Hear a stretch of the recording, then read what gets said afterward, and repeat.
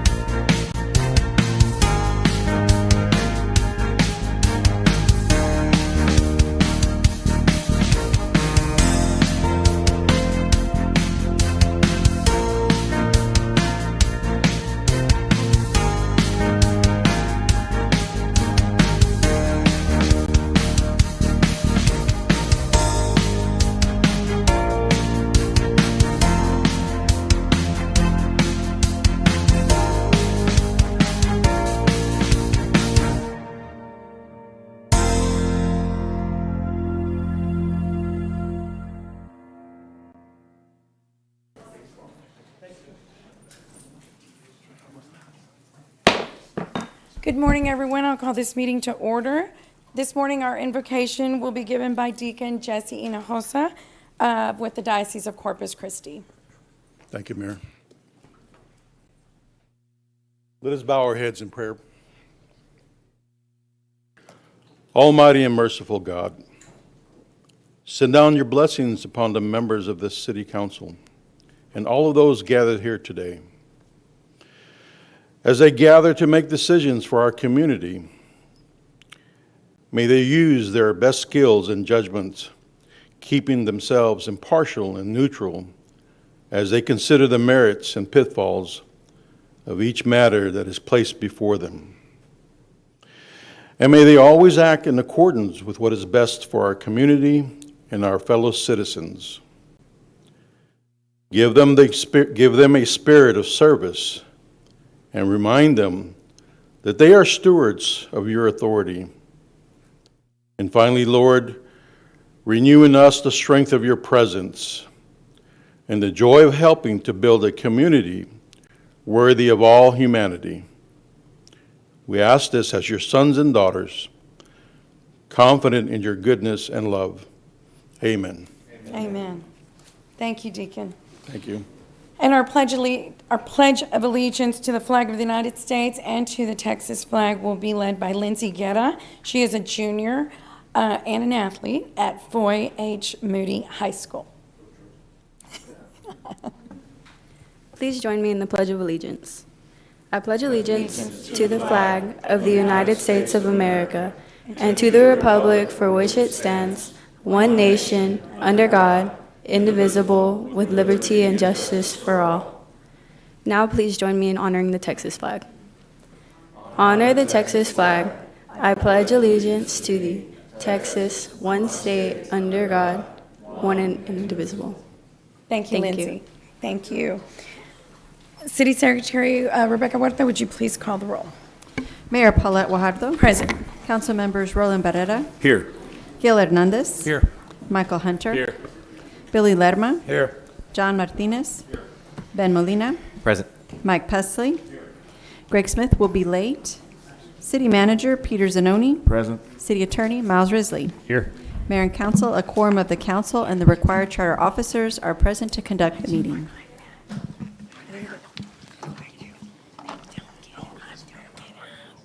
Good. Okay. Okay, good morning, everyone. So welcome. Do we have more? Yeah.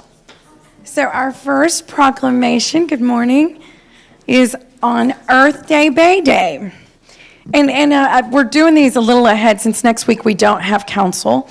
We are proclaiming for that first week of April. Good morning.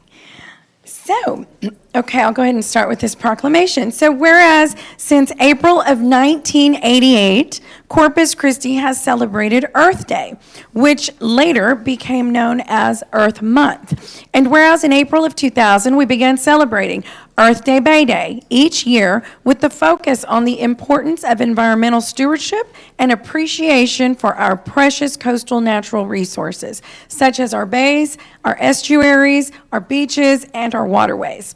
And whereas together we can make a difference preserving and protecting our coastal bend habitats and wildlife for everyone to enjoy today, tomorrow, and forever. So now, therefore, pursuant to the powers vested in me as the mayor of the city of Corpus Christi, I do hereby proclaim April the 9th of 2022 Earth Day Bay Day 2022 in Corpus Christi, Texas, and I encourage all citizens to combine their efforts to conserve and protect our coastal natural resources, to support recycling efforts, and to plant trees. This will make a difference to creating a cleaner, greener, and healthier environment for current and future generations. So thank you for your advocacy.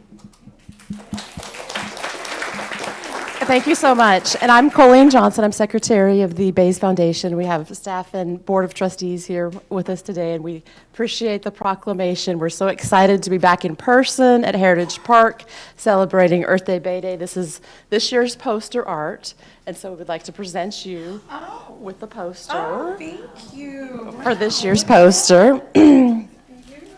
So each year, different ways we select an artist to represent the beautiful bays and estuaries that we have around. Of course, our top sponsor is the Bays and Estuaries program. So thank you very much for the proclamation. Here, I'll take it. Oh, well, we'll hold it if Here. We'll take a picture. Thank you, and thank you for all y'all do. It's much appreciated, and the advocacy means a lot, so thank you.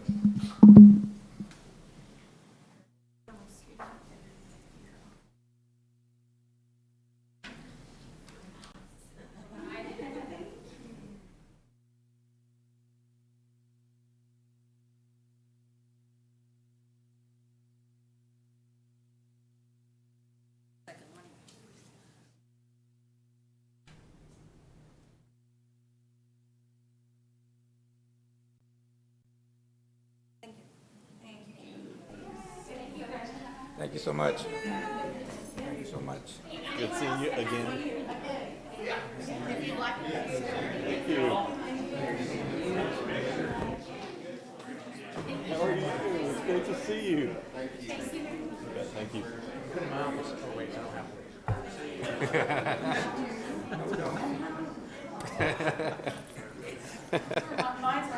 was my car. For years. There you go. Hi.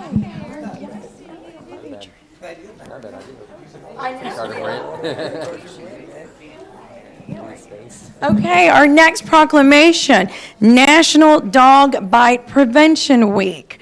Okay, so whereas National Dog Bite Prevention Week aims to bring awareness to the fact that although dogs are part of our families and provide companionship and immense joy, I emphasize immense joy, they also bite. And this is true. And also, whereas in collaboration with State Farm Insurance, the American Humane Association, the Insurance Information Institute, and Victoria Stilwell Positively, the American Veterinary Medical Association founded National Dog Bite Prevention Week as part of a coalition project to raise awareness and teach safety around pets. And whereas from 2005 to 2018, approximately 471 people lost their lives due to something as preventable as a dog bite. The American Veterinary Medical Association reports that small children, the elderly, and letter carriers, in that order, are most frequent victims. Dog attacks are the most commonly reported childhood public health problem in the United States. According to the CDC, more than half of those who are bitten each year are children. And whereas dog bite victims account for up to 5% of emergency room visits, and more than 800,000 people every year in the U.S. require proper medical attention after being bitten by dogs or for pain relief, treatment against infection, plastic reconstructive surgery, and other treatments to alleviate the complications. And whereas obedience training can teach dogs proper behavior and help you control your dog in any situation, neutered dogs are less likely to bite. Humane Society of the United States statistics reflect that dogs that have not been spayed or neutered are up to 3 times more likely to be involved in a biting incident than neutered and spayed dogs. And whereas dogs that haven't been properly socialized receive little attention or handling, or are left tied up for long periods of time, frequently turn into biters. So now, therefore, pursuant to the powers vested in me as the mayor of the city of Corpus Christi, I do hereby proclaim April 10th through the 16th of 2022 National Dog Bite Prevention Week in Corpus Christi, Texas, and I encourage all residents to help bring awareness to this largely preventable public health problem by becoming more educated on local laws regarding animal care. So thank you for your advocacy on this. Thank you, Mayor. Dr. Mary Del Peterson, and with me is Karen Beard, head of our injury prevention unit, Dr. Ernest Buck, pediatrician, and I want to thank Joel Skidmore for being here and working with us. In the last year, what prompted me to really get involved with this were 2 children, toddlers, that were at Driscoll Children's Hospital that almost lost their lives to dog bites, very serious injuries. One of the children was just discharged. He was in the hospital 84 days after multiple surgeries, 18 months old. And so I think, we've looked at the statistics at the city, that we're spending a lot of money at the city level, literally over 700 dog bite investigations. 64% of those are in owner dogs, and the remainder are in so-called stray dogs. And so to sort of educate the public, we've got to start with the next generation, right, Mayor? And so we are sponsoring, we got a $5,000 grant from Driscoll to sponsor a poster contest for children kindergarten through 8th grade. And those posters are due by April the 4th at 5 p.m., and they can be dropped off at Driscoll Children's Hospital or any of our clinics. And we really want a lot of entries, and we've got some Amazon gift cards worth up to $5,000 for children to, do a poster to talk about how we can prevent dog bites. And so we'll be getting more information. We're going to be doing a grand rounds on April 15th, where we're going to have a panel, not just physicians, but, leaders from the city, et cetera, that can talk about how our community can do a much better job in taking care of our animals, loving them in the proper way, and teaching children and families how to have animals around children and what they need to know. Thank you so much, Mayor. Thank you. Okay, you're on that. Let's take a picture.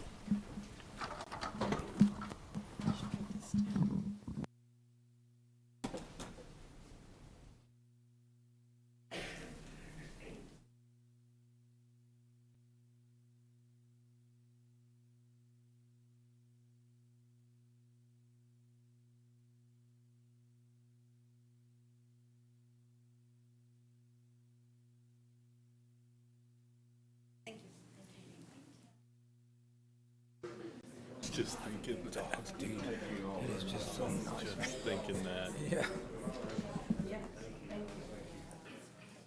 Thank you so much. Good to see you. Anything for hogs? That's all. Too. Thank you so much. Thank you so much.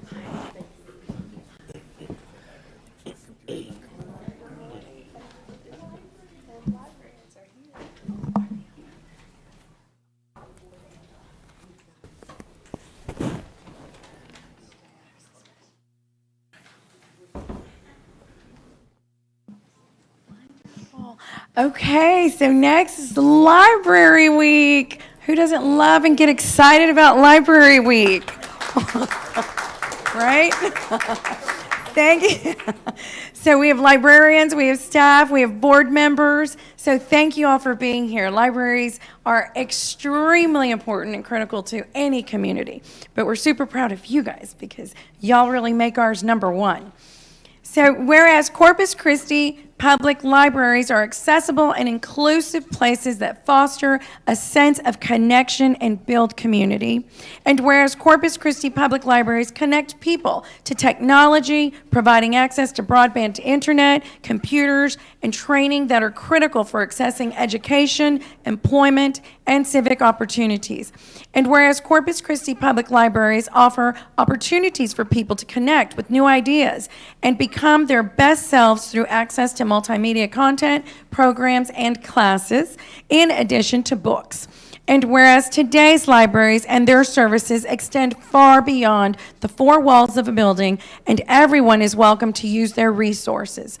In times of crisis, libraries and library professionals play an invaluable role in supporting their communities, both in person and virtually. And whereas libraries strive to develop and maintain programs and collections, expand their resources, and serve as trusted and treasured institutions for all citizens, libraries are the cornerstone of democracy, promoting the free exchange of information.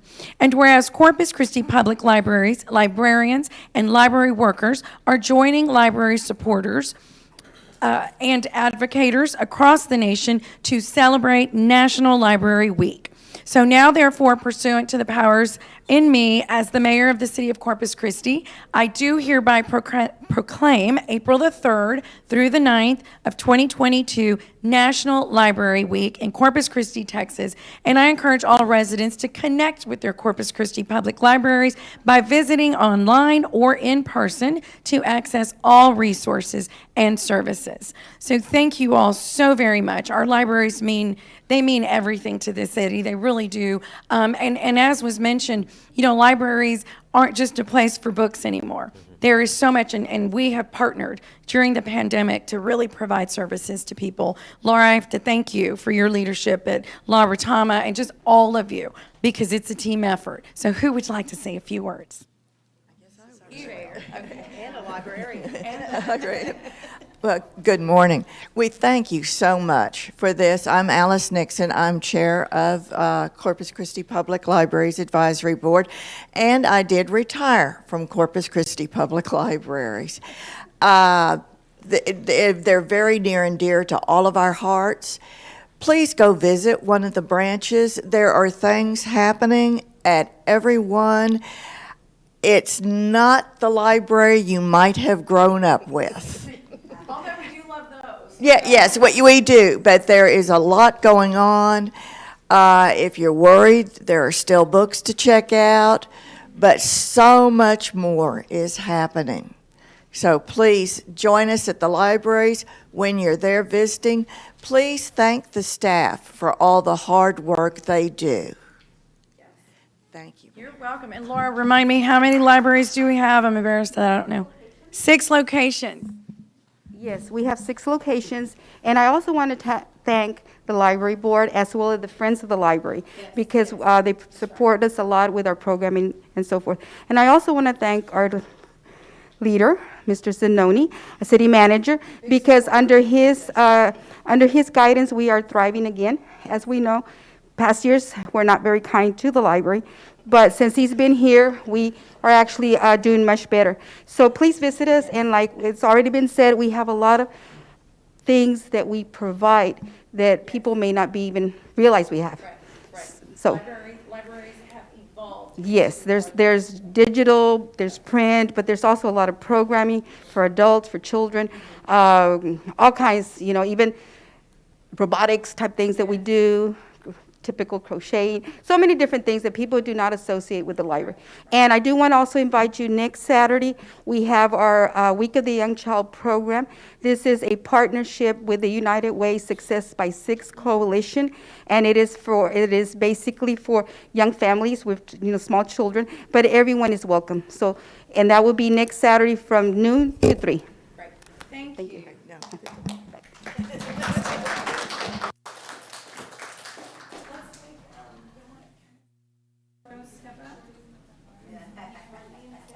And then if y'all want to come in the front. Taller when I stand next to you.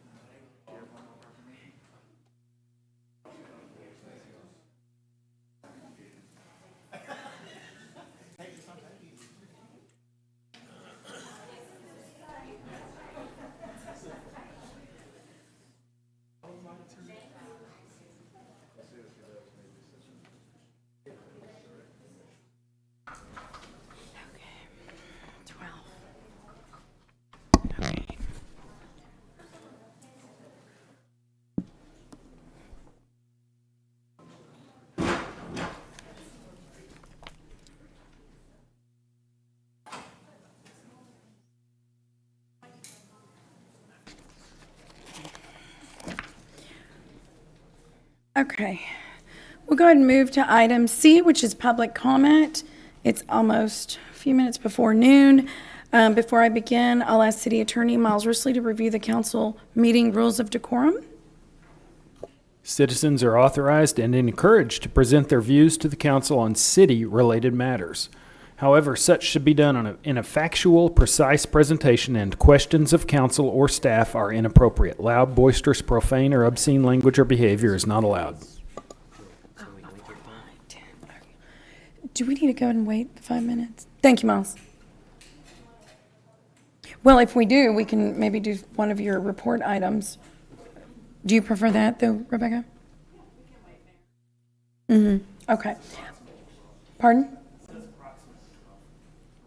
Oh.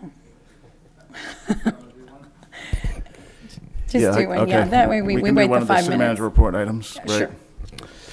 Okay, so we do have three things. I'll cover the first one, which is the most important, which is kind of a forecast review with the council of what's coming up in the next couple of quarters and then the next couple of months as well. And we know that we give you a report with your agenda each week, but this will let you know and the community know as well. So there's several initiatives that'll span several months over the third and fourth quarter.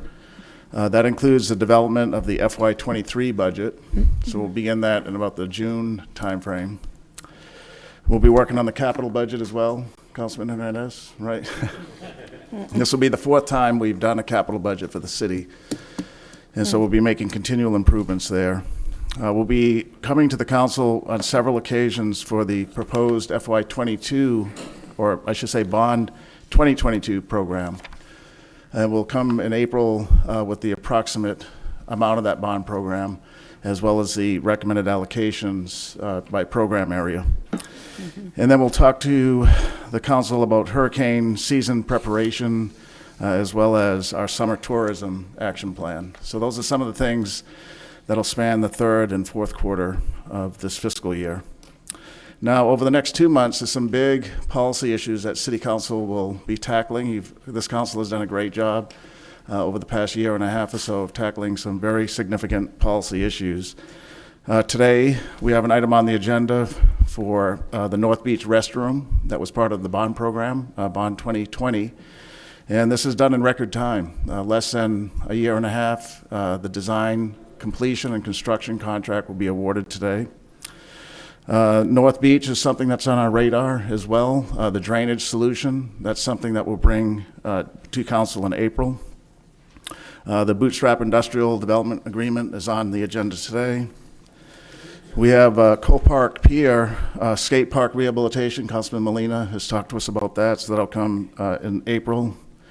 And the Whitewater Wastewater Treatment Plant is something that'll come in April as well. Also in April, we'll have a special council meeting this Friday to appoint a new municipal court judge. The municipal court committee, chaired by Councilman Martinez, has made a recommendation for the council's consideration, and we'll have a special meeting for that this Friday. We'll also be introducing the new parks director in April. Another significant item is the Water Gardens contract, the rehabilitation of that project. That'll come to City Council in April as well.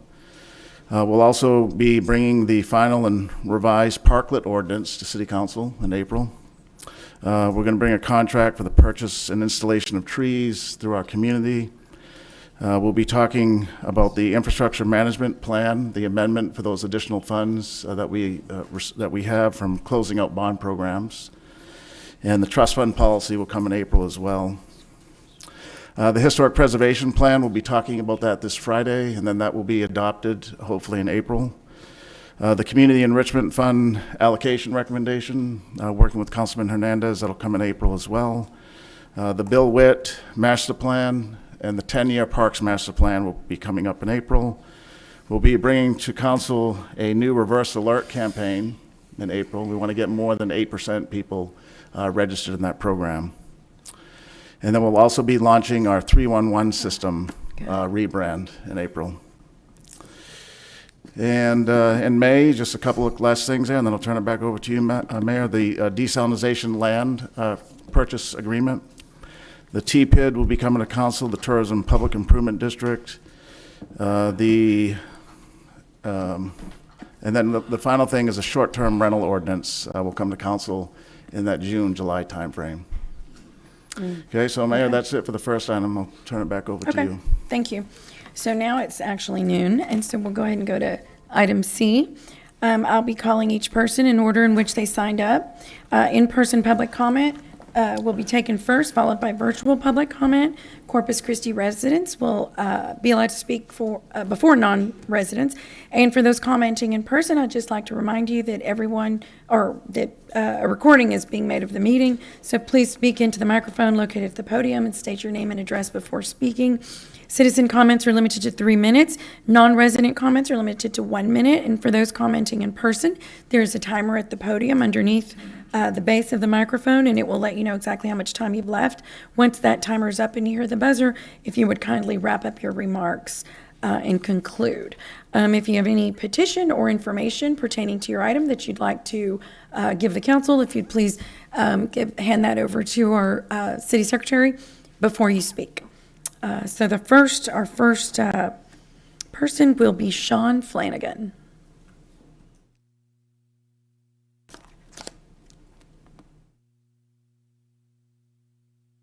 Mayor, City Council, thanks for having me here. My name is Sean Flanagan. I live at 4218 Herndon. I have the unusual privilege of being here to thank you all. You all have done a tremendous job. I'm speaking about Agenda Item 12, redistricting. Redistricting is a task that we expect our elected officials to do. You have done a great job. You've had 7 open meetings. You got the maps out there in the hallway. You have let the community be part of this process. As elected officials, we elect you, we the people elect you to do certain tasks. Now you could have punted this task to an unelected, unaccountable, independent redistricting committee, which would be it would be independent of accountability. Y'all took the harder job because you can't please everybody in this redistricting stuff. And too often, elected officials punt or shirk their duties and put them off on somebody else. You didn't. On behalf of myself, and I feel I speak for a lot of folks in Corpus Christi, I want to thank you for the outstanding job you've done with this very difficult and thankless task. You all deserve our appreciation. Thank you. Thank you, Mr. Flanagan. Tim Delling.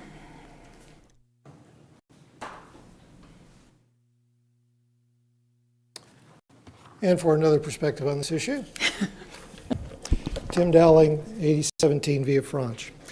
As you can see from the documents I've given you analyzing the plans, by your preliminary vote on March 22, you chose with map B1 a 9.1% population deviation, which is 211% more than the deviation of the map that has been the most frequently urged that you adopt. A 10% deviation is unconstitutional. With Plan B1, you have given yourselves almost no margin for error. District 2 may grow more than you think. The map could soon exceed the 10% threshold if a large apartment complex or TAMO-CC student housing went in there. The council commendably adopted many good redistricting procedures, most notably the website and 7 community meetings.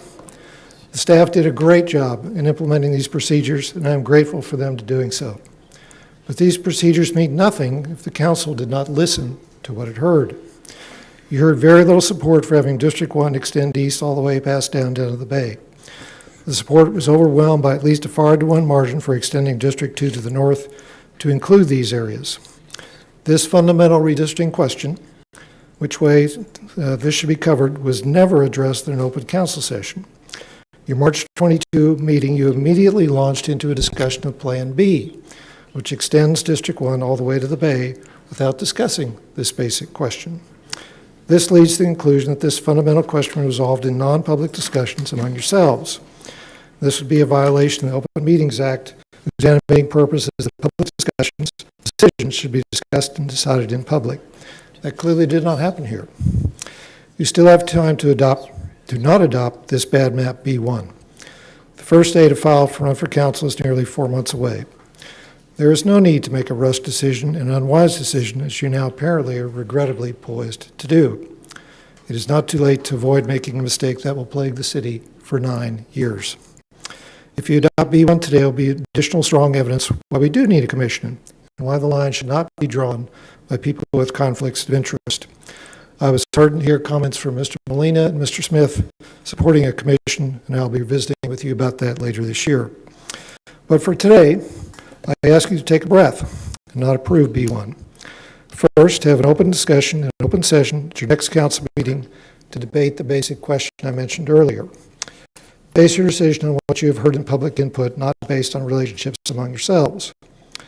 After you've made this fundamental decision, adopt Plan D1 with any modifications you deem necessary.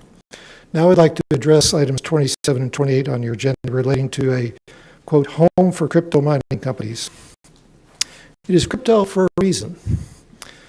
Cryptocurrency enables the hiding of illegal transactions from drug deals to slavery. I am all in favor of economic development, but I'm adamantly opposed in this city doing anything to facilitate slavery or anything illegal. It's a lose-lose proposition. Our city's integrity is not worth any economic benefits. Thank you. Thank you, Mr. Dowling. Catherine Aller? I'm so sorry, Art Norman. Yeah. And then Catherine. Yeah.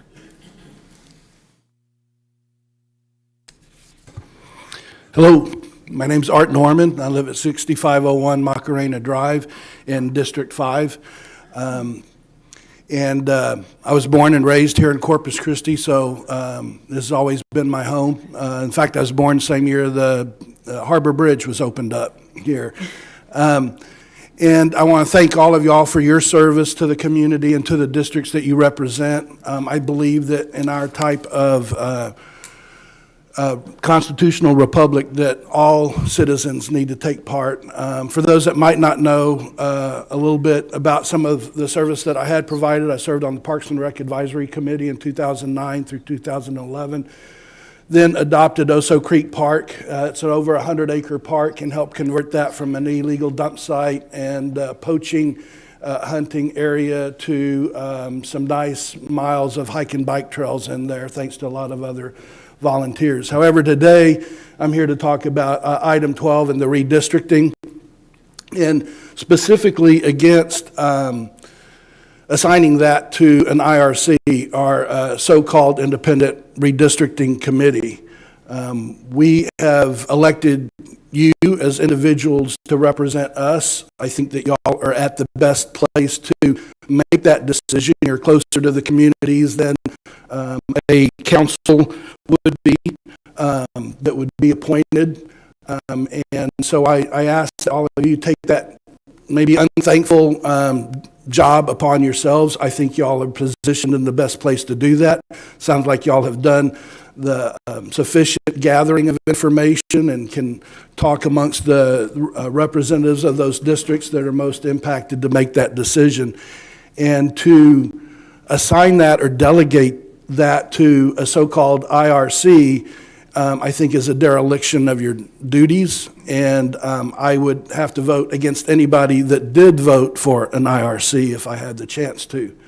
Some of the maybe you might say the oppositional point of view is to try to have that as an independent IRC, sometimes refer to it as our system of government as a democracy, fragile democracy, or participatory democracy.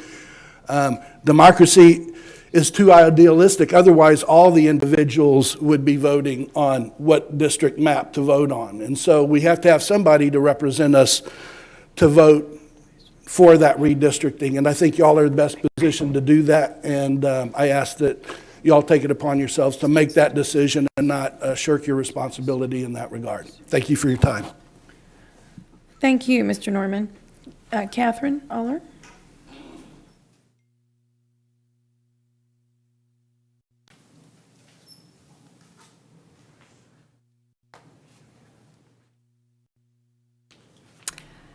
Fajardo, Councilman.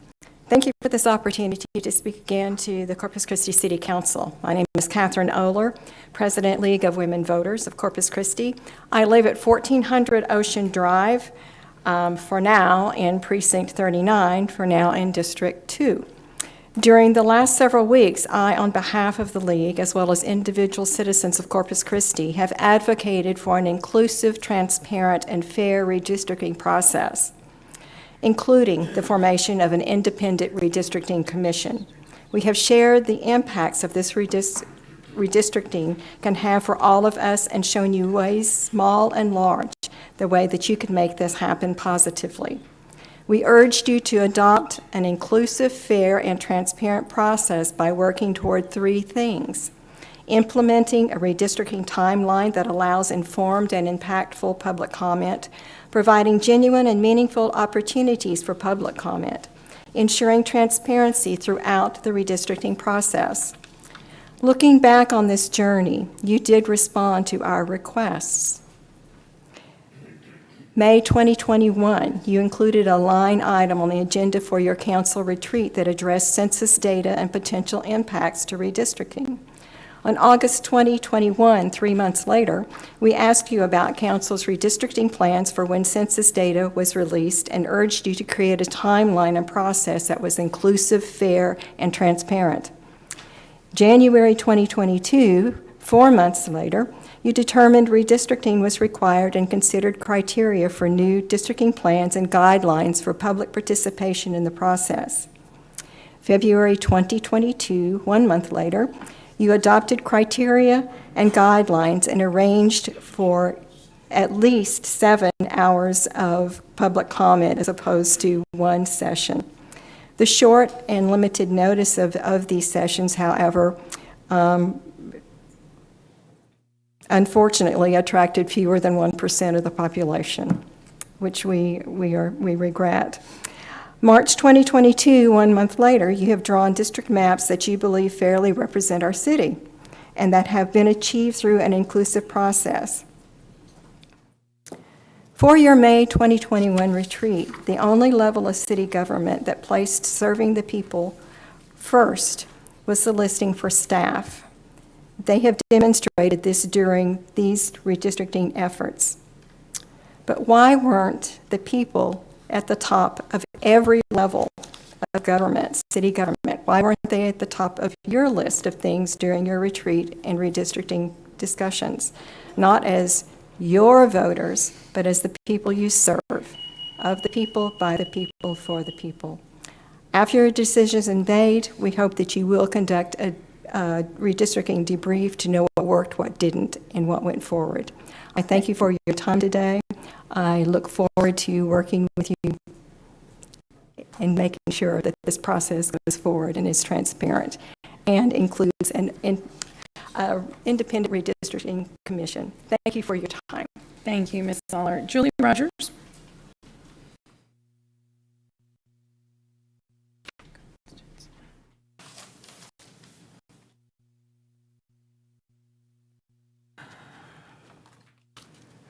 All right, my name's Julie Rogers. I live at 710 Furman in District 1. Today I celebrate libraries with you, but not the redistricting process or the proposed district maps. I love libraries because they are the most democratic institution we have. Libraries give us equitable access to information, knowledge, and skill-building opportunities, a commitment to intellectual freedom, and an open and welcoming gathering place. All these traits equip libraries with the potential to be a unique tool for democracy, empowering communities and informed decision-making. In a time when there is a struggle for democracy all over the world, I ask you to be like a library. Community engagement and building trust are crucial for democracy and good governance. You should learn from the libraries. Continue to give the community opportunities to engage in local issues, but do extensive and meaningful public outreach campaigns to encourage participation. Normalize participatory democracy. Learn to listen to everyone. Do not be selective in deciding to whom you will listen to, whether it is intentional or not. It often seems like you only listen to people who agree with your agenda or point of view, which causes a lot of frustration for community members and erodes trust. During this redistricting process, I've even wondered, what can I do to be heard? Do I have to do something dramatic like that Roach lady did a few years ago? And then I remind myself, no one should have to resort to theatrics to get your attention. I suspect that many people think you have to do something like that or do nothing at all because it doesn't matter anyway. Show us participatory democracy matters and protect communities of interest, like the Bayfront and the Arts and Tourist District when you vote on the final district maps. The final maps will serve us longer than any incumbent you are trying to protect. Please pull item 12 for discussion and consider postponing voting on a final map so you can make changes based on community input. Thank you, Ms. Rogers. And then Alicia Cowan.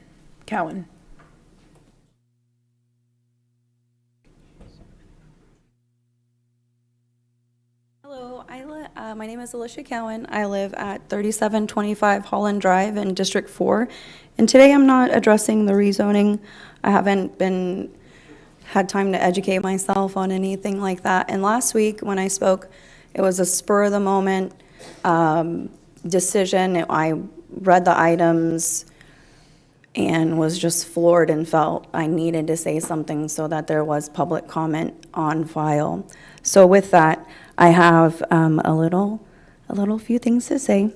So I am a fourth generation Flower Bluff resident, one of the original families to set up residence in Flower Bluff, and one of the few to have seen Flower Bluff evolve from its roots as a glorified fishery community to one of the best districts in the state and arguably the nation.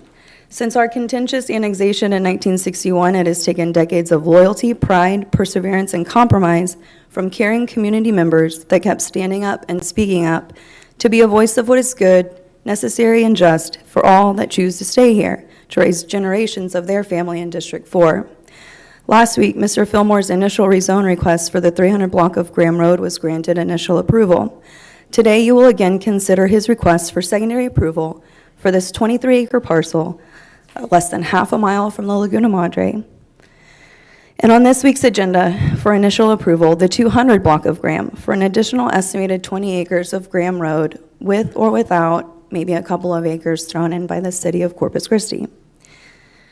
So in conclusion, there would be a 40-acre RV resort, not residential community that it has been presented upon our public.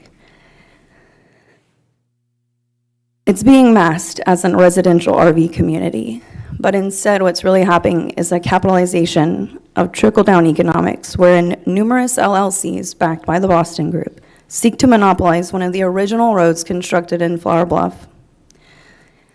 One major inconsistency that I noted last week from public comment from Mr. Fillmore was that we're going to make this a 5-star RV resort, and that is going against what is being publicly presented as a residential community. We pride ourselves in community connections, and this ordinance that has already been mandated is that in these RV parks, resorts, that a background check is only necessary for a stay of at least 30 days.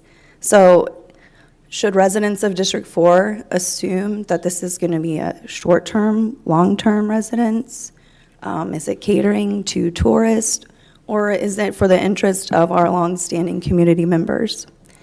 And so with that, what kind of parameters are going to be in store for public safety? Not to mention potential for flooding.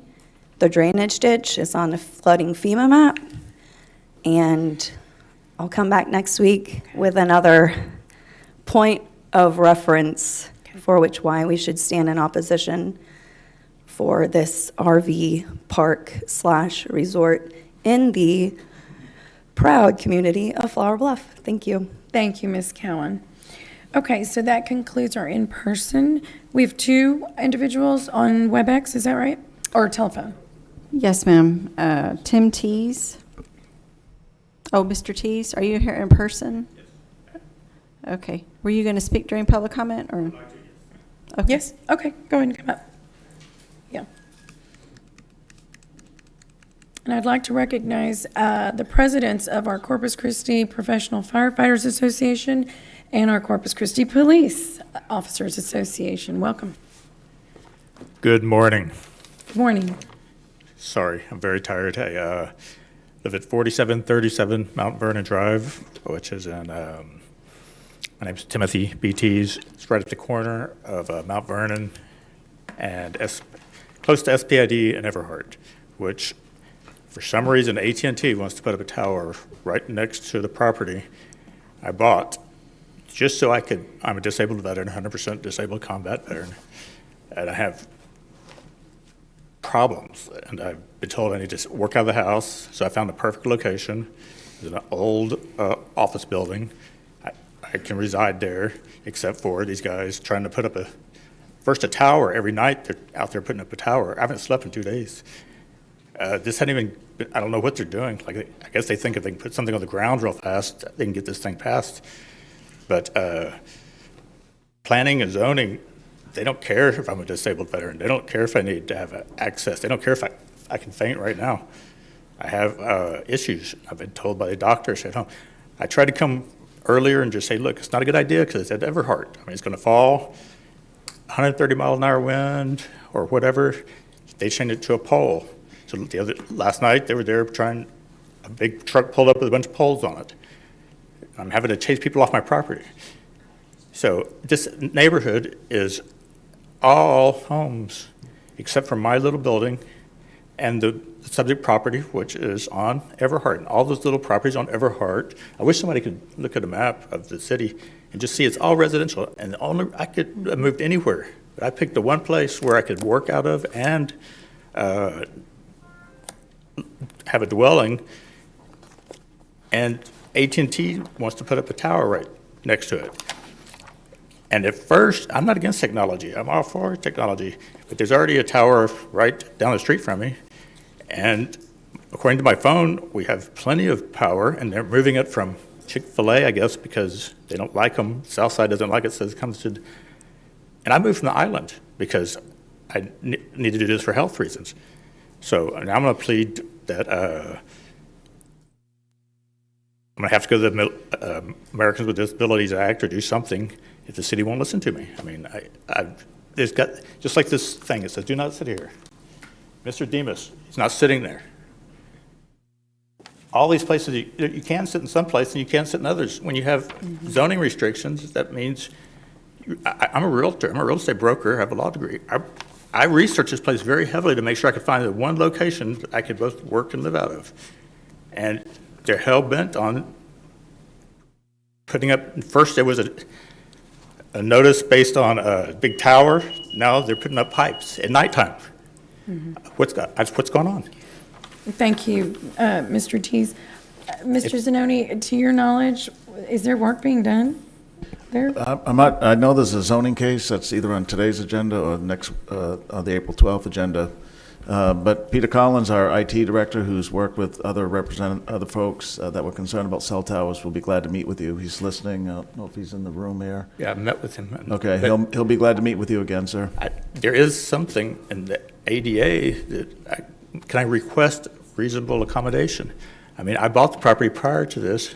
I went all over. I've lived in Corpus my whole life. I've been a realtor. I have 70 agents. He would be the one, Mr. Yeah, Tees. Peter Collins. I've talked to him, and he tried to sell me on the idea that I'm not disabled. So. Well, Yeah, he's pretty open. We'll have Peter. I'm okay meet with the again. technology. It's just the right Yeah. thing at the wrong place. Sure. I don't know how to tell people. It's the right thing at the wrong place. we appreciate your Yeah. insight And because. thank you for letting Thank you, me Mr. Tees. Yeah. Thank you. Yes, sir. Okay. Now, the last individual is Christopher Phelan, and he is, it's WebEx phone. Mr. Phelan? You hear me? Not real well. Can you? Me better now? Yeah. Yes, that's better. Yes, sir. Okay, go ahead and start whenever you're ready. Okay. Chris Phelan, 3806 Kingston Avenue. I'm coming to talk to you today about the bootstrap energy deal and about industrial district agreements in general. This all ties into redistricting because you have council members who are beholden to special interest groups who have taken money from corporations who do their bidding.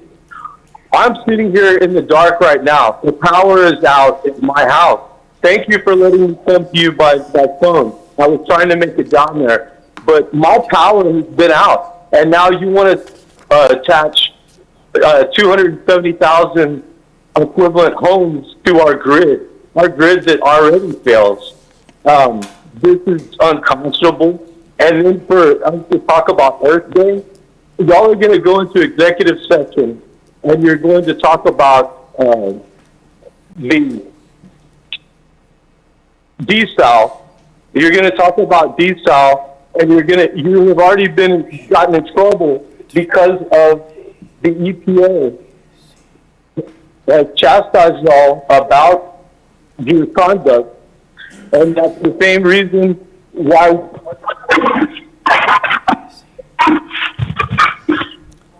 Your audio, we can't hear you very well, Mr. Phelan. Because we failed with our wastewater. So we do not vote on this redistricting maps. That needs to go to a committee.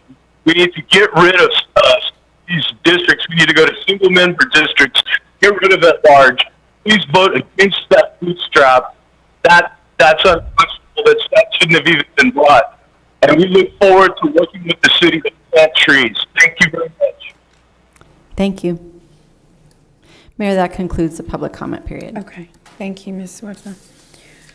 Okay, so we'll go ahead and close public comment and go back to our city manager's comments and update. Okay, great. Thank you, Mayor. Just two additional things to cover next here. So the first deals with a recruitment effort that we're going to have. Just as a reminder, we're a pretty large organization. We have 3,500 authorized positions. And in recent times, with COVID, supply chain issues, and labor issues, we're getting creative in how we fill those positions.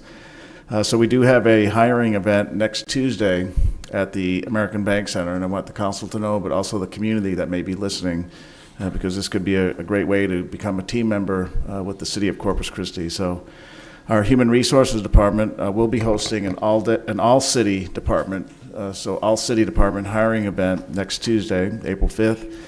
It'll be from 9 a.m. to 2 p.m. at the American Bank Center in Exhibit Hall A. That's at 1901 Shoreline Boulevard. It will be in partnership with Workforce Solutions of the Coastal Bend, one of our strong partners in labor issues. There'll be over 15 city departments will be in attendance, including Public Works, our engineering department, water utilities, gas, solid waste, police for civilian positions, parks and recreation, neighborhood services, libraries, aviation, finance, and IT. So that's why we're calling it an all-city department hiring event. Numerous departments will be there recruiting potential team members to work for the city. The city is looking to hire candidates with various skill sets and work experiences. Positions include full-time positions, part-time, temporary, and seasonal as well. So all four types of positions we're looking for. There will be free parking for those that attend the event from 9 to 2, so free parking at the American Bank Center. There'll be computer stations there at the event, so you don't have to worry about filling out anything ahead of time. You could if you want, but you can come in and fill it out right there at the location with the computer stations that'll be there. Many departments will be holding interviews right there on the spot and hiring people right there on the spot. So this is a great way to, as I mentioned, become a team member. The Workforce Solutions, as I mentioned, Workforce Solutions of the Coastal Bend will have a mobile hiring unit there as well on site, offering full range of employment resources and career services to job seekers beyond the city's recruitment efforts. So making it even more of an opportunity to hire folks into our workforce in our community. I want to personally thank Ken Trevino. He's the president and CEO of Workforce Solutions. I met him when I was interviewing here about 3 years ago, and he was a liaison for me then. He continues to be a strong partner in the city of Corpus Christi and the city organization plus the city itself. So Ken, thank you. Interested individuals can begin to look at some of the job postings that we do have by going on our website. That's cctexasjobs.com. cctexasjobs.com. So cctexasjobs, all one word, .com. That's a listing of our job openings.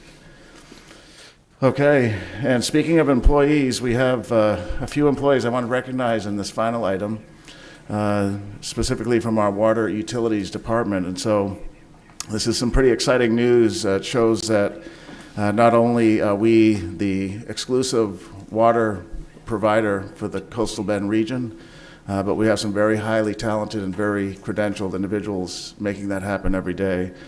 Last week, Wes Nesbin, one of our assistant directors, he's over utilities infrastructure, he achieved what is known as a Class A water operating license. And so Wes now holds 2 Class A licenses, one for water and one for wastewater operations.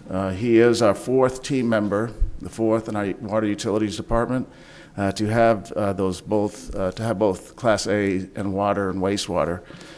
Now, overall in Texas, there's only 395 persons like this. So in the whole state of Texas, only 395 have both Class A licenses.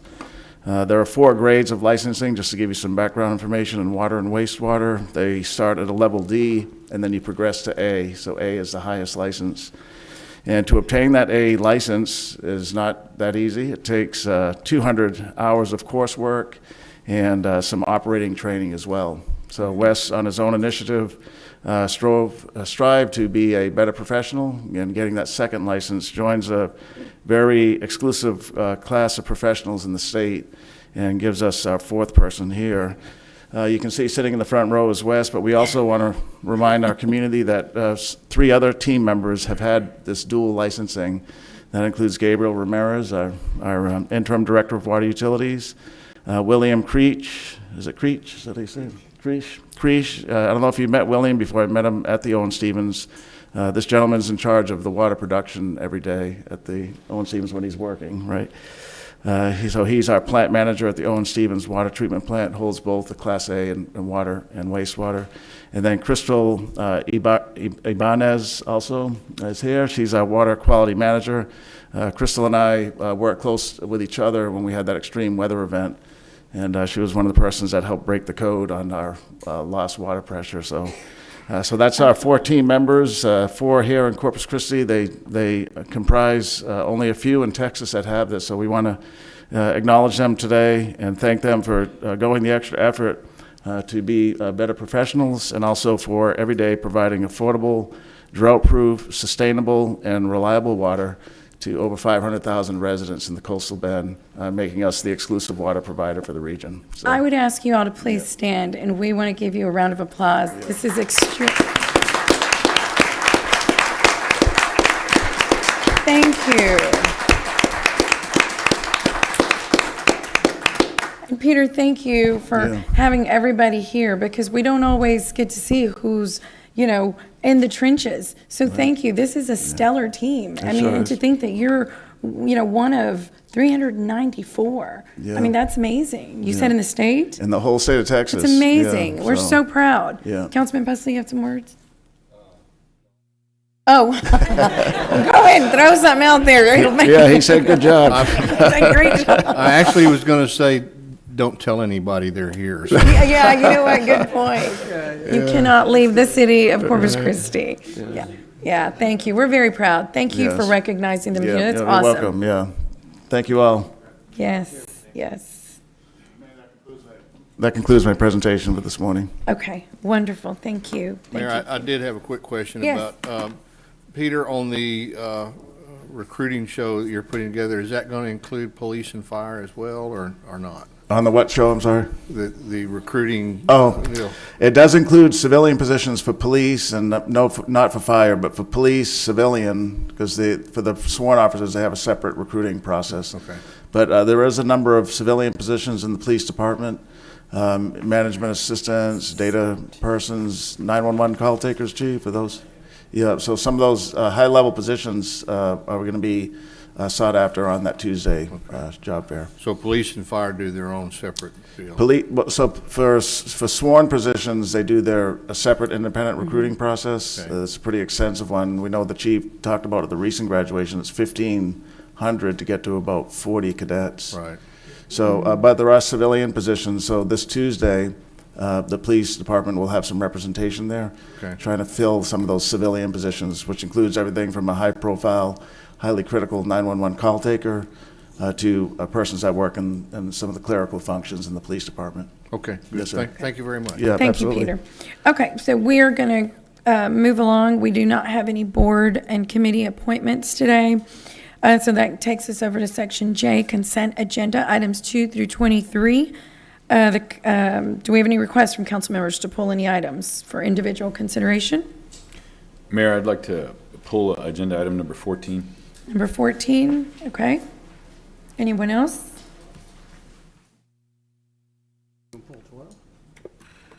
Mayor, I'd like to pull number 20. Number 20, okay, and I'm going to go ahead and entertain a motion. Well, sorry, Mayor, one more, 21 as well. 21. Number 14, 20, and 21, and I'll entertain a motion to approve consent agenda with the exception of items number 14, 20, and 21. Move to approve. Do we have a second? Second. Okay, all in favor say aye. Aye. Any opposed say no. Okay, the motion carries.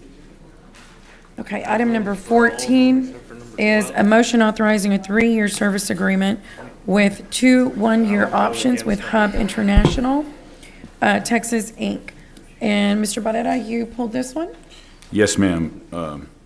First off, as many of you know, this is the industry that I serve. And so for the since I've been on the council, actually prior to the council, when Steve was HR director, I was a little frustrated with the system at the time, and now that I've been more engaged, my frustration has grown. And, first off, I want to make it known that I'm going to abstain on this item, but I still feel my comments need to be made. Mm-hmm. And the reason I'm abstaining is because of the four submitters. I do business with 2 of them. Mm. So, although I wouldn't make any compensation for this, I just want to avoid the appearance of any type of impropriety. Now, the challenges that I think we've faced over time, I'm going to wait till Peter's available.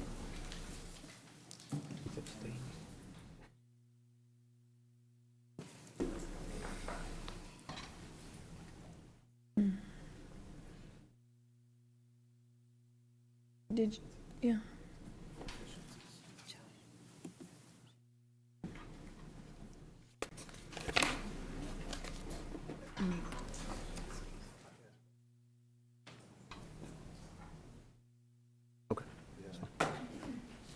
Is there a concern? No. No. We're good, Councilman. So I'm just trying to answer a question for Councilman Hernandez. Okay. Anyway, when 3 years ago, when I was this item was on consent, and we had we were procuring at the time stop loss insurance. And, I looked basically at it, staff asked me to review it. Russa was the interim HR director at the time. And, she asked me to help her review it just to make sure, just like any good staff person would do, so that way there's any questions answered before we come to the dais. And at the time, I said, well, it looks like I'd probably do it a little bit differently. At the time, typically I would have expected the consultant to handle the procurement process and the policy be procured net of commissions and what have you. We used the process using a general agency when we went out for proposals. And I asked a simple question, hey, Peter, I want you to hear this. All right? Okay, I'm sorry. Because this is, to me, here's one thing. I'm going to back up just because of that. This is a $40 million budget item. It's a $40 million budget item, 35 to 40 million. It varies, okay? So once again, I'm going to say that again. It's a $35 to $40 million budget item on an annual basis that affects our 3,500 employees and their dependents, all right? It reflects probably, 15 to 17% of our operating budget. Every year. Every year. All right? And, you know, I just think that we need to provide a higher degree of expertise, subject matter expertise and professionalism when we're working on a budget item that, number one, is such a large part of our budget. Number two, once again, affects every one of our employees and their dependents.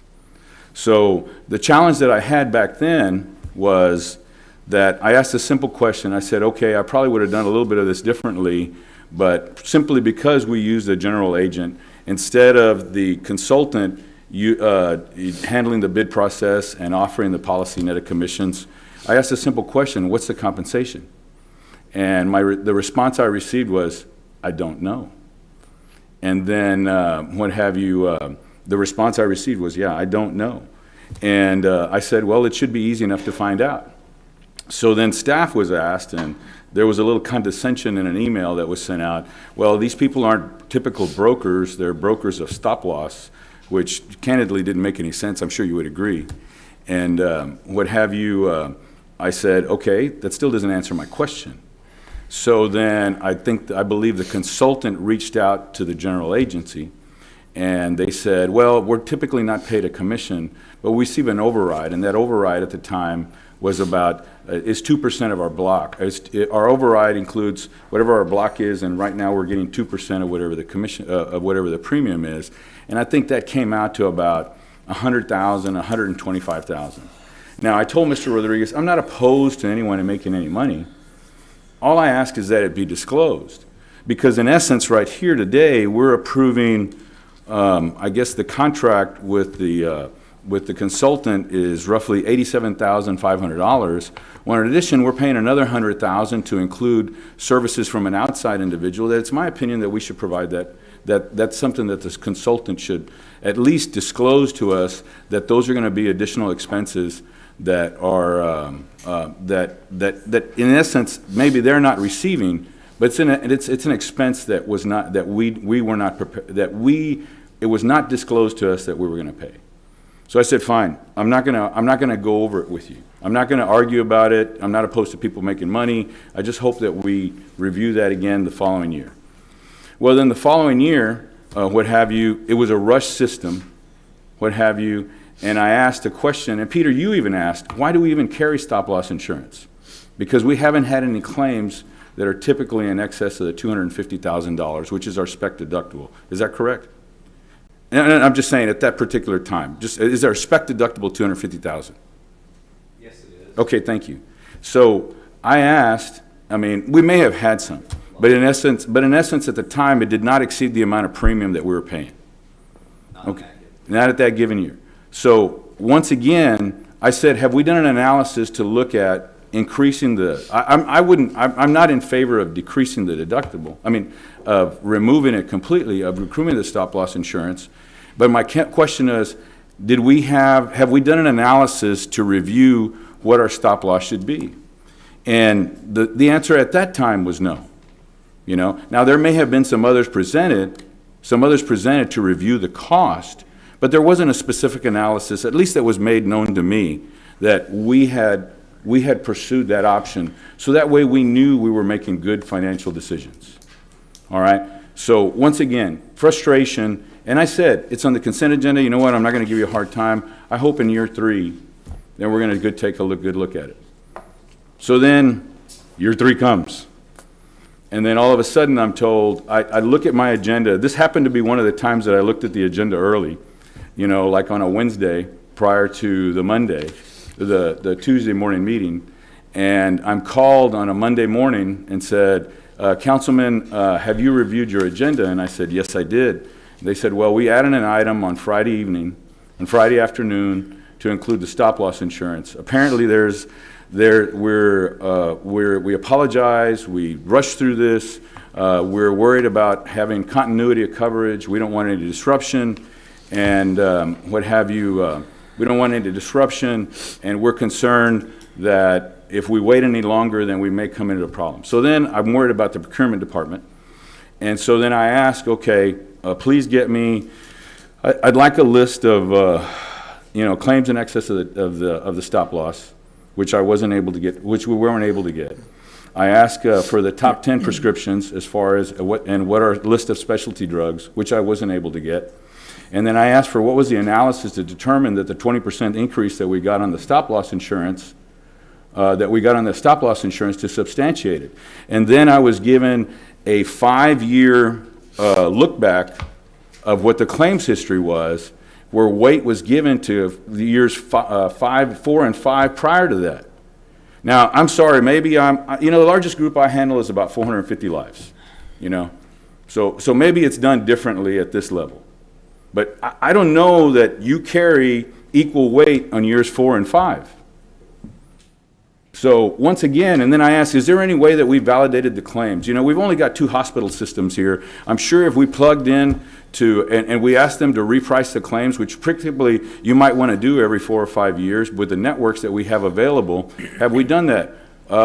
No, sir, we haven't. So, here we are once again, a $35 to $40 million budget item, And to me, once again, I count myself as a little guy. I think we got a substantial practice, but we're not in the leagues of over 1,000. But to me, those are simple things. Now the other concern that I have is the procurement process with which we utilize this is that we here recently, and I told you this earlier over the weekend. With regard to the water garden, which we've been trying to procure for the last 3 years, we secured experts from across the nation, including one in Canada, for a $4.5 million, or probably $5 to $6 million now because of supply chain issues, to be able to procure that on a one-time item. Here we have a $40 million budget item, $35 to $40 million, of which we said, correct me if I'm wrong, somebody from procurement, somebody from HR, and we had our 2 good friends in the back with the union, police and fire, which I think it's important, and I would agree that we have those individuals that secure our agreements that as consumers, as they understand, because they obviously have the biggest voice, and we need to understand that component. But to have no one understands, that's never reviewed a pharmacy benefit management contract, that doesn't understand the mechanics of stop loss, that basically, that it doesn't understand the basics of having a direct contract with a network, that doesn't understand the importance of benchmarks with regard to, or benchmarking, or understanding that rebates on pharmaceuticals are adequate and comparable to what the best deal is. So I'm really frustrated, Peter. For 3 years here, I've sat on my hands. And I was frustrated because, and maybe it rolled downhill because I said, "Have you asked your consultant this?" Well, the thing is, we talked to them about it, and this is just what I was told. We talked to them about it. And basically those services would be in addition to what we're already charging you for. So they weren't put together in the scope of work. So once again, that's just what I was told. I don't know. I've never talked to you guys. So here we are, and here let me talk about another issue. And I won't belabor this. I'm going to talk about one more thing, and I just want to be able to, quite frankly, vent, because I'm not going to vote on this thing. I don't know where we would go other than to go through a procurement process again and either recruit other individuals. I'm going to leave that decision up to you and the rest of this body.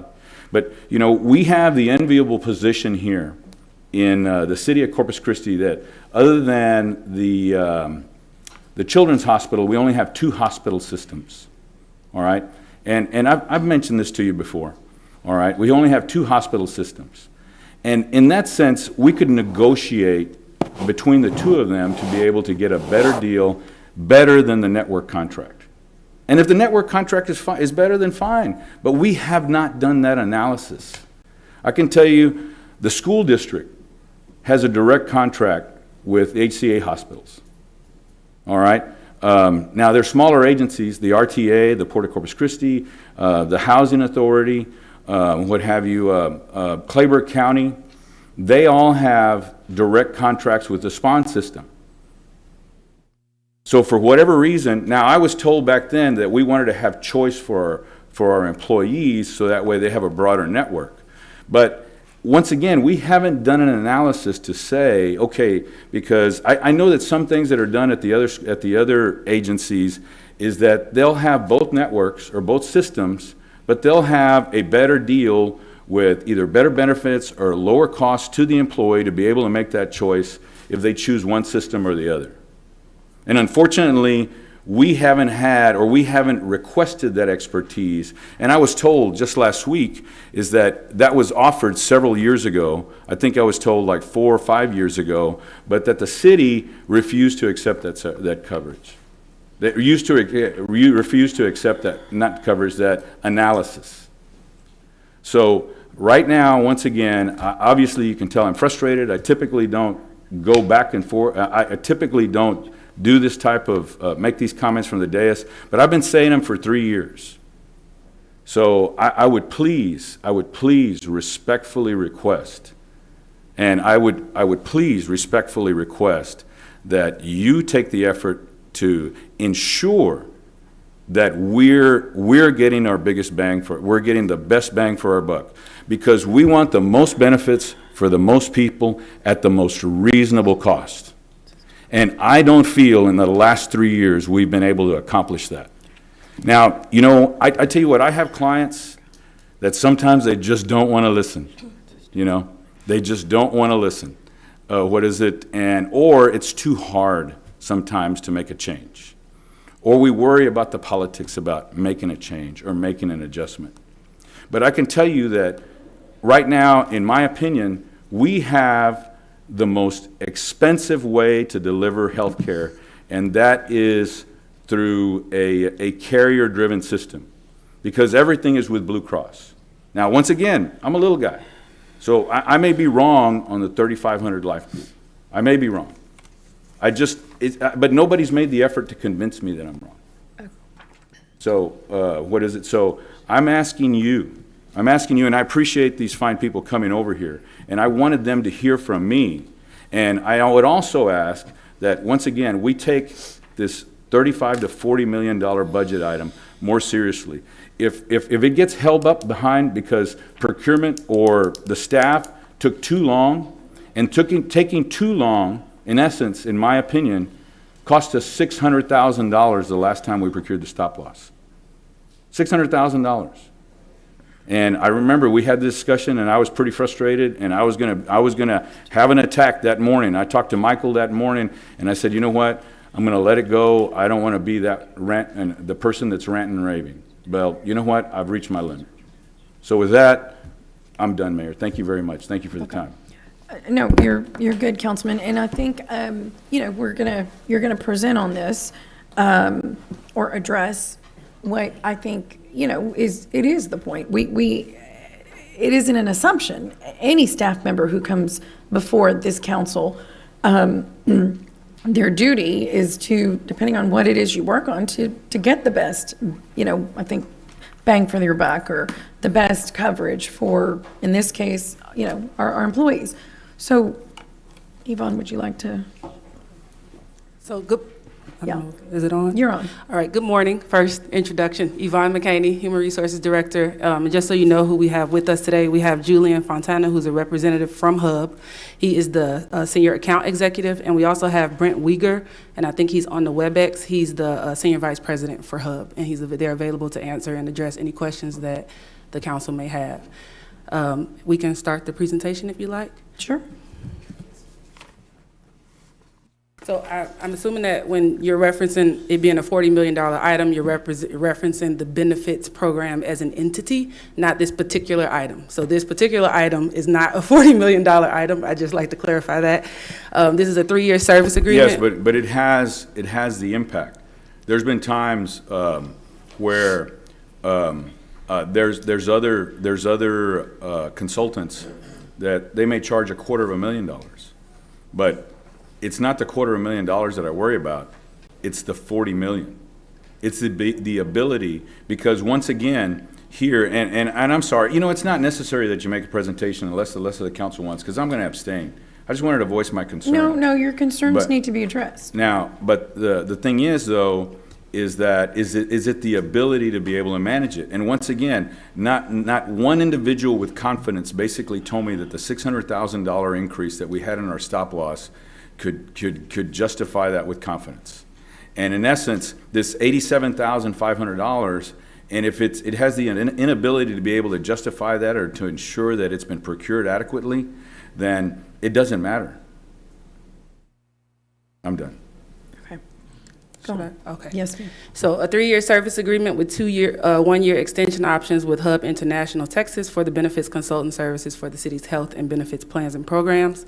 Their services include analysis and reporting, being a liaison and problem intervention, compliance, annual renewal process support, and evaluations and other service requirements and requests as needed.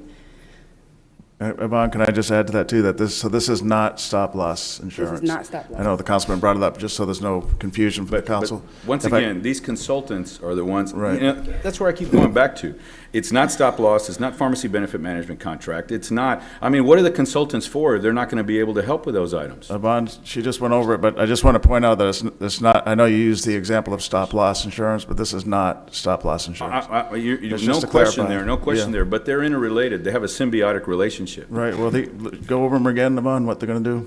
It's on this. Analysis and reporting, they're a liaison and problem intervention support. They assist us with compliance, and they assist us with annual reviews and process and evaluations and other service requirements as requested. I know one of the things that's been talked about is actuarial data, actuarial reports. They assist us a lot more as we prepare for budget and get ready for our program and our benefit plan designs, and then they provide us support throughout the remainder of the year. Hub was our service provider or consultant for the previous 3 years, and we did see benefit savings and cost savings over that 3-year period. The national average for benefits programs and inflation was about 7% per year, and over a course of 4 years, it would have been, say, about 28%, and we've seen 7% over the total of the 4 years, and a lot of that is attributed to the support that Hub provides to us. Mm-hmm. So we couldn't do all those things ourselves, and Hub is not an individualized entity when we're talking about the $40 million program, right? It's the city manager's office, it's the human resources team, it is Hub support, it is contracts and procurement and budget. It's a team effort to ensure that we get the best bang for our buck for our employees. Hub is a support system for us. Mm-hmm. Okay. Next slide, please. So this is just a slide to show you that we are what the evaluation was composed of, and there were 3 organizations that made it into the top 3. And Hub came out on top with an average of 96 points. And then there was McGriff, which ranked 2 with 85 points, and Gallagher ranked 3rd with 71 points. And just to point out, Yvonne, you interviewed the firms as well? There were Yes, points sir. on there for interviews. So not only was it a review of the paper proposal, Correct. but you actually met with the 3 consulting firms with their persons that they wanted to represent them in the interview process. Yes, sir. And Josh is here to speak more specifically about the procurement process once I conclude these slides. Next slide, please. So this is just a graph to show you kind of all of the work and all of the team effort that goes into supporting that $40 million or $35 million benefits program. As I mentioned before, it's a combined effort, and based on the data or the graph, you can see that the analysis and reporting, the annual renewals, the compliance, and the liaison support, that's the role and the support we get from the benefits consultant, but it's a full picture and a team effort in managing that benefit. Next slide, please. So before I turn it over to Josh, if you have questions about the procurement, we are just recommending the approval of the service agreement as presented. Okay. Go ahead, Josh. Can you hear me? No. Can you hear me now? No. Is the light? Can you hear me now? Yes. Okay, I'll use this one. Sorry. No problem. All right, Josh Cronley, Assistant Director for Finance and Procurement. I'd like to talk with you a little bit about the RFP that we released for the benefits consultant.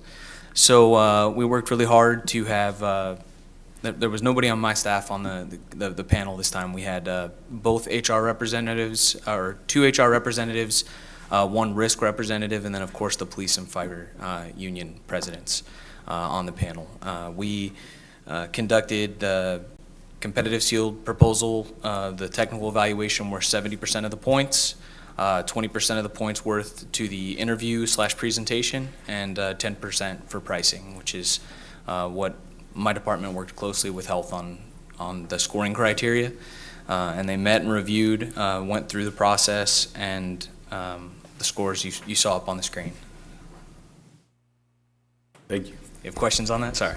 And Josh, just to elaborate, so the two HR persons you referred to was Yvonne, our director? No, Tracy Oh, Lawson, sorry, the Tracy, assistant assistant director. director. And Rose Bond. And Rose has been our design, I don't know what exact title is, but she's been over the healthcare program for how long? Yes, so she has a very diverse background, but she was our benefits manager for 2 years before taking on a role in finance, and she's done data analytics, support data for our benefits programs for her entire time here with the city of Corpus Christi, and she just recently returned to our benefits manager position.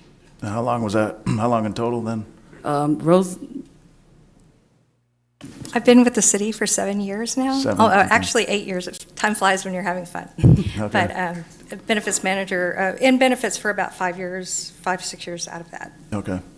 And Tracy's oversees the program as well, the assistant director? Yes, sir. And So she's Tracy's familiar got with over the health- 20 years of human resources experience, including 20 years? including health support or benefit support. Okay. And our Thank you. risk expert has over 26 years of experience in the field. And who was that again? Who was that? Carlos. Carlos Garcia. Okay. And then Johnny Stobbs and Scott Leeton were on the review panel as well? Yes, sir. Okay.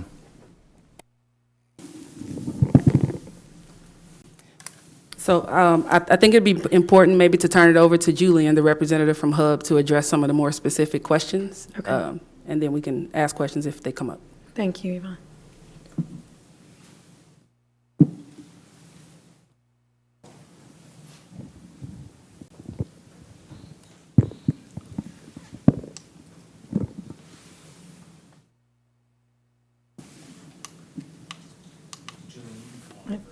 Okay. Does it not work?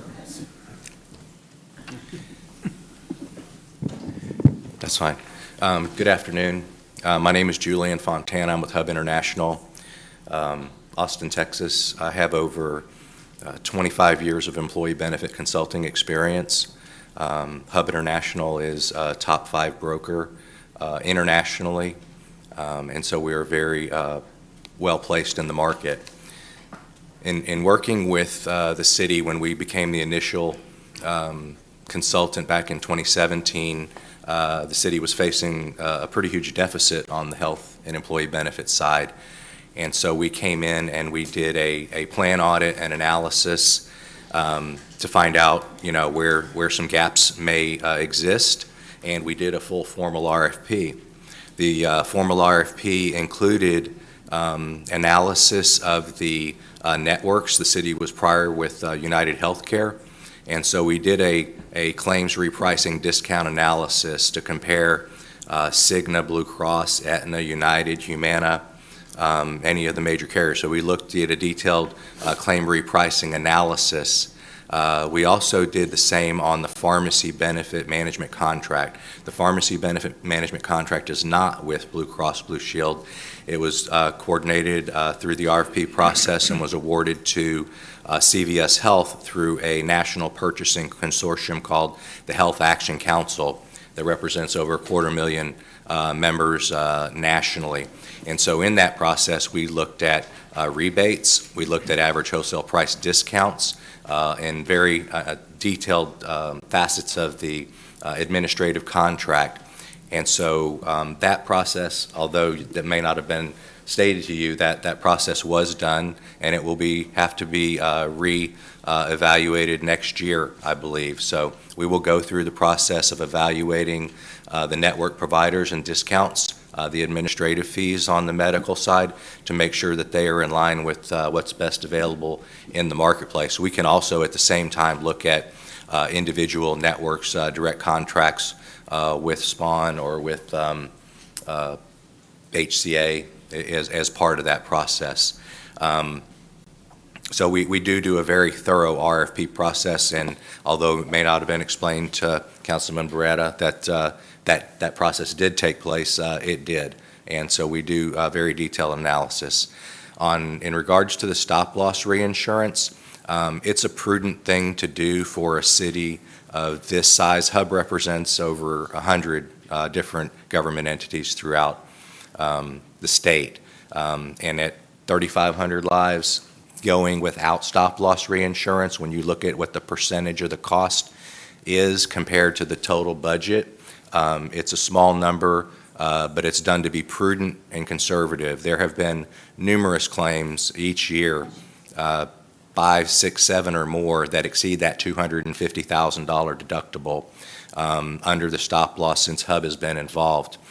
Annually, with procurement, we do an RFP. We don't just accept the renewal offer from the incumbent stop loss carrier.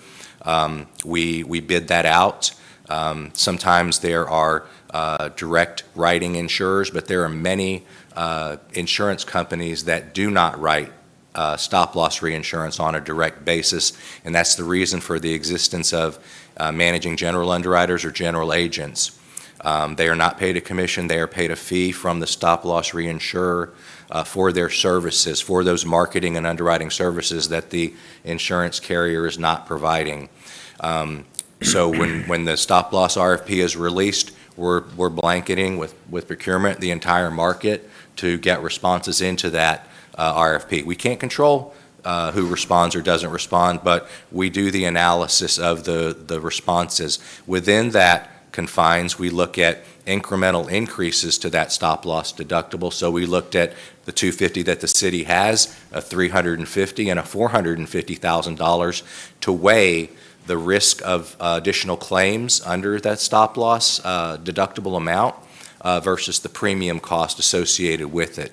And so actuarially, we look at the number of instances of claims and expected prevalence and the cost that would occur in the event of those claims versus what's being done currently. And so each year, because it's such a large purchase amount, I think it's a little over $2 million, with purchasing, we do conduct an RFP for stop-loss reinsurance. We do evaluate the deductible limits within that and evaluate who is the best provider. So in the instance if a general agent was used, their pricing must have been better than everyone else that was offered in the marketplace. So it wasn't a cost to the city to do business with a general agent or a managing general underwriter.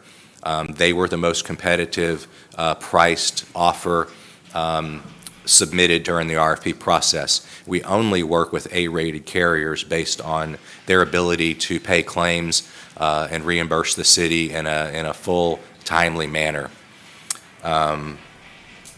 In terms of actuarial analysis, I know Yvonne mentioned that right now we're in the budget process, and so we're going to be doing the actuarial calculations for determining the funding for the plan next year. The collective bargaining agreements with police and fire very detailed spell out how the calculations are done. It's not left up to, does Hub do it one way, does another broker do it another way? The collective bargaining agreement details how the calculation of the budgeted amounts are to be determined, and we follow that same process for the general employees, but it's not a random exercise. And so we do that process during the budget process, and then we also, as we're looking at benefit modifications, if needed for renewal, we do actuarial modeling in that case, and we've done that last 2 or 3 years because we've been introducing these HSA plans for fire and for the general employees, and so we did modeling around that to ensure the integrity of the funding of the plan and the rating basis.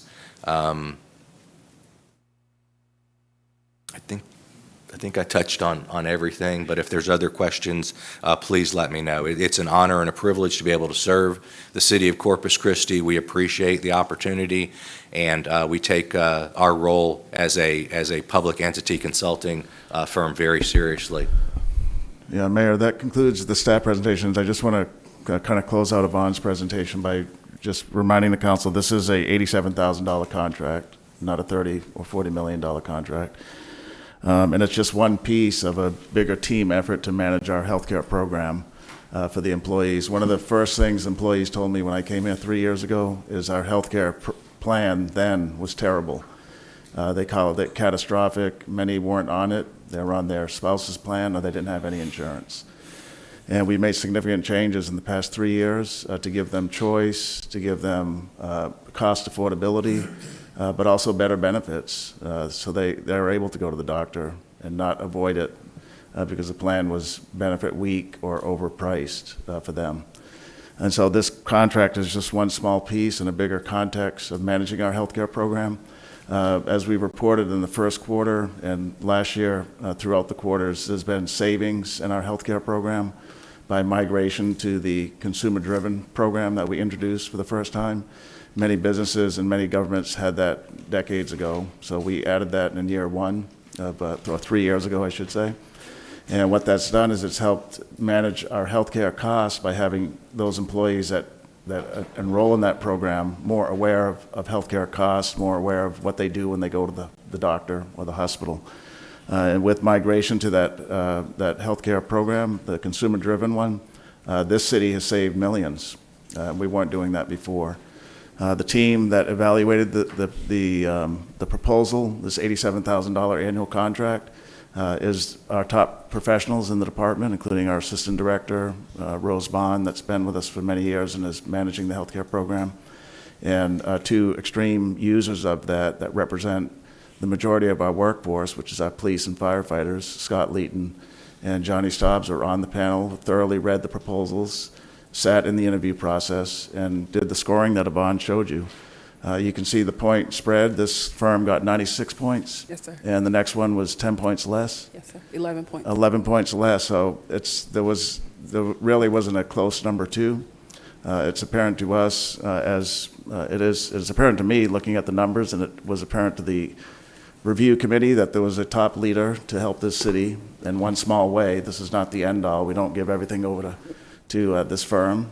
We use them as kind of staff augmentation and as a professional in the industry that goes beyond the city limits of Corpus Christi and brings statewide, national, and international expertise to our healthcare program. So we're confident in the recommendation. There's no other presentation from staff, so unless we're here to answer any additional questions that the council may have. Okay, thank you. Thank you, Yvonne. I don't see any. Mr. Presley, do you have a light on? You do. Well, I just want to say, I appreciate the councilman's comments. I really do, and this is important and it's something we need to be cognizant of. And I realize this is a $87,000 or whatever, $87,000 contract to hire the consultant that advises us on a $40 million project. So it is important that we understand what they're doing. I'll just give these two comments. At the county, we bid ours out every year, and the county, for many reasons, has a close, tight personal relationship with Christi Spahn, and typically they would come out to be the low bidder, and we would go with the Christi Spahn health plan. And I will tell you, that's not a panacea. There were numerous complaints fairly regularly from employees. We did carry the stop-loss insurance, and most of the time, I agree, it's a benefit you pay for that you don't normally lose. But I can remember we had two instances where we had a premature baby that was born to an employee that stayed in the hospital for over 100 days, and the cost of that was unbelievable. And then we had another gentleman employee who had to have a heart transplant, and the cost of that, if we hadn't had the stop-loss insurance, would have been astronomical. So I think it's important to look at that, but I do appreciate the councilman's comments, and if you want to talk about the oil and gas industry, give me a call. If you want to talk about insurance so that councilman is comfortable, I think that's a good thing to do, and because he has a lot more expertise in this than probably any of us sitting up here on this panel. So I think it's important, but it is, I think overall, I don't hear a lot of complaints from city employees. I've asked both the police and fire representatives if they're happy and generally they are pretty happy with our insurance carrier and insurance benefits, and that's important, and trust me, they would tell me otherwise if it were true. So anyway, but I do appreciate your comments. Thank you, Councilman. Councilman Smith? Thank you. Yvonne, we've got a contract for $262,000, but we have a not to exceed for $445,000. Can you explain that gap? That would be if we exercise the 2 one-year options. So with each one-year option, there's a 3% increase. So if we go to the 5, so there's a 3-year contract with the option to extend for 2 years, so 1 year each. And at the 1 year for each time, it would be a 3% increase, which will take it up to that $400,000. And with those 2 extensions, would that come back to council, or would that be handled at a staff level? How it's written in there. I'll let Josh speak to that part. No, we're asking for your authorization now. It would For a be the 5-year staff set. option, correct? Okay. And, kind of following up on Councilman Pusley's comments, we do have somebody that brings a lot of expertise. That is his business. He brought up some points on there that are past me, no doubt about it. But I think, he compared to some other entities in there. One has probably got more souls than we have. So I hope that we take a look at it. Hey, we're doing good, but that doesn't mean we can't do better. And when I hear about the audit trails and the possibility of some savings by negotiations with it, I hope that's the case. Now, I'm a little bit unclear on the stop loss. If you go through a general agent, you get a 2% fee. If you go direct, you don't. Did I hear that right or wrong? I think that the reference that Councilman made was a generalization to that particular firm. I don't know that, Hub is not in that business, but there are fees paid to either a general agency or a managing general underwriter for facilitating for facilitating that stop loss reinsurance. If those fees are paid, you disclose it to staff? We're always open to disclosing that to staff. When we look at it, we're looking at the final pricing, and those fees are included in the final pricing of the RFP that's submitted. We haven't been requested to just ask what the disclosure for those fees is, but we can make sure we do that this year. Mm-hmm. And I think for clarity and transparency, that's an important thing, that knowing that with it. But thank you all, everybody, for your comments. Yeah, thank you very much. And again, we do appreciate comments made, because that's always, it's a good thing to put in, especially a field that you may be in or are in.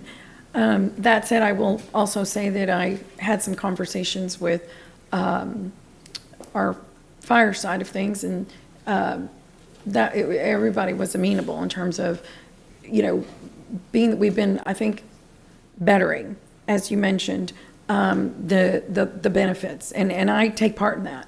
This is my insurance, and it wasn't in 2016 what it is today, by any means. And so, again, everyone's comments are appreciated. I want just to touch real quick, Yvonne, on that 800,000 number. I know it's not dollars, but as an example, it was mentioned that the requested, wellness dollars and credits. And I think that's important in overall, benefits. Can you just touch on that? Yes. So the 800,000, I believe, was 2018. I want to say, and they helped negotiate wellness dollars for the city to help offset the costs, and that was before my time. So I'm going to let him talk about that a little bit more. Okay. Right. In general, when we're releasing the RFP, we're asking for certain incentives for the city to do business. Right. And so, though we're not in place previously to Hub becoming to work, but when we did the RFP, we requested those be included, and that was roughly the sum total of those credits. Right. Over the. And the wellness credit is what helped us to develop the fitness center and build out the fitness center that employees use, which in turn helps offset the cost of our insurance. Right. So it's been very beneficial. Right. I've yet to use it, but I take your word. Okay. I don't see any other lights on. So with that, or Councilman, you're going to abstain? Okay. All right, I'll entertain a motion to approve consent agenda item number 14. Do we have a motion to approve? Okay, do we have a second? Okay, any further discussion? All in favor, say aye. Aye. Any opposed, say no. Take it back. Okay, he's abstaining. Okay, the motion carries. Thank you very much. Thank you all for being here. Next item pulled by Councilman Hernandez is item number 20, and that is a motion awarding a professional services contract to Freeze and Nichols to provide design, bid, and construction administration phase services for the Wesley Seal Dam Crest Gate Rehab and Dewatering System projects. Mr. Hernandez, what was your inquiry? Mr. Hernandez? No. Okay, and this one, I wanted to pull this directly in the sense that there was a competitive bid, but there was no other information on who else bid for this process. There was no sheet, a matrix that showed the difference of those. I was wondering what were the other companies that bid for this job?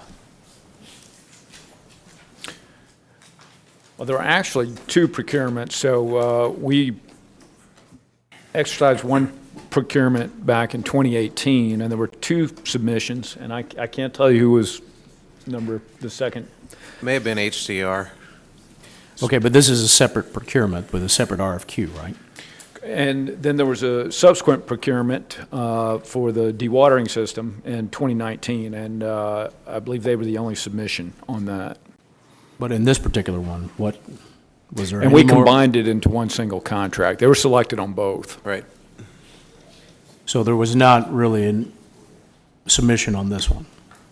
There was a submission. It says specifically, and the reason I asked is because it says specifically there was competitive solicitation process. There's a line item here in the agenda memo. It says competitive solicitation process, and it goes through all the requirements of that solicitation process. Selection committee was composed with representatives of the utility department, engineering services, and finally ranked Freeze and Nichols the highest recommended and most qualified on these 5 factors. I won't list the factors, but what were the other ones that were reviewed for this particular RFQ? So there were 2 RFQs that were combining to one single contract. One was done in 2018, and we never executed a contract off of that. And then a second RFQ was published for the second half of this scope, and then we're combining those scopes into one single contract. And on both of those solicitations, Freeze and Nichols was selected as most qualified. And we had 2 submissions on the first one. I'm not sure who number 2 was, and Freeze was the only one that submitted on the second. So a competitive solicitation was performed In 2018. and in 2019 on two separate occasions for 2 separate pieces of work at the same location. And since the awarded contract, or both times the selected candidate was the Freeze and Nichols, they're now asking to combine that contract into one Okay. single contract. I see, I kind of understand this now, but from looking at this, this looks like we did a process and then we really didn't do it. It was done 2 years ago, 3 years ago. I think we need to be very clear on some of these things, on how we go about this, so it doesn't look like we have a cozy relationship with Freeze and Nichols. And perception is reality in a lot of cases. So I want to make sure that we do these things as above board as possible, so we don't have the confusion that's listed in here, the saying, oh, this is a competitive process, but that happened 3 years ago. Okay? So this is very, I want to be very clear on this. We don't want to have any perceptions of impropriety, not even the perception. Completely agree. I want to be like a judge where you don't even have, you have to recuse yourself for everything, right? So we have to be fair. We've got to be, it's not for us to pick winners and losers, but to ensure that there's a fair playing ground for everybody to compete equally. And this comes a little bit shy of that. Okay? Thank you. Yeah, Councilman, can I just add to that we agree the time elapsed, right? It was before my time when they did the the process, but there was a process. There's been a few contracts that are like this, with Gabriel being the interim director and Murphy being on board. I don't know if there's one more after this one, or is this the final one? Of those legacy ones, huh? There's more. Yes, There's sir. there's one more that has. So need to be clear about it, okay? Right. We need to be clear Right. that we're maybe finishing up or cleaning up some of the issues. That's but what's happening here in this one. So in the future ones, we'll make sure we state that. We have done one-on-one briefings. One thing we did do is we met with Freeze and Nichols to see if they'd still be willing to hold the price that they agreed to 3 years ago, and they did. So it's the same price that they put on there. I would have mentioned something if it was over budget. Right, So- but that's an important, it's not over. I It's not the budget issue, it's the price, given today with escalating costs for labor and equipment and other materials. Understood. We're fortunate that we're retaining the price, I suspect. I don't want to speculate, but if we put it up to bid today, it'd probably be much higher. So this is a good thing for the ratepayer, and there was a process. We are cleaning these up under Murphy's and Gabriel's leadership. But we'll make sure we do a better job annotating that for the next time. I didn't pull it, but on 18 you were over budget there, so. Right, yes, sir. So Right. I've asked our director or COO to get the information on that. Yes, sir. Okay, thank you. Councilman Pusley? I'm just curious, how does the dewatering, how does that work? So what this is, you've actually got two spillways at Wesley Seal Dam. You've got a north and a south spillway, and the north spillway has 33 gates. The south spillway has 27 gates. These gates are 37.5 feet by 6 feet. They're steel, and they raise and lower to control the level of the lake. And they're typically only used when you have a very significant flood event. And you start lowering the level before the flood wave hits, and you try to even out that, attenuate that peak flow. What we don't have out there is a way to work on those in the dry if the water level is above the bottom of the gate. So what this would do is create an ability that we've never had on this dam. In fact, it was built in 1958. 1964, there was a did significant damage out there, and the wave action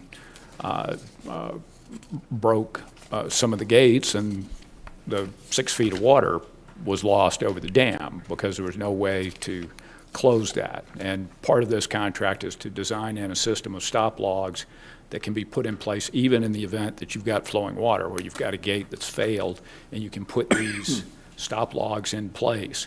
Now, you need a hoist system for that. There needs to be a separate system designed for the different spillways. It's got electrical, mechanical, all this is custom made. And the dewatering system will basically allow you to block that gate off, so then you can do maintenance on the gate or replace the gate in the dry. Mechanically dam off the gate so that you Correct. can open the gate and work on It's it. basically like a dam that you'll put in place ahead of the gate so that you can work on the gate. Cool. I'd like to see that when you're done. That's interesting. Okay, thank you. Okay, thank you, and I'll entertain a motion to approve item number 20. Motion to approve. Second. Okay, any further discussion? All in favor say aye. Aye. Any opposed say no. The motion carries. And our last pulled item is item number 21, a motion approving a contract with Hunden Strategic Partners in an amount not to exceed $91,000 for the services to determine the future needs of the American Bank Center and feasibility of a conference center hotel. Heather? Oh, I'm sorry. Mr. Hernandez, your inquiry, please. Yeah, when I saw this, I was surprised to see your name on there, Heather, and not Brent. So can you, and I want to say this because I did call Brent about this and asked him about it. And, a lot of times we're accused of, hiring consultants so we don't have to make the decision ourselves. So I want you to express kind of exactly why we're doing this particular consulting contract. Sure. Heather Hilbert, Director of Finance. And to answer your question on why it is me doing it, I'm actually part of the task force that is working on this item. And as city staff, I was the one bringing it forward to City Council for consideration. Can you describe what task force? Sure, exactly. And who are the members? I do have a presentation. Let's see if they can, or here, I guess I can bring it up.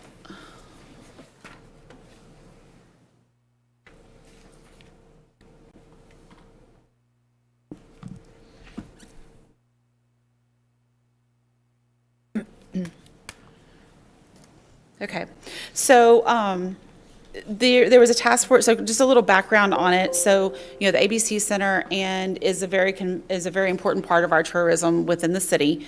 The city attracts about $4.6 billion visitors a year, with a portion of those attending conferences.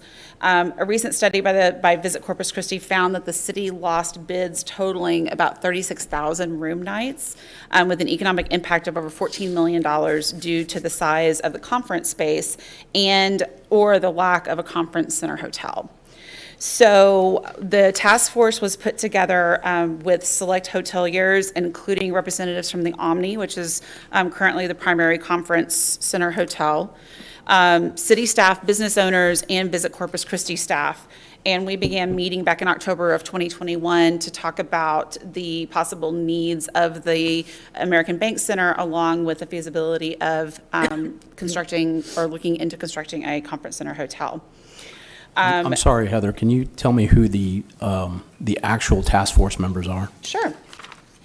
It is made up from Visit Corpus Christi, representing, it's Johnny Filippello, Brett Otting, along with Hannah Husby, representing hoteliers and business owners. It is Devin Botka, Bill Durrell, and Christoph, and I'm going to butcher his last name, it's the general manager from the Omni Hotel.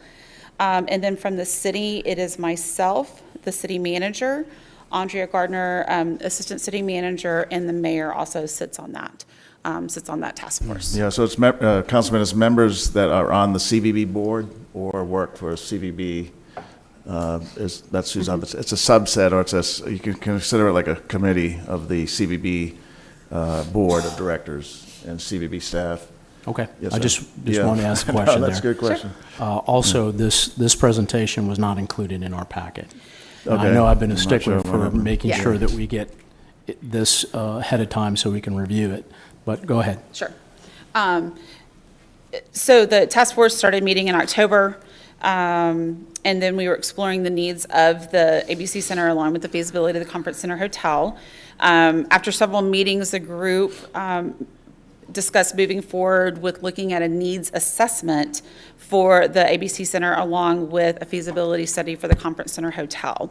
And so we did not go through a formal competitive process, but we did reach out to several firms who offer these services or who had done, who were known to the committee members of having done these type of services. We did receive in 3 proposals, and we interviewed 2 of those firms. And so we are recommending that we award a contract to Hunden Strategic Partners for the study to assess the needs of the ABC Center and the feasibility of a convention center hotel, and that dollar amount is not to exceed $91,000. Councilman, can I just add to that, this is city, to your question of why is the city, or, why is Heather or the city overseeing this as opposed to CVB? So it is our facility. The convention center is our facility, and also it's our money. It's the hotel occupancy tax money that we have for, we had labeled it for economic development.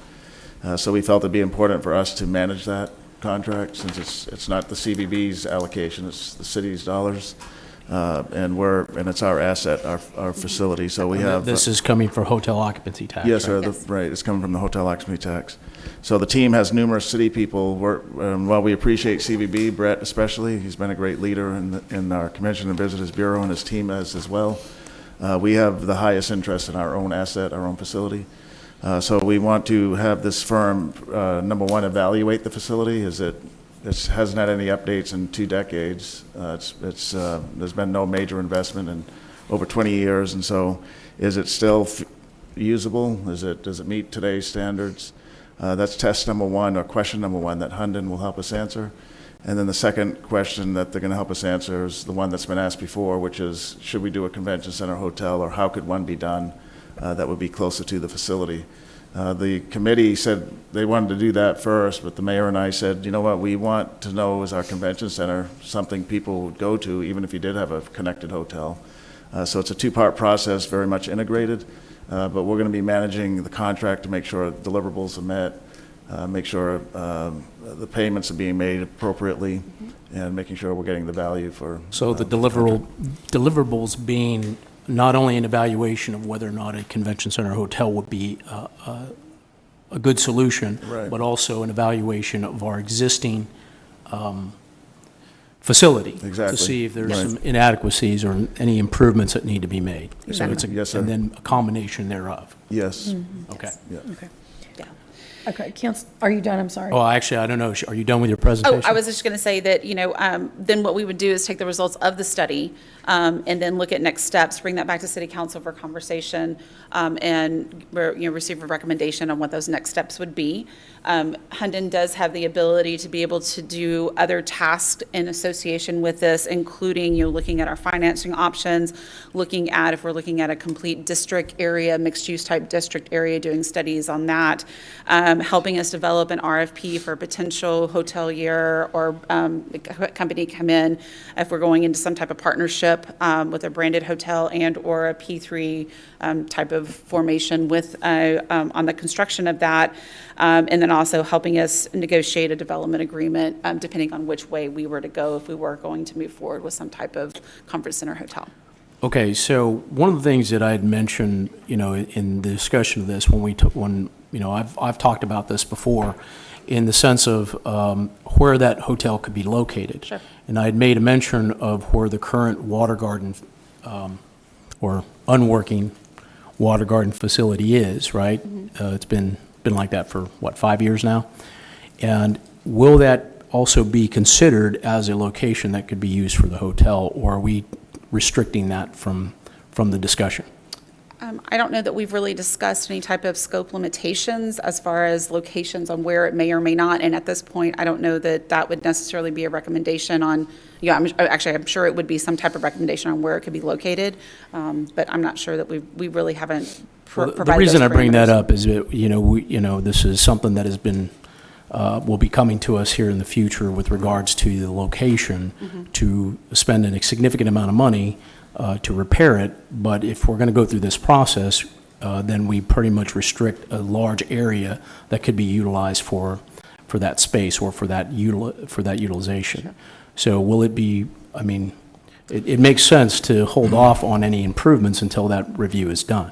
Well, that would be the decision of the city council entirely, the 9 members, but the council will get a chance to decide that. We'll get a chance to answer that question by the staff bringing forward the reconstruction or the renovation contract to the city council in April.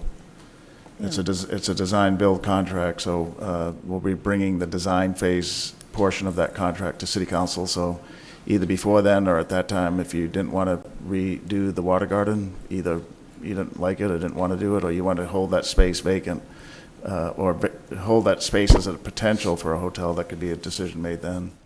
Yeah. Will it also include parking? Obviously, if you have a hotel, you need to have a place for people to park. So, there's limited space around the facility.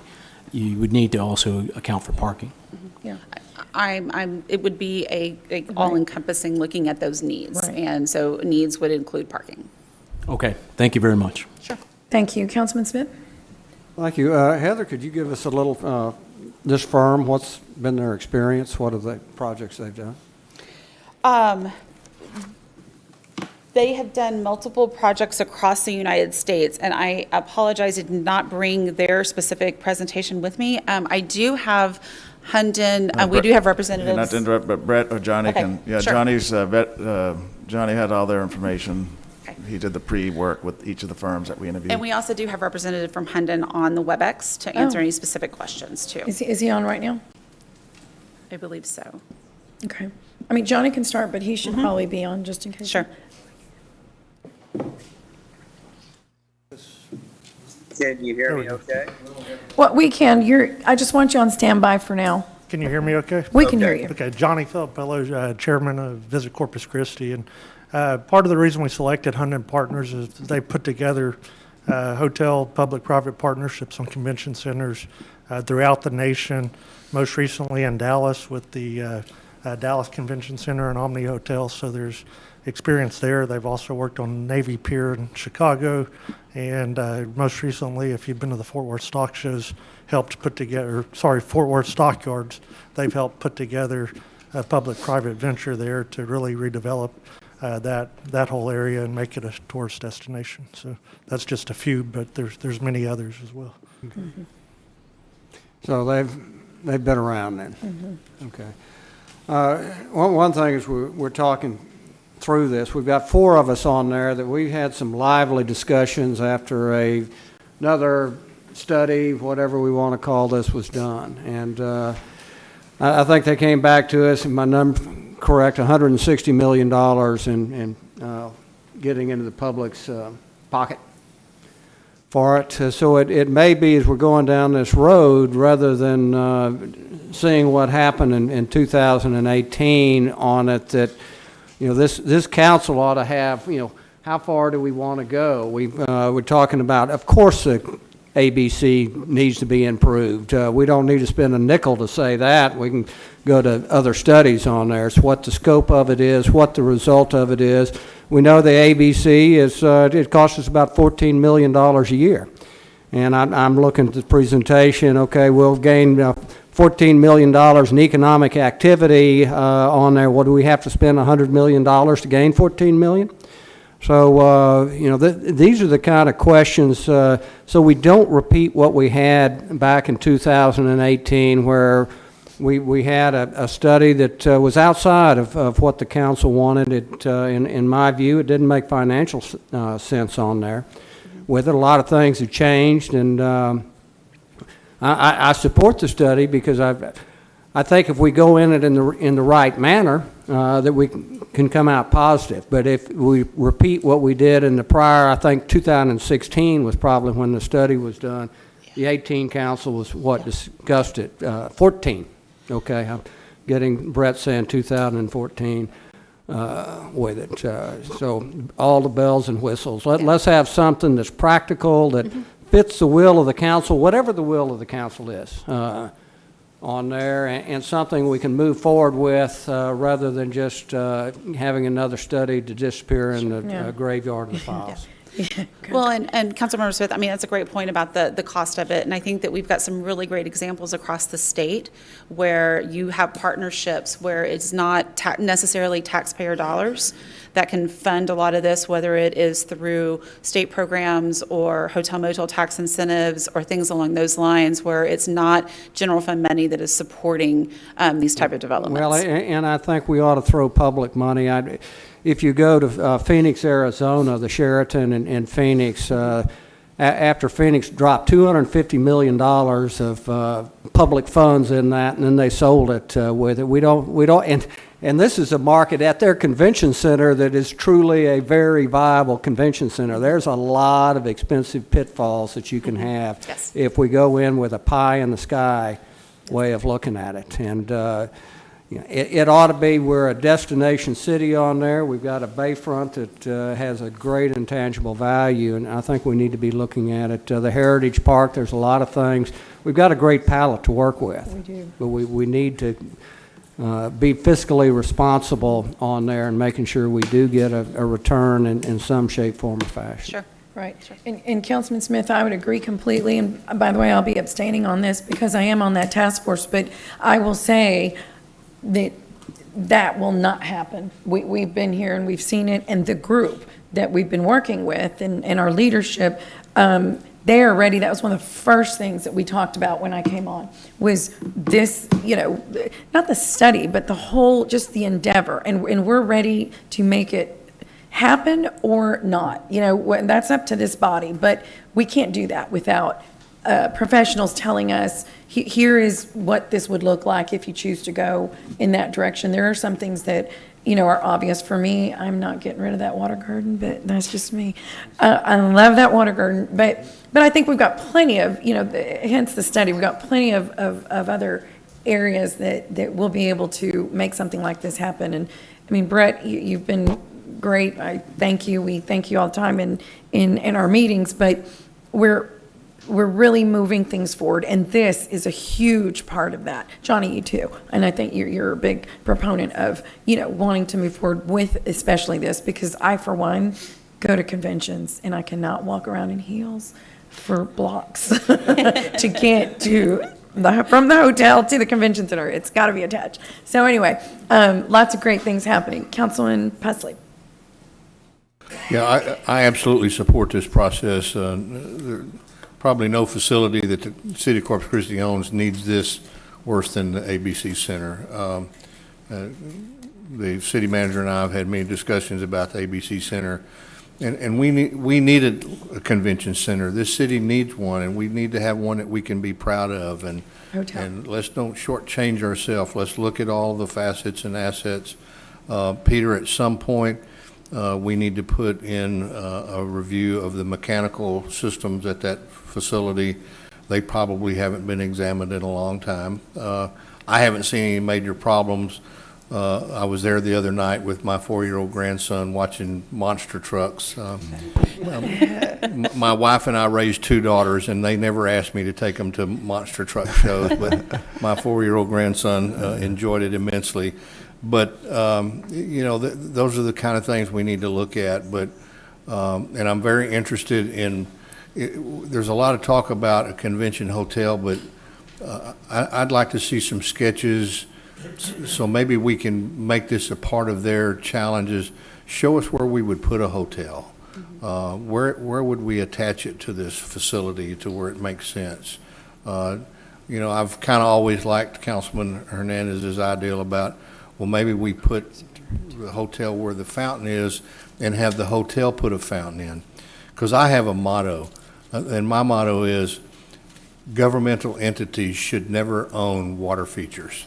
And it's just bad policy. And so, we've got this little water feature down here on the bayfront.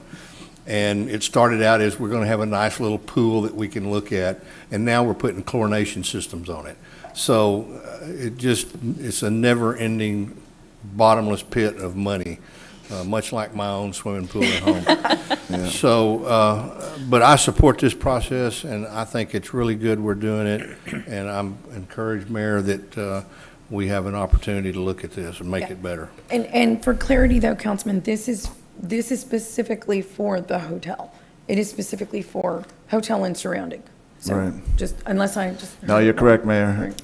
You're not looking at the ABC Center itself? It's for the arena, the convention center, and the Selene Auditorium. So that's all referred to as the American Bank Center complex. Yeah, and hotel. And hotel.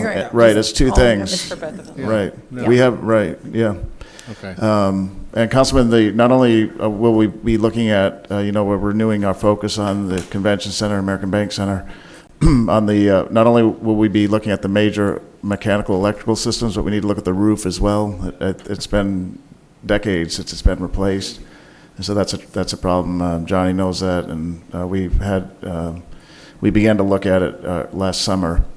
And then, Councilman, on that chlorinator system, there was one there in the beginning. We're just replacing it because it's no longer operable. But that interactive pool was always meant to be that interactive. It wasn't just a look pool. I've seen some of the interactions. Right. Yeah. Right. So the chlorinator, this will make sure the water quality is safe for the community as they use it. Thank you. Yes, ma'am. Councilman Lerma. Excuse me. Thank you, Mayor.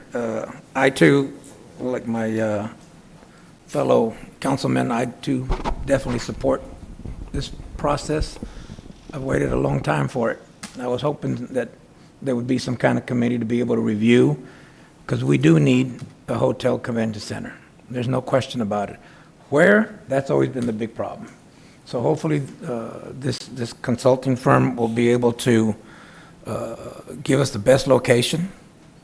You know, I'd like to know, Heather, what is the timeline for them? Is it 6 months, a year, 2 years for them to come up with a plan? I mean, you didn't discuss the timeline. It is a much shorter timeline than that. I believe that they're looking, and I don't have it written down. I believe it's like 10 weeks. Yeah, 10 weeks. 10 weeks. For the study from the time that we get the contract negotiated, and give them the start to the time when they can produce the preliminary report is 10 weeks. Okay. Well, once again, Peter, I thank you, and Heather and Brett. You guys are doing a great job. Keep doing it, please, because this city, we need you guys to make sure that we continue to grow in a positive manner. Thank you, Mayor. Thank you. Councilman Hernandez. Thank you, Mayor. I'm sorry, I forgot to mention a few things, but I remember this came up when we were looking at some costs for repairing the water garden, and there was some thoughts of like $7 to $12 million initially to redo the entire thing, and I was like, you've got to be kidding me. And I was like, well, we should just tear it down and do a ground lease to a hotel so we can have a convention center hotel. I don't want to get in the hotel business, right? I don't want to pay for a hotel. I don't think that's we shouldn't be in that business. However, I do agree. I think that it needs to be, but I think it has to be a financially sound decision from our perspective, to where we're not putting a lot of money into something, especially on a bond or a very large bond where we have lots of other issues that we need to address. So the last question I wanted to ask is, will we have the opportunity for council members to also give our ideas to the Herndon group? That way we, if any council members have some ideas or some thoughts or some historical perspective like Councilman Smith, I made a mention of this on the radio today, and I got an email from one of our former mayors discussing the American Bank Center. So I'll make sure I reach out back to him and address that. All that being said, it was not a hit on anybody in the past. It's just, we want to make sure that we look at it from a very good financial perspective and do a financial analysis to make sure it pays out in the long run. And not pie in the sky stuff, but realistic stuff. And Councilman Thank Hernandez, you. this is the first step of that. Oh, absolutely. Very first step of, a process that is going to entail absolutely what you just said. Right, and then also, and I'd like to thank Brett for taking the time to spend with me. If we wanted to do, one of the major brands, they would require something like this anyway. Right. So it's important for us to do this to make sure we're covering all our bases. Yes, absolutely. Thank you. And the answer was yes. The answer was yes on that question. Will the council be engaged one-on-one with the consultant? Okay, yes. Yes, they Great. will be, yes. Wonderful. Yeah. Councilman Smith. I'm sorry, Mr. Filippello. Real quick, just to that point, part of the process in 2014, most stakeholders weren't included in the process, so council obviously, but then hoteliers as well as convention users, so forth, will all be hopefully brought into that process and get us a decision on what actually needs to be built, if anything. So, Thank you. Councilman Smith. Well, and I didn't mention, but going forward, what gives me confidence going forward, it is our great 21st century leadership that we have at Visit Corpus Christi and what they have done recently, and the numbers show it with it. And it's a number-driven organization going across. So I want to thank Visit Corpus Christi, the board, and Brett Oding on there. You've done a terrific job, and is we're going, which I support this. You all are a big reason that I support this, because I have a lot of confidence in your organization. Thank you, Mr. Smith. All right, with that, I'm going to entertain a motion to approve item number 21. And I'm abstaining. Second. Rebecca. Okay. Okay. Any further discussion? All in favor, say aye. Aye. Any opposed, say no. The motion carries. Okay, with that, the council's going to go into executive session on items number 31 and 34 per Texas Government Code sections 551.071 and 551.087. So we will return. Thank you.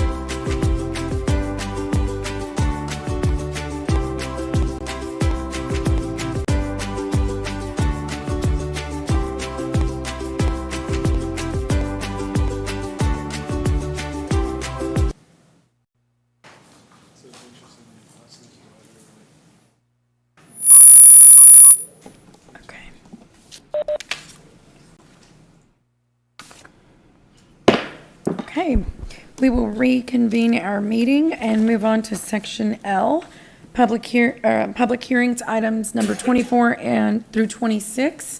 Item number 24 is zoning case number 0222-01, Thanksgiving Homes. Give it a minute for my presentation to come up. Okay.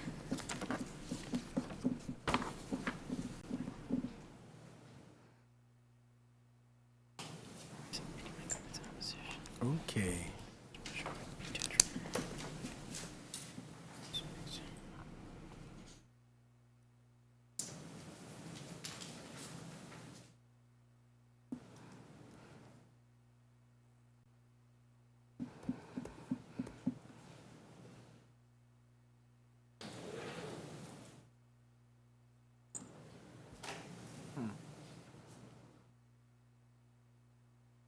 It should be up in just a minute. Thank you. Okay, great.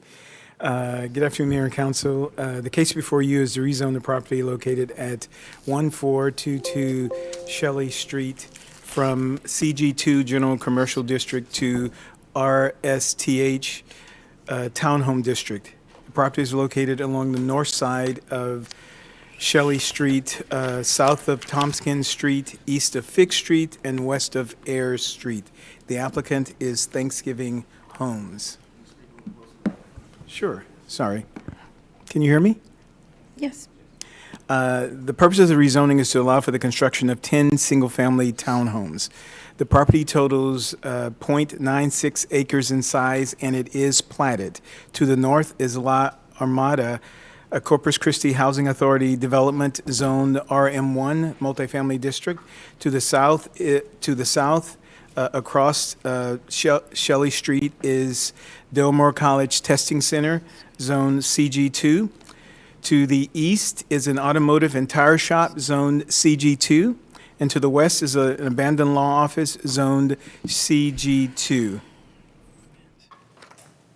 7 notices were mailed out within a 200-foot notification area.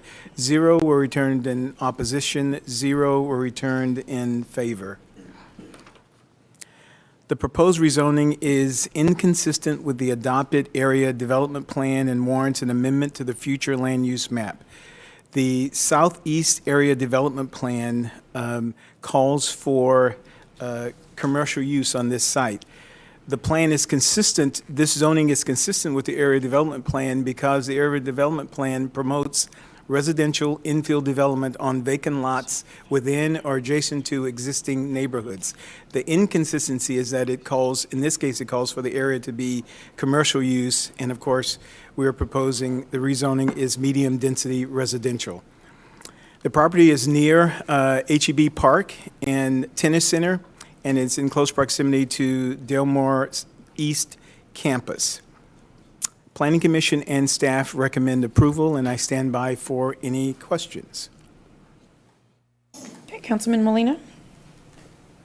Not really any question. I just wanted to make a comment that I am appreciative of the efforts of Thanksgiving Homes and what they do in providing affordable housing for the citizens of Corpus Christi. And with this being a District 2 project, I am going to support this.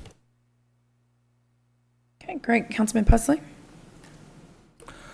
Yes, I concur with Councilman Molina on that. They do a great job all across the city. I do want to, I'll ask one question though.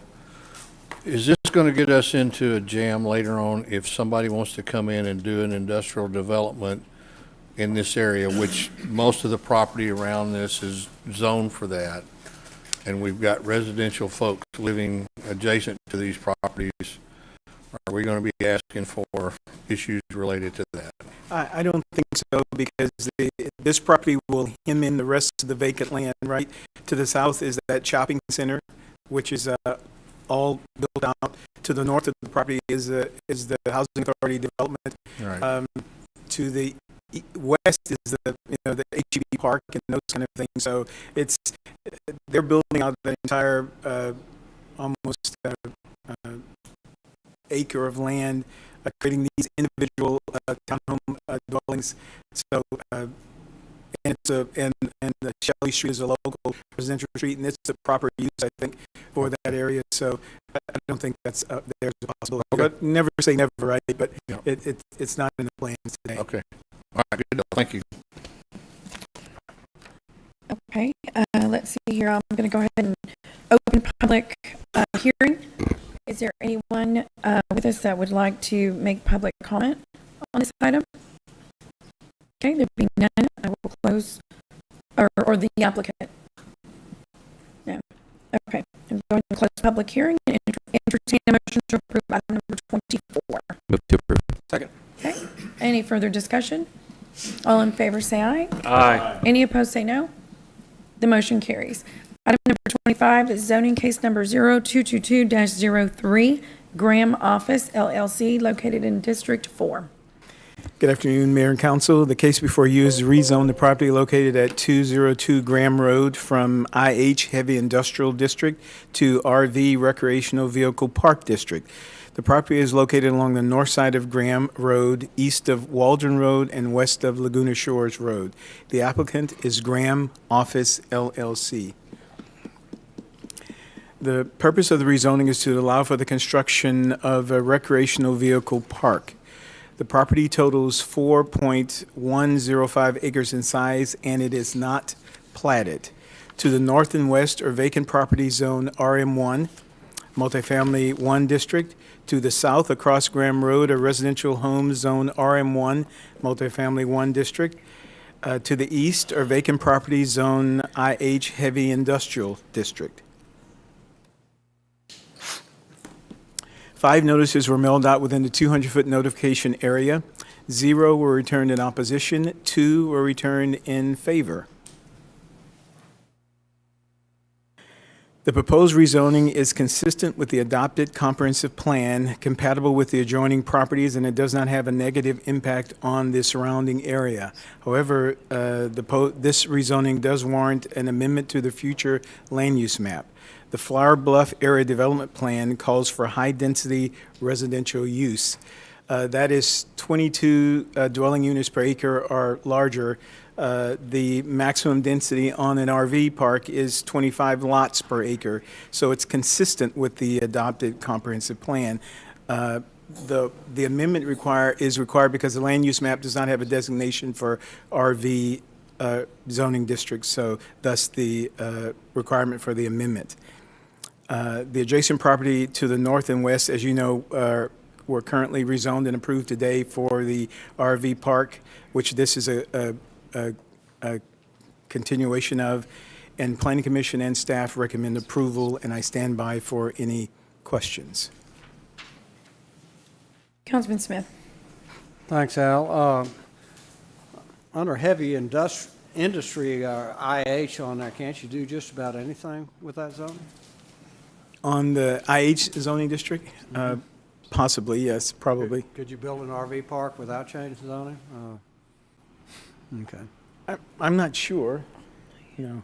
But doesn't it allow other things like adult entertainment and stuff like that, or? I'm not quite sure, does it? I'm just, yeah. What is allowed under heavy IH? So your heavy industrial is typically geared towards just that. So welding shops, a level just below refineries, associated businesses, retail, some offices, but it specifically doesn't allow any type of residential use, and that would include RV parks, since someone would be residing. If we change this, then they can't build close to refineries and welding shops and. Correct. It's this scrap yards. Is that a IH? Yes, you could have salvage yards, landfills, all sorts of things you probably don't want on a very high water table. So it's absolutely a good thing to reduce this zoning down to something a little more reasonable. So that's one reason that staff recommends this change. Right. Absolutely. It's more applicable to the area than that heavy Correct. industry. And the buffer between the heavy industrial and RV is 50 feet and 50 points, which is a myriad of things, so to create the separation needed. Yeah, okay. Thank you. Councilman Hernandez. Thank you, Mayor. I was just going to complain about the fact that nobody from Flower Bluff is here to complain that we're not following the area development plan. I'll have a chat We with can them. call them. Yeah. They can get here in Yeah. 15 minutes. Yeah. 2 Yeah, hours. yeah, yeah. versus, yeah. I was like, where's my support when I need that? No, but I don't have an issue with this, and you're right. The only place where you can have an adult-type oriented business is in heavy industrial zoning. So when you mentioned that, I had to point that out. So thank you. Okay, I'm going to go ahead and open public hearing. Is there anyone in the public that would like to make comment on item number 25? And is the applicant here for comment? Nope. Okay, then we'll close public hearing and entertain a motion to approve item number 25. Motion to approve. Second. Any further discussion? Okay, all in favor say aye. Aye. Any opposed say no. The motion carries. Item number 26 is zoning case number 0222-02, SCI Wireless and Tillman Infrastructure, located in District 2. Good afternoon, Mayor and Council. The case before you is to rezone the property located at 500 Everhart Road from CN1 Neighborhood Commercial District to CN1 SP Neighborhood Commercial District with a special permit. The property is located along the west side of Everhart Road, north of South Padre Island Drive, and south of Mount Vernon Drive. The applicant is SCI Wireless and Tillman Infrastructure. The purpose of the rezoning is to allow for the construction of a 130-foot telecommunication tower. The property totals .4477 acres in size, and it is platted. To the north and west are office buildings, Zone ON Neighborhood Office District. To the south is a multi-tenant shopping center, Zone CG2 General Commercial District. To the east, across Everhart Road, are retail and office uses, Zone CN1 Neighborhood Commercial District. 13 notices were mailed out within the 200-foot notification area. 1 was returned in opposition, 0 were returned in favor. The 1 in opposition indicates that 7.01% of the landowners within the 200-foot notification area are opposed to this rezoning. I should mention that the opposition is that the tower location is in the wrong place. That was the opposition. The proposed rezoning is consistent with the adopted comprehensive plan, compatible with the adjoining properties, and it does not have a negative impact on the surrounding area. The cell tower will increase data availability and signal coverage.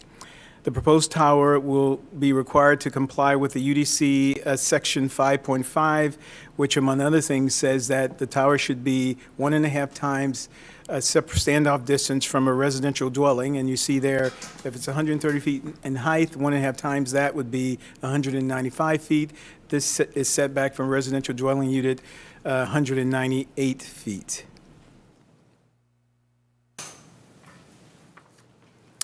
The special use permit, why is the special use permit? Because the UDC requires when a cell tower exceeds 85 feet, a special permit is required. This tower is 130 feet. Thus, the only uses permitted under the special permit, other than those permitted by right in the CN1 commercial district, is this wireless tower, which is approximately 130 feet, designed to withstand 130-mile-an-hour winds. Access and placement will be as per the site plan. Telecommunication tower standards will be as per the UDC Section 5.5, which generally addresses screening, landscape, and lighting if applicable. Other requirements are the special permit does not preclude other UDC development requirements or building code or fire code requirements. And the time limit is a complete building permit application needs to be submitted within 12 months or the special permit is voided. I wanted to show this slide because this tower is just replacing, it's just moving across the street really from one location. The existing one is right adjacent to Chick-fil-A, which is moving across the street, which is about 800 feet to its new location. The current lease was out on this location, and the developer was just looking for areas to get leased. He had several options. No one really wanted to engage him, and this particular location did engage him. Therefore, we bringing this before you. Planning Commission and staff recommend approval, and I stand by for any questions. Okay. Councilman Pusley?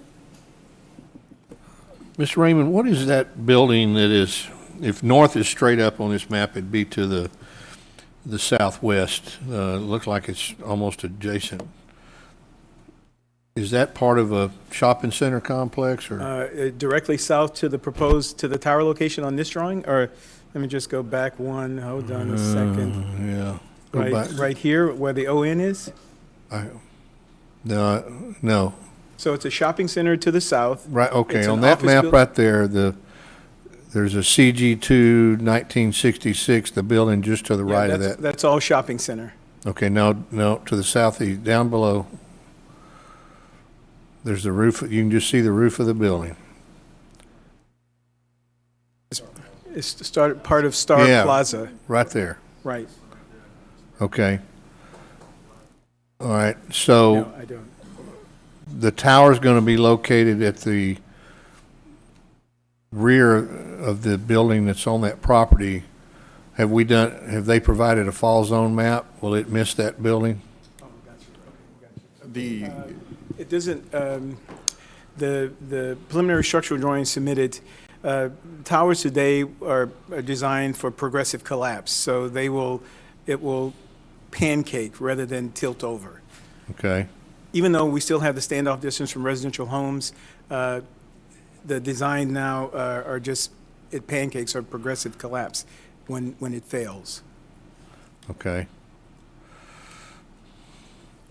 Well, I just wanted to say, if it's 130 foot tall and it's going to be located at the back edge of that building, then this other building is going to be in the fall zone, Well, I and- think, from the looks of the picture. And it was the same, I understand what you're saying, but it was the same in this location, in this general area. That's why the new design, so you don't, it's not so much worrying about the tower falling and blocking access or destroying buildings. It's designed to progressively collapse. So if there's a failure or wind, storm, or whatever, an emergency, it collapses on itself. Okay. And you believe that? Hey, that's engineering. Who does it, right? It's engineering. Councilman Molina? Thank you, Mayor. Yeah, my questions were going to be along the same lines. I wanted to hear a little bit more about the fall radius, and Mr. Demas, you and I had a brief conversation about the construction of the tower itself and some of the, I guess, safety measures that are built into it.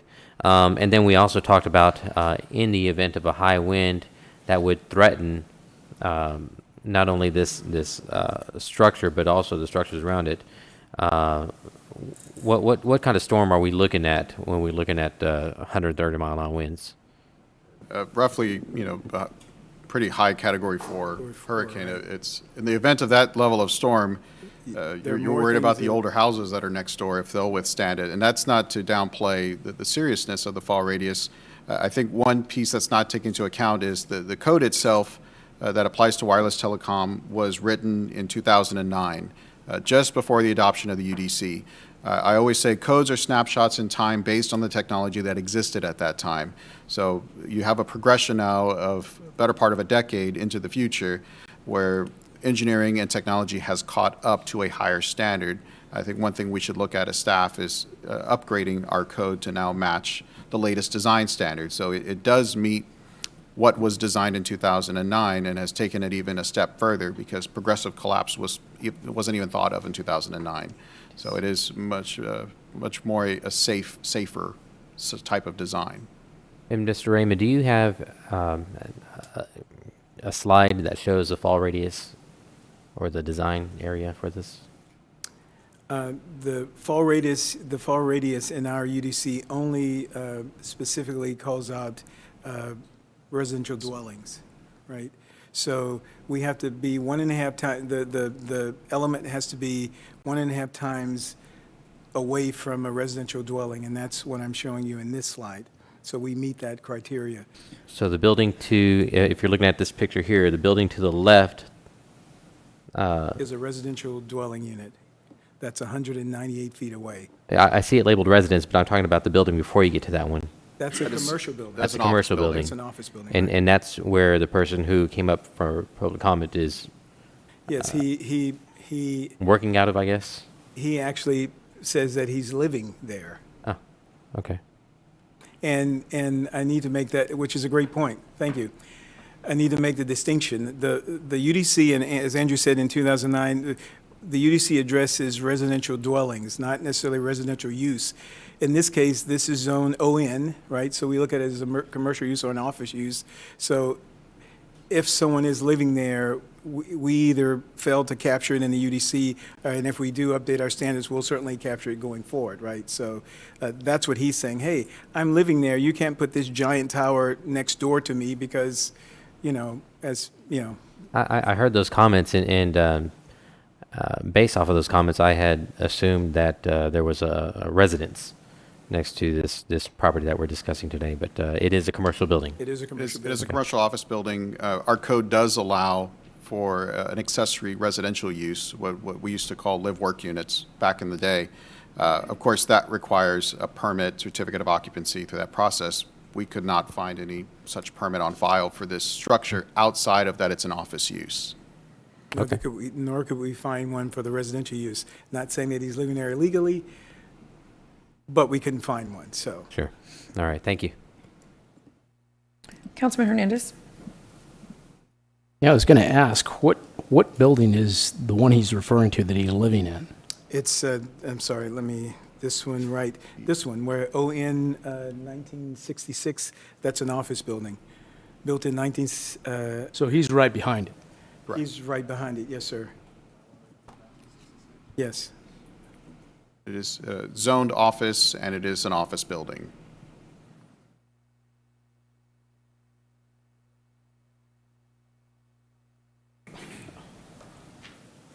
And he lives there? He Allegedly. says, So he yes. says. I cannot, when I visited the site several times, I didn't see any indication of a residence. The appraisal district confirms it as an office building as it's being assessed. Does it have a sign? What? It is shown as a real estate office. Real estate office. ATC Metro.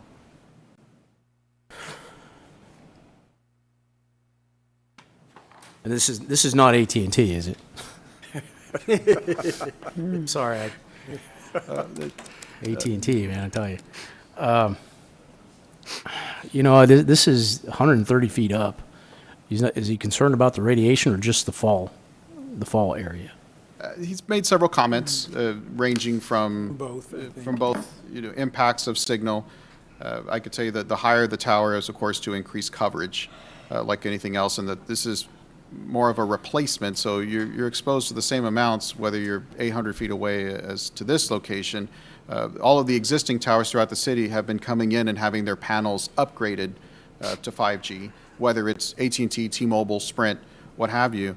And those don't require any rezonings, don't require replats. It's a simple building permit. Right. Okay. Thank you. Councilman Smith? Thank you. Did I understand right, it's 130 mile an hour wind load is a city code requirement? That's the design requirement, yes. Okay. I'm just, that's a bottom end Cat 4 with it, and that's sustained, not gust on there. So really a Cat 2, if it's gusting up with it, that could be something we could be looking at in the future, particularly when you have 130 feet high. As you go up in height, your wind speeds increase. And Celia, I think our highest recorded was either 163, I'm talking about recorded, not estimated, or 168 miles an hour with it. And we saw with Harvey and Aransas and Rockport in the 150s, so it's not uncommon. Understood. With it. I'm glad we've got the pancakes, but as we're looking at code requirements, having a good roof is a 150-mile rating, or a good building, that's more applicable to our area with some of our past history on storms. We're looking to upgrade the wind requirements to 145. Okay, with great. The UDC update we're doing. So. You're ahead of me. Thank you. No, just trying to keep pace, sir. Councilman Pusley? So I assume this is a non-guide tower. It does not have guide Yes. wires. Okay. I don't know. I'm a little uncomfortable about the closeness of this tower to these other buildings, and I've put up towers before. I know how this works, and I know about the collapse on yourself thing, but sometimes that works and sometimes it doesn't. But, and you know, there's something I've learned about towers. When you put a tower up on a piece of property like this, it pretty well puts a limit on what your neighbors are able to do with their property in the future. It's a real impediment to progress sometimes. And I just think that this is really close to building, whether that guy's living there or not. You know, if that tower falls and doesn't collapse on itself, then it's just as dangerous to that building as it would be if somebody's home were there. Understood. So, just my comment.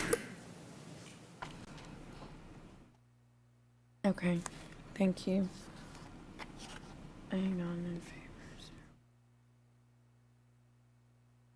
Okay, I don't think we have any other questions, so I will open public hearing. Do we have anyone? We do? Okay. Welcome.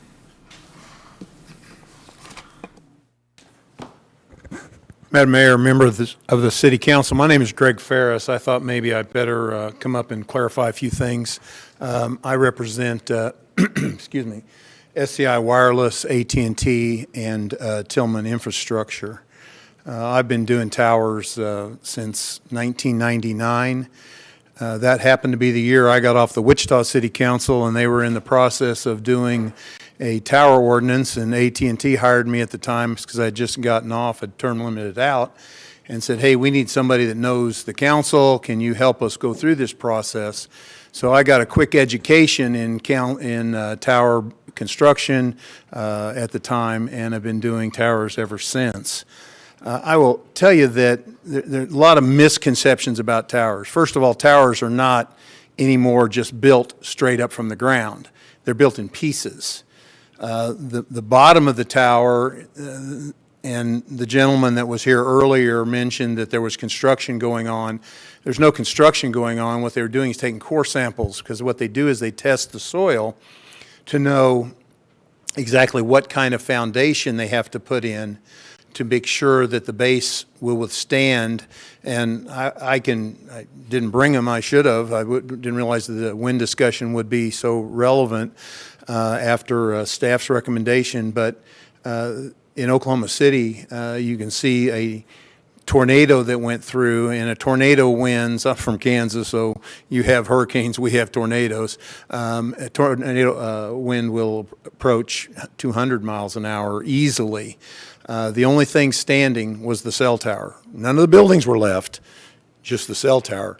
And why is that? It's because they put a foundation in that goes deep enough into the ground based on the soil, and then they take bolts that are about this big and bolt that base to the foundation.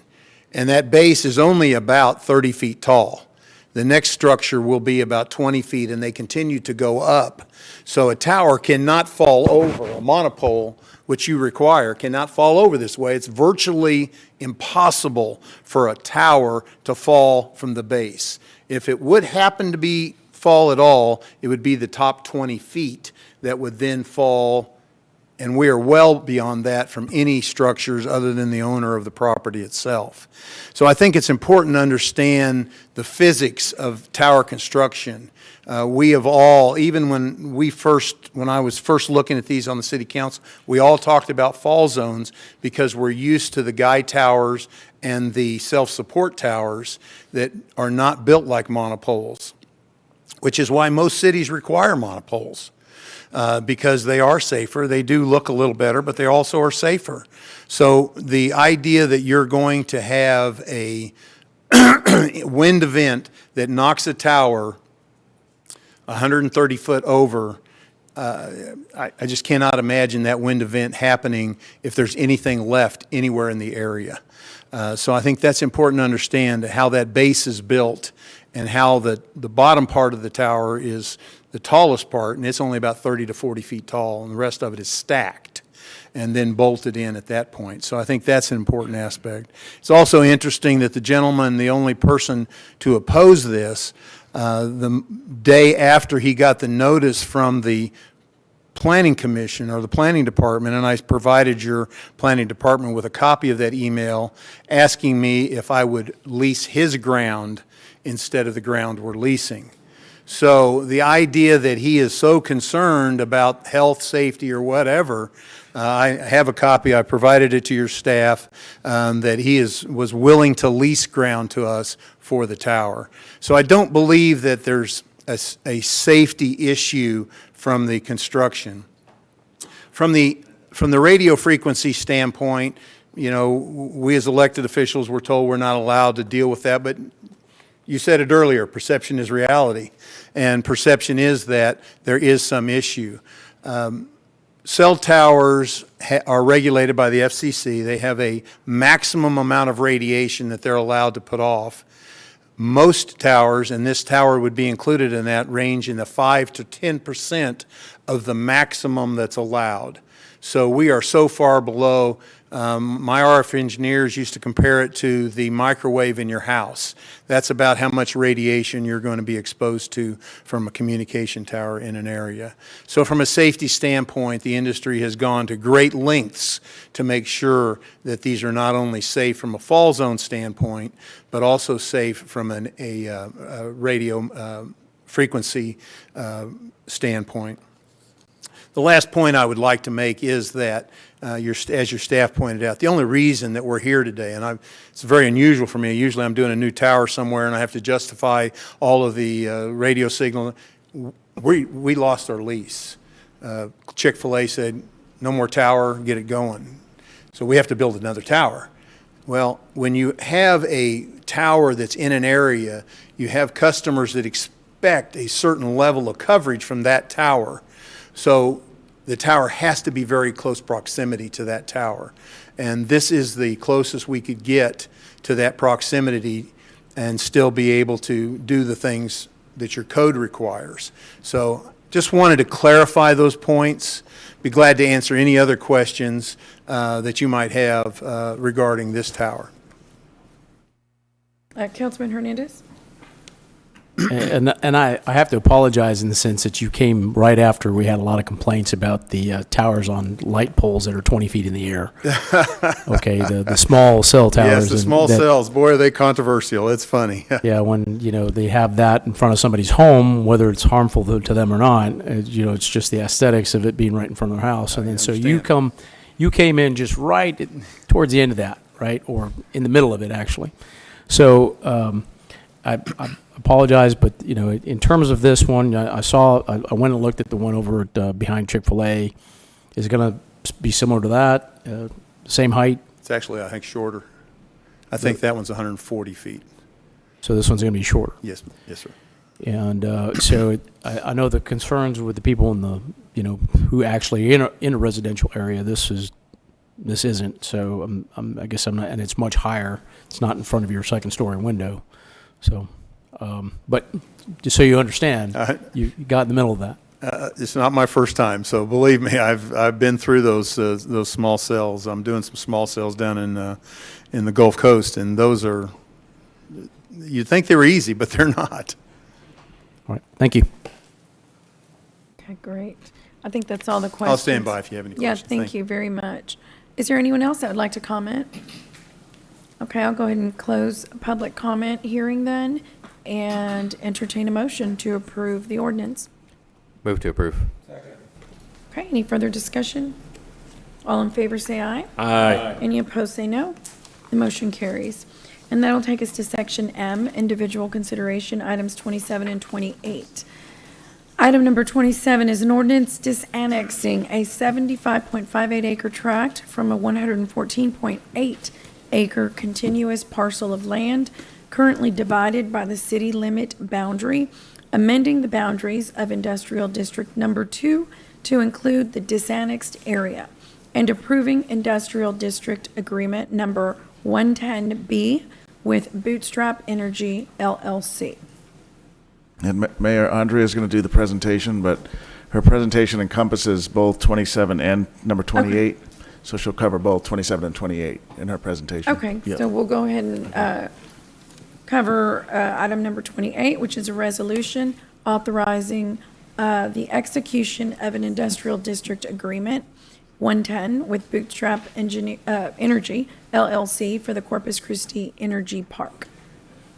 Andrea? Thank you, Madam Mayor and City Council.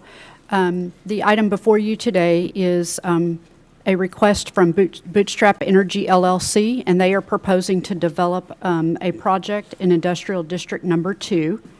The development is planned to occur in 2 phases, with Phase 1 already being located within the boundaries of Industrial District Number 2, and Phase 2 is currently located outside the boundaries of Industrial District Number 2, and it is currently in the city limits.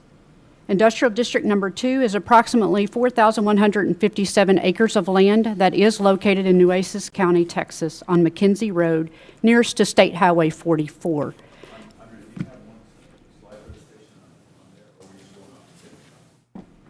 It should be on. No, it's not on yet.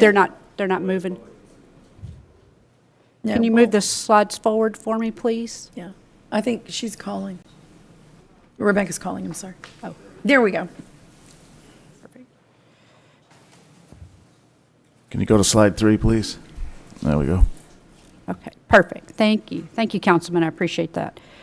Industrial District Number 2 was created in 1980 under Ordinance Number 15898 and was later revised in 2013. There were several stated purposes for creating the industrial district, one of which, and is our primary reason today for moving forward with this item, is it support orderly economic growth that increases the standard of living of the community and its citizens and improves the quality of life. There were many others stated. I'm sorry, we just need to advance the slide to the next one. There we go. One more, please. There you go. Okay. Perfect. Thank you. Okay. Okay.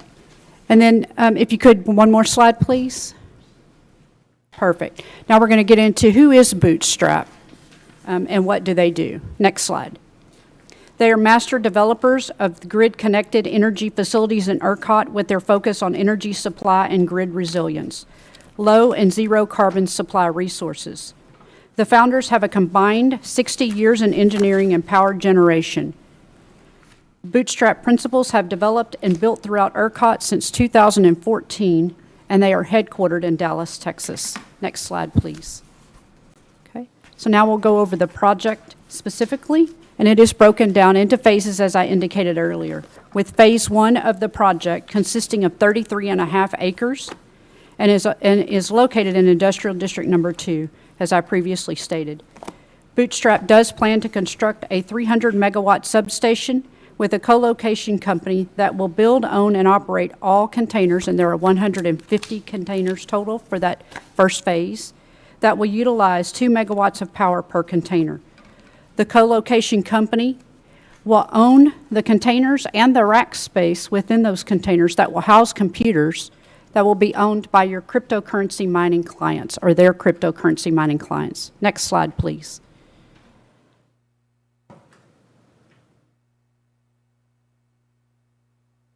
And this particular slide shows you what those containers will look like.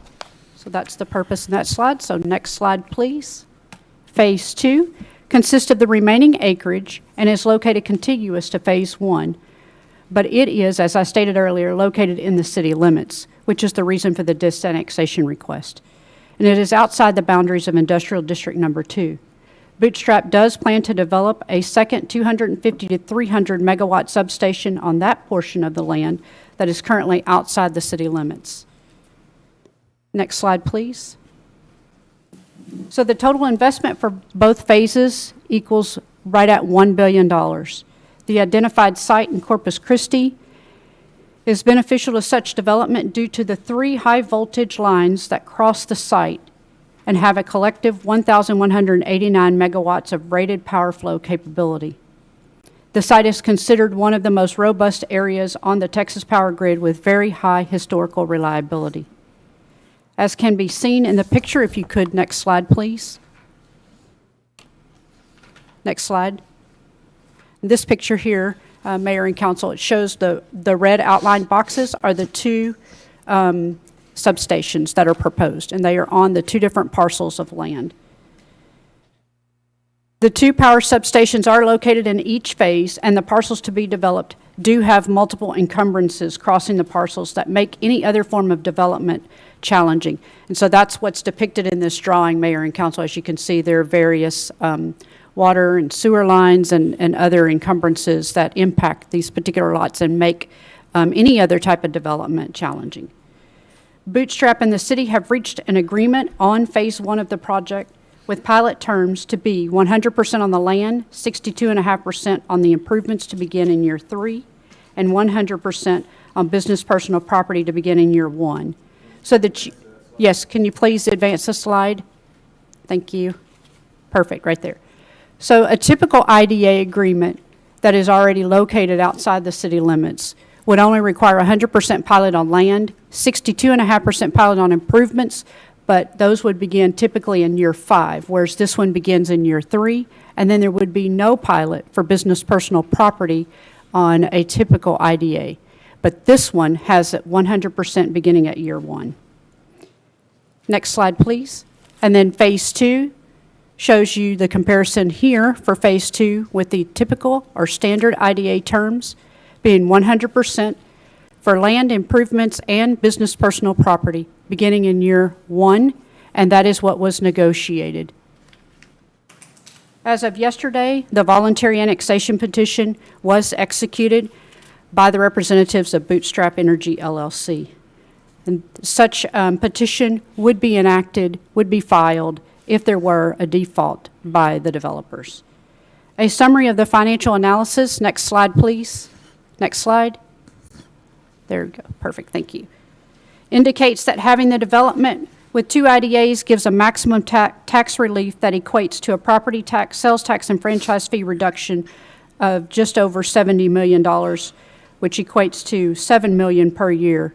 That $70 million is over a 10-year period. And I believe Ian was going to go over the numbers related to the jobs as he and Mike Culbertson worked on those figures.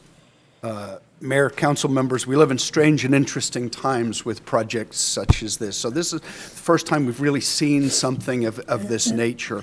Again, there's going to be a 2-phase project, as Andrea said. We won't notice the difference between the 2 phases because it'll just roll from one directly into the others. So 70 to 100 jobs. About $50,000 per job is the revenue that would those would be paid. We've done some economic impact studies about what the tax revenue would be on this type of project. So at least about $3.2 million a year to the city, but that's based on the 62.5%. If you extrapolate that to the 100% as negotiated, it's about $5 million a year in pilot payments to the city every year. There's a couple of other very interesting pieces, and I know Councilman Lerma and Councilman Pussy, you guys have very specific interest in Toloso Midway School District, having represent that. So the revenue that would come out of this project from an economic impact perspective, the school district would collect about $3 million a year in the INS portion, which you're very, very familiar with. That's you're paying off your debt and the infrastructure. And then there's an M&O portion, which is up to about $6 million a year. But I'm going to tell you that the Robin Hood formula, which we all, I was going to say no one love, but I can't find anybody that actually loves it.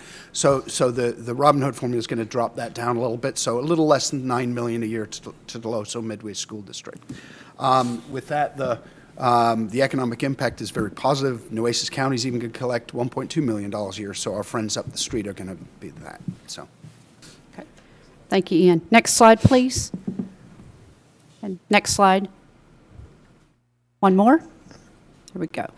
So this particular slide, Mayor and Council, shows you that incentive amount. That's how we calculated that incentive amount. So that was based on if IDA 110 developed outside the city limits, but we had the developers developed Phase 2, which is IDA 110B, developed inside the city limits. And then the next slide, please. Well, I'm sorry, yes, Andrea, Mayor. so it's a little bit blurry, but can you go through? I have a summary slide, Mayor, so that's I'll right, go over that, and then if you want to talk specific questions on those, I have those printouts, and we can look at those. Okay? Okay. Is that good? That's fine. Perfect. Okay. And then this particular slide shows if they develop as is proposed by the developer. So next slide, please. And here's that summary slide for you, Mayor. So Phase 1 in the IDA and Phase 2 in the city limits, if it were to develop that way, meaning that what's in the city limits stayed in the city limits, and the developers went ahead with their development of Phase 2 inside the city limits and Phase 1 in the industrial district, it would generate just over $102 million in revenue over the 10-year period, with an average of $10 million per year. Both phases being developed in ID2, as the developer has proposed, would generate over a 10-year period $31 million, with a 10-year average of $3.1 million. Do you have any specific questions, Mayor? No. Does that summary slide help? Yes. Okay, yes. perfect. And- Yeah, I know those numbers are really hard to But see. I have it here. I forgot Okay, you had it perfect. here. Thank you. And as I stated earlier, if you compare the two, then it would show the difference between the two IDAs being the $70 million, which we consider equating to a $7 million a year incentive for this particular development. Next slide, please. And then it is staff's recommendation, Mayor and Council, that you do proceed forward with the development of an IDA for 110, the disannexation of the property, and then approval of IDA 110B. And I'll be happy, Mayor and Council, to answer any questions you might have related to this project.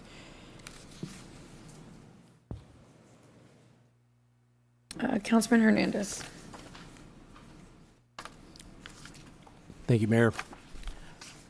I guess I'm just a little confused on how this is separated into two phases, where you have one IDA that's doing, or a portion of it doing 62.5% and then one doing 100%. Can you explain how you came up to that?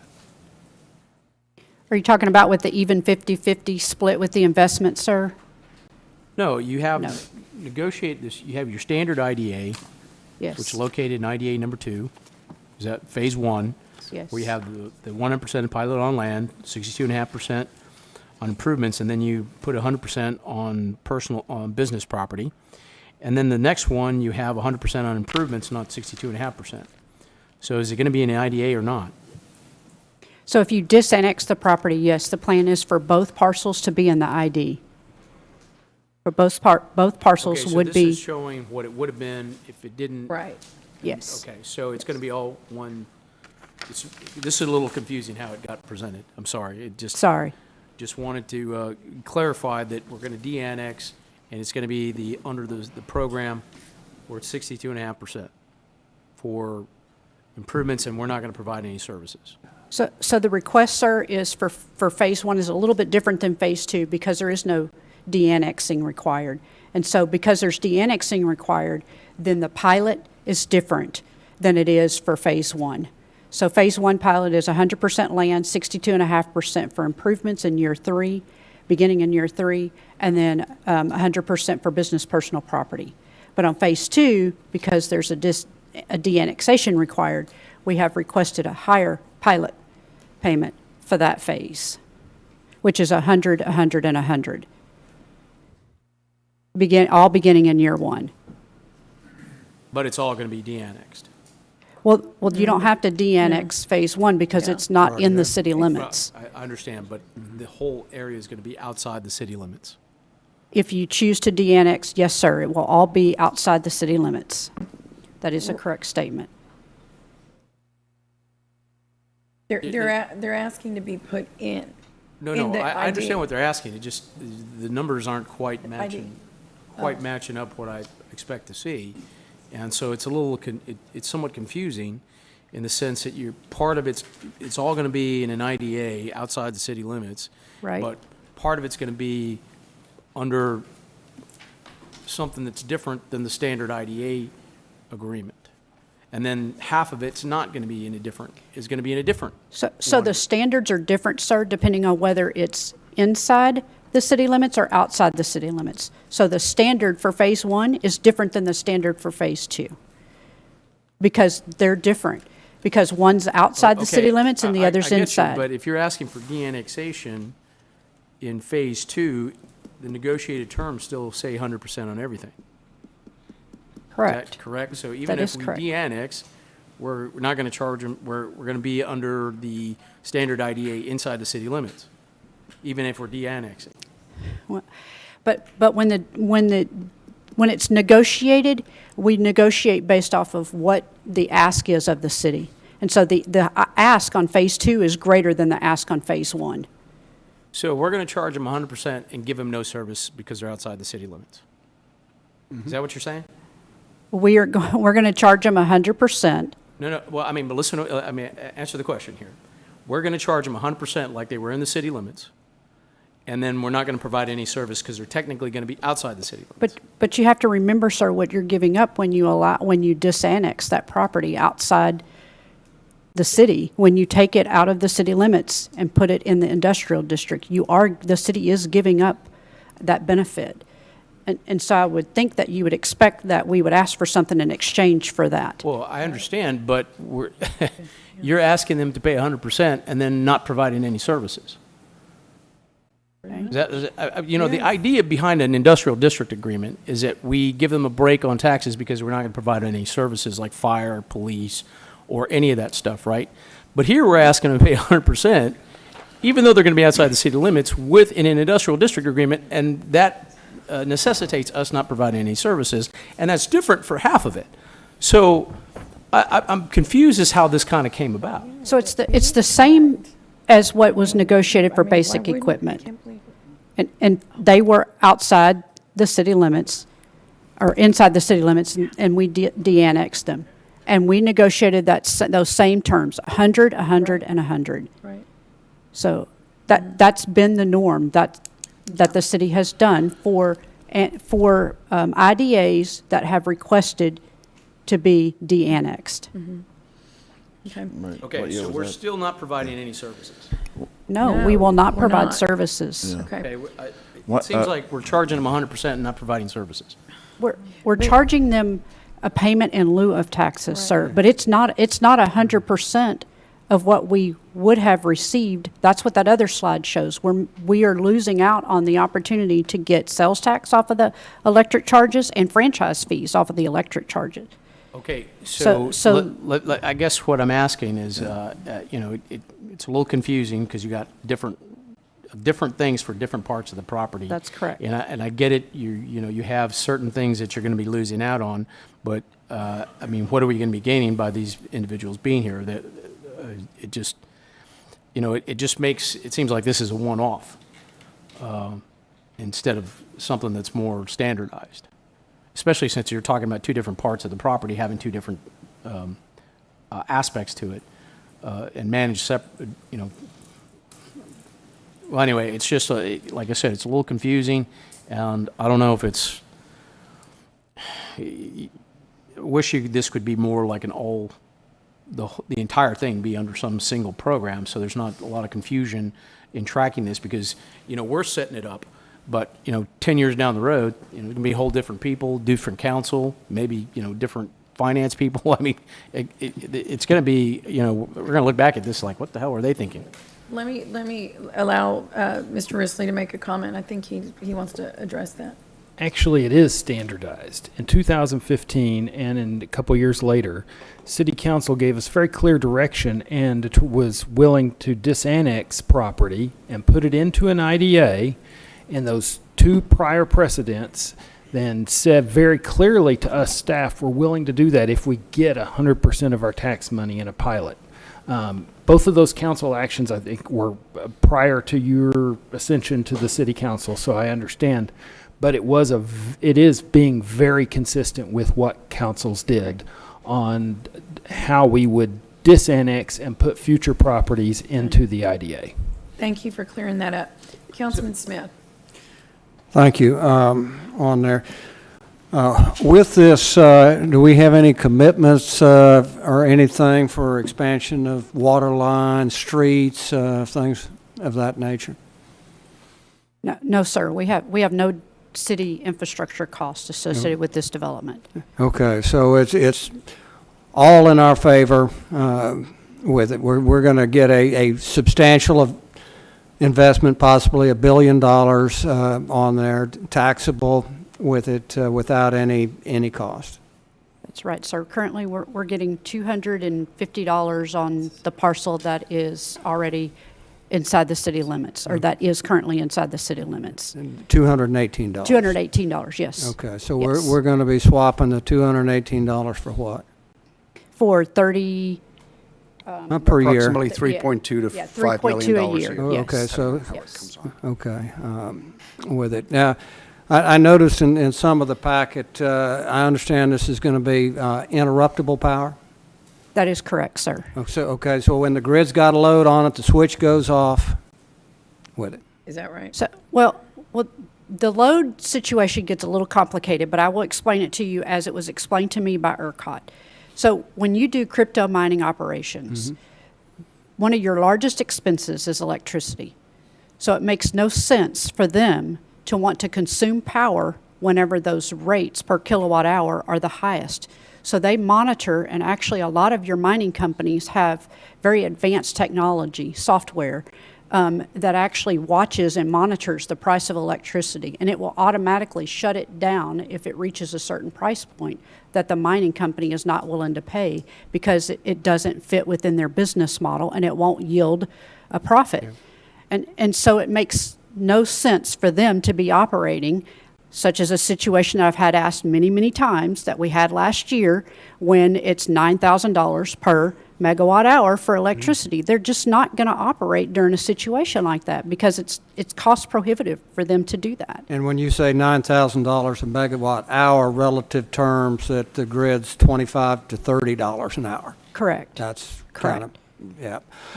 One thing is we've gone through this process, a completely different subject. You know, this is a major investment for this city. It's a big deal. It's a $1 billion deal on there, and you know, most of the stuff we've seen has been on the other side of the bay. I am disappointed that here we're hearing at the last minute, we're getting a brief at the last minute, only email started or stuff this week. I understand it's time sensitive. Time is of the essence since it's ad valorem. If they don't have stuff in place on December 31st, then you reset the clock. And I'd like in the future, if we've got a deal of this magnitude, and like we've done in the past, we go back there, contract negotiations, staff gets an indication of what this body wants. And this hadn't happened in this deal. This is coming to us and bam, here's the deal. We as a policy-making body have not really had a look at this on there until this last week. So I hope in the future we get deals of this magnitude on there that we are at the front end. I don't want to be a rubber stamp on there. If that's what we're needed, why are we even here? And in the past, how many times have we gone back there, given guidance, staff briefs us on what it is with it, and you cut a good deal. Don't get me wrong. But it is a very major one, and basically, you know, it's kind of like when power's $9,000 a megawatt hour. We've been left out in the dark on this as a council, and that's disappointing to me. So anyway, thank you. I'd like to ask, I think you just answered a question in regards to, I want to read a couple emails that came in. I don't know, I'm not sure if it was today or, yeah, it was today.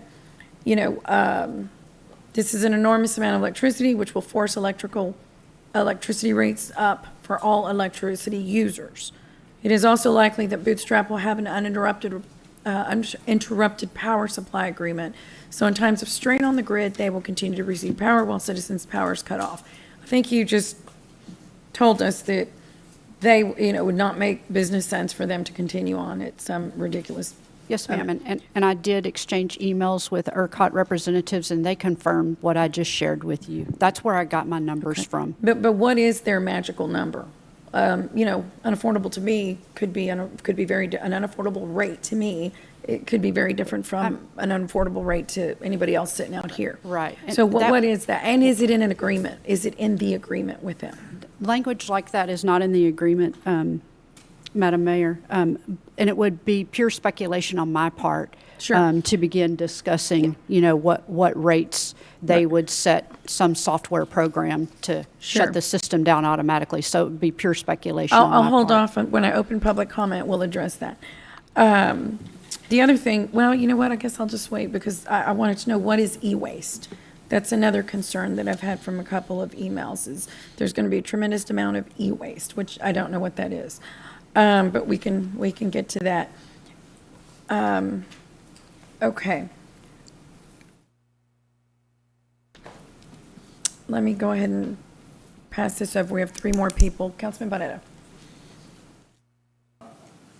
Mayor, I can reserve my comments till after public comment. It's because I think some of my questions him? might be answered. Okay, that's fine. Yeah. Sure. Councilman Hernandez, is that an old light or do you have a question? I'll do the same thing as Okay. as Councilman Presley, do you Barrera. want to ask now or wait for public comment when we have the developer? Okay. Sure. Okay. So,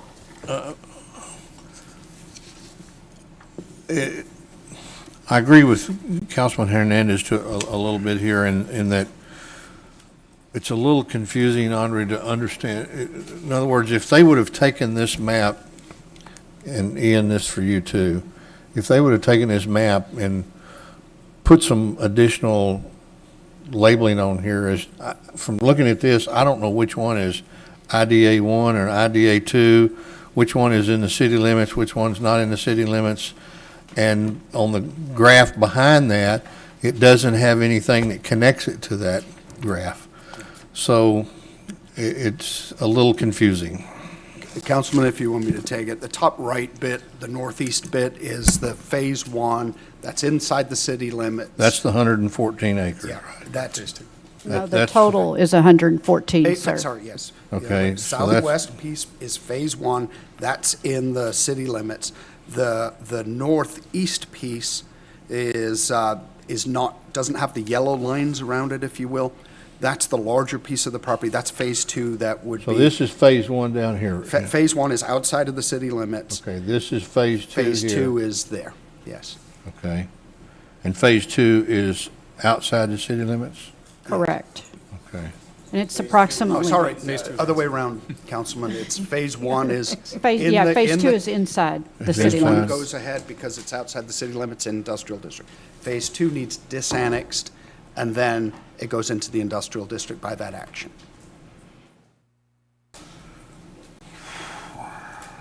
Okay. So we're going to de-annex the Phase 2 side, and then it'll all be under the same industrial agreement. Yes, sir. No. Well, same No. industrial. Well, no, it'll be different because they're, and I just wonder, why did we make that different? I agree. Why is it different in one than it is the other? So the plan was, sir, that they would develop it in phases because at the time there was not certainty that they would be able to negotiate a deal for Phase 2, which is currently inside the city limits. Okay. So, and they're even tracking separately in terms of when they'll be developed. So the timeline for Phase 1 to be developed, sir, because there's less that has to be done with that particular side, it is that it would be developed October of this year. And then Phase 2, the plan, the timeline is December. Okay. And so they already have a contract negotiated for Phase 1 with a co-location company, which can't be disclosed at this time. And then Phase 2, they are currently working on contracts and/or leases with a co-location company or crypto mining companies to Okay. have to be able to lease the And rack I space. understand all that. This is going to happen essentially at two different points in the calendar. But why would that make the money deal different?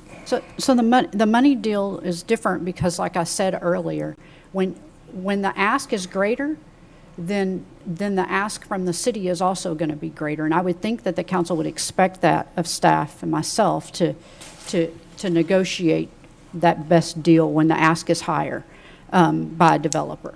And so the ask is higher because we have property that's already located inside the city limits, of which we are giving up that right to develop it later on sometime in the future and collect additional revenues. Okay. Plus, we are also giving up the potential for some sales tax revenue and some franchise fees. So in exchange for that, we are asking them to pay a different pilot associated with that Phase 2 as opposed to the Phase 1, which we don't have as much at stake because it's outside the city limits already. So we don't get anything for that property currently.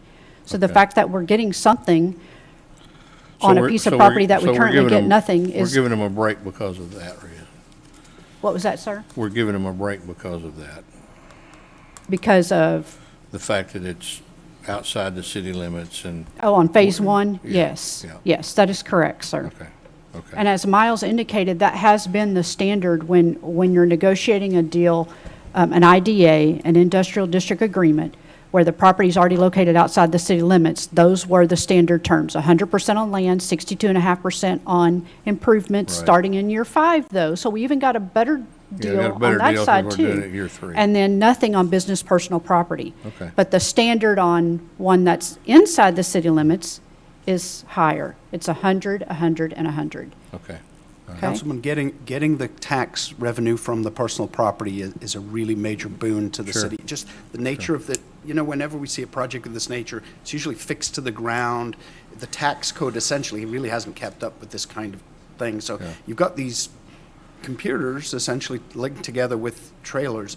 That technically is where the most of the value of this project is, and it's somewhere about $1 billion, depending on how it comes on the tax rolls, $800 to $1 billion, $800 million to $1 billion in personal property. So getting the revenue from that is a huge revenue stream for the city. Okay. Okay, all right, I got it. I understood it before Gil started asking all these questions, and then I got totally confused. Okay. All right, I'm going to go ahead and open public comment so that we can continue with some questions. Okay, so let's see here. He's fine there. Is that This is working? fine. Yes, Thank you, it Mayor. is. Thank you, Mayor. We have the two principals of the project, Mr. Matt Held and Mr. Steve Quisenberry. Okay, thank you. Good afternoon, council members, Mayor. Yes, good afternoon. So let's just start with my inquiry about the email that came in about, which one was it I read?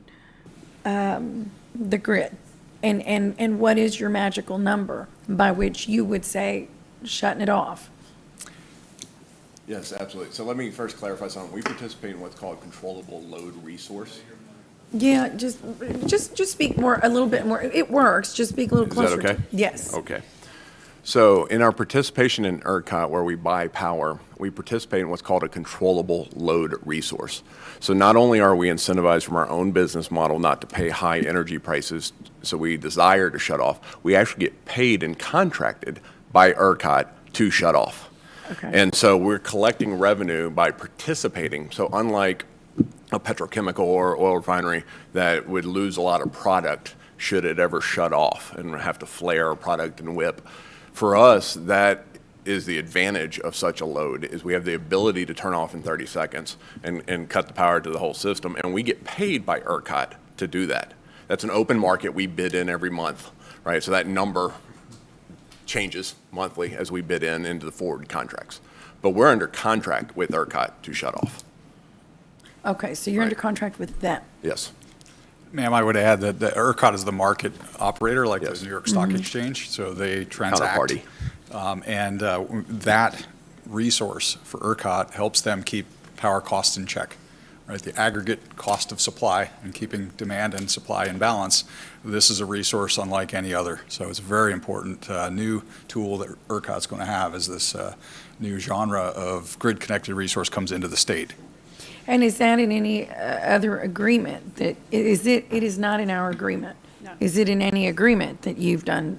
No, so when we transact, and this is another vehicle of revenue for us, so this is a bilateral contract that we do on a monthly basis with market participants. So we do this the month of, right? It's not done in a forward 5-year hedge forecast. It's done literally the month of, because the values change daily, right? So we're doing that as a market participant. It's a tool that's available to us in ERCOT. Okay. Today there's a little over about 1,000 megawatts that are traded into CLR, controllable load resource, on a monthly basis. Okay. Explain the e-waste and how much of that do you Yes, ma'am. produce and what do you do with it? Electronic waste, computers. When the city's computers get replaced, that goes to the requisite area at your solid waste disposal facility and is treated separately. It doesn't go into a landfill, right? In some circumstances, that contains metals that can be recovered and recycled, right? So this is just like any other data center or high-performance computing application that So is you there might a see. high volume, though? No, these are robust computers. They'll stay there for years. It's not Right. like there's a high turnover or Right. churn, just probably a little bit more long-term than what you might have in your typical office, which might be 5 to 7 years. I don't know the exact plan. Typically, where it's on a depreciation Sure. schedule, about 5 years, and typically you're replacing them more due to the technology improving, Sure. right? So your competitors are getting faster and faster, so you have to keep up and replace the computers. And that's really the change in those computers, and typically then they get sent to other data centers for use. Okay, the other comment was a large amount of CO2 being released into the atmosphere. What about that? No, so all the power we're bringing into the system is, since there's no mechanical work being done, the power that comes in gets turned into heat, and there's fans that blow ambient air across the units, then the air dissipates into the atmosphere. There is no emissions of any sort, as we are just dissipating heat. So there's no CO2. Mayor, I believe the question related to the power supply coming from the grid and not being renewable. I believe that was a comment. In any case. Not in this one. That may have been a different one. This one just says. So you know, we have that no they- emissions of any sort. No emissions. No emissions. No TCEQ permit required. Okay. Okay, I will move on. Councilman Pusley. Okay. Councilman Bonetta. Thank you, gentlemen. Just kind of to recap, so this actually brings the greater opportunity, correct me if I'm wrong, to my understanding, is to make a power surplus. So in essence, it just does the opposite and actually has the possibility of lowering rates for our local consumers versus increasing as what's basically the information been setting to us. Can you confirm that or explain that? Sure. Yes, sir. Councilman Barrera, the advantage of bringing this resource is there's an expression that I've heard over the years, a negawatt, as opposed to a megawatt, right? We can turn down, so that's the inverse of starting up a new power plant. And so there are peaking gas turbines that fire up in the summer afternoons, right? Huge source of emissions, but they're essential to keep that power supply and demand in balance. This is the exact same thing, only we shut off, right? That helps keep that price in check. Again, that price is driven by scarcity of supply in ERCOT, and as the demand and supply curves approach in the hot summer afternoon, they start to send an increasing price signal in the real-time electric market.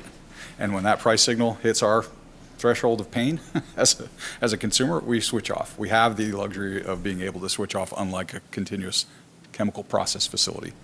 So by being able to switch off not only our facility, but the gigawatts of other crypto mining and data centers around the state can also do the same thing. In the aggregate, that creates a massive benefit for the state in the summer peaks or even in winter peaks, but also during the shoulder months when, for example, high wind day in April, there's not much load in Texas, and there's wind turbines that get turned off the grid. They're curtailed because, guess what, there's not enough demand. That to us is a bit of an environmental travesty that you would turn off a wind farm when it's free electricity. But that happens. So this is a great way for this technology to add load into ERCOT while also not exacerbating the peak hour issue in the summer. Excellent, excellent. Also, as Councilman Smith had indicated, your supply is interruptible, as you validated just right now. So that also means that in an event, I guess 100 years from now, if we have another winter storm, that would be, in essence, supply available to our consumers for something like that. Absolutely, yes, sir. And then I guess another, I lost my train of thought. Anyway, and then once again, so we're looking at $1.130 billion in investment. Payment in lieu of taxes. So payment in lieu of taxes does not count against our cap as required so by the legislature now. Is that correct, Ian? Councilman, the state has imposed a revenue cap from property taxes on every city of 3.5%. A payment in lieu of taxes is exempt from, is extraordinary to that. Okay, So yeah, it's outside of that. So once again, I guess the concern, now I remember. So the concern here that of the calls that I've gotten is, number one, we're given a break, which we're not, because we're only getting $218 a year, basically. So now that's going to go to $3.5–4 million a year.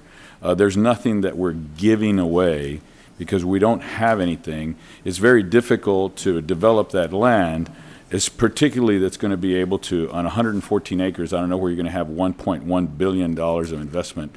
And number two, that in the periodical I read this morning, there's $2 trillion of cryptocurrency on the market. And I think something that a text that somebody sent me, this flash in the pan currency. So I have a young man that works in my office that went to DePaul in Chicago, and there was a group of his classmates that basically were trading, were mining, doing Bitcoin mining in their dorm rooms 15 years ago. So it's not something, it's just something that's come to the rest of the world. And so I think this isn't something that's flash in the pan. We're not giving anything away. We have property that's very difficult to develop now that we're going to be able to put $1.1 billion of Councilman, to answer Yes, your sir. question, we interviewed the leading home builder in this area. He said it's almost impossible to develop. There's 31 pipelines going through this property, gas, energy pipelines. Plus, you can't finance anything through HUD, and you can't get HUD guarantees because of the proximity to Enterprise Products Shoup plant, which is about 28 million cubic feet of gas right there. So you can't get financing to do anything residential, if you will. That's not entirely true. You could theoretically do it, but to all practicality, you couldn't do it. And you know, in my prior life, I used to build large floor plate office buildings and warehouse space and things like that. Because of that pipeline layout, you just couldn't do it. This has to be one of those kind of projects where you put little pieces all over the place away from pipeline easements. And there's no sewer in the area, by the way. Yeah. So no waste management, no wastewater treatment, a limited amount, I guess, of public safety for the 100 employees that may be there. So I just don't see a downside. So thank you very much, Mayor.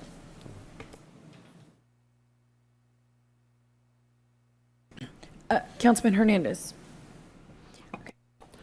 Thank you, Mayor. You know, I guess you know, in the sense I'm supporting this, but I'm a little concerned about how we're positioning this in a somewhat uneven fashion. And you know, we're going to be renegotiating our industrial district agreements here in the coming years. I want to say what, 2025. Okay, so how does that? How is this going to affect? Is this going to change?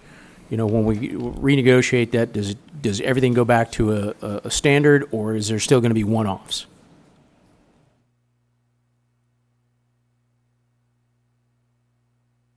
We will probably end up with a standard and without one-offs unless there are still some one-offs remaining that we keep as one-offs purposely. However, usually you bring them all to the standard at that point. Okay. I don't want to make that commitment, but we still have Well, no, the right I to keep would some agree as with that. one-offs. It's a lot easier to manage when you have a standard, right? And so this is kind of a, you know, I don't like it, but I don't want to hold up them coming to here and giving us, you know, this economic development. So, but I would have preferred to have this more standard and kind of packaged better. And I hope that going forward, we'd have something like this. So it's not, I don't know, it doesn't seem fair in a sense, but I'll leave it at that. I'm not gonna stand in the way for this just because I have some issue with this. But ultimately, this is probably going to change in a couple of years to when we renegotiate all our IDA agreements. So you know, hopefully it'll be more standard and you can have some more consistency on that. Thank you very much. Okay, Councilman Smith. Thank you.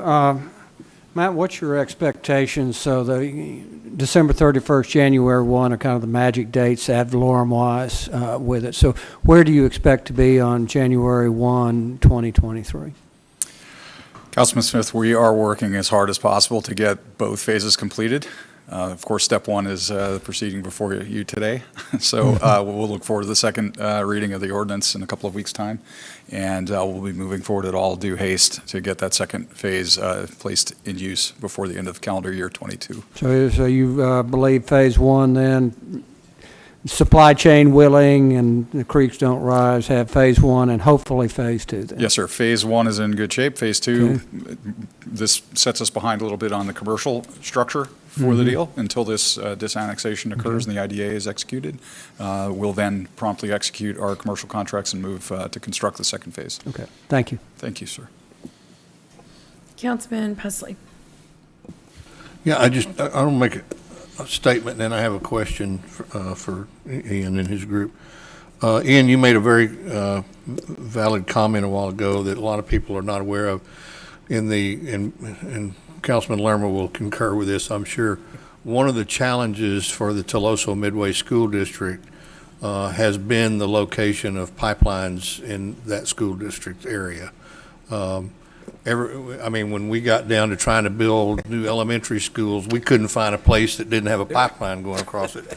And so it's a real challenge. And so to have the opportunity to have a business come in with this kind of economic benefit to the school district is a big shot in the arm.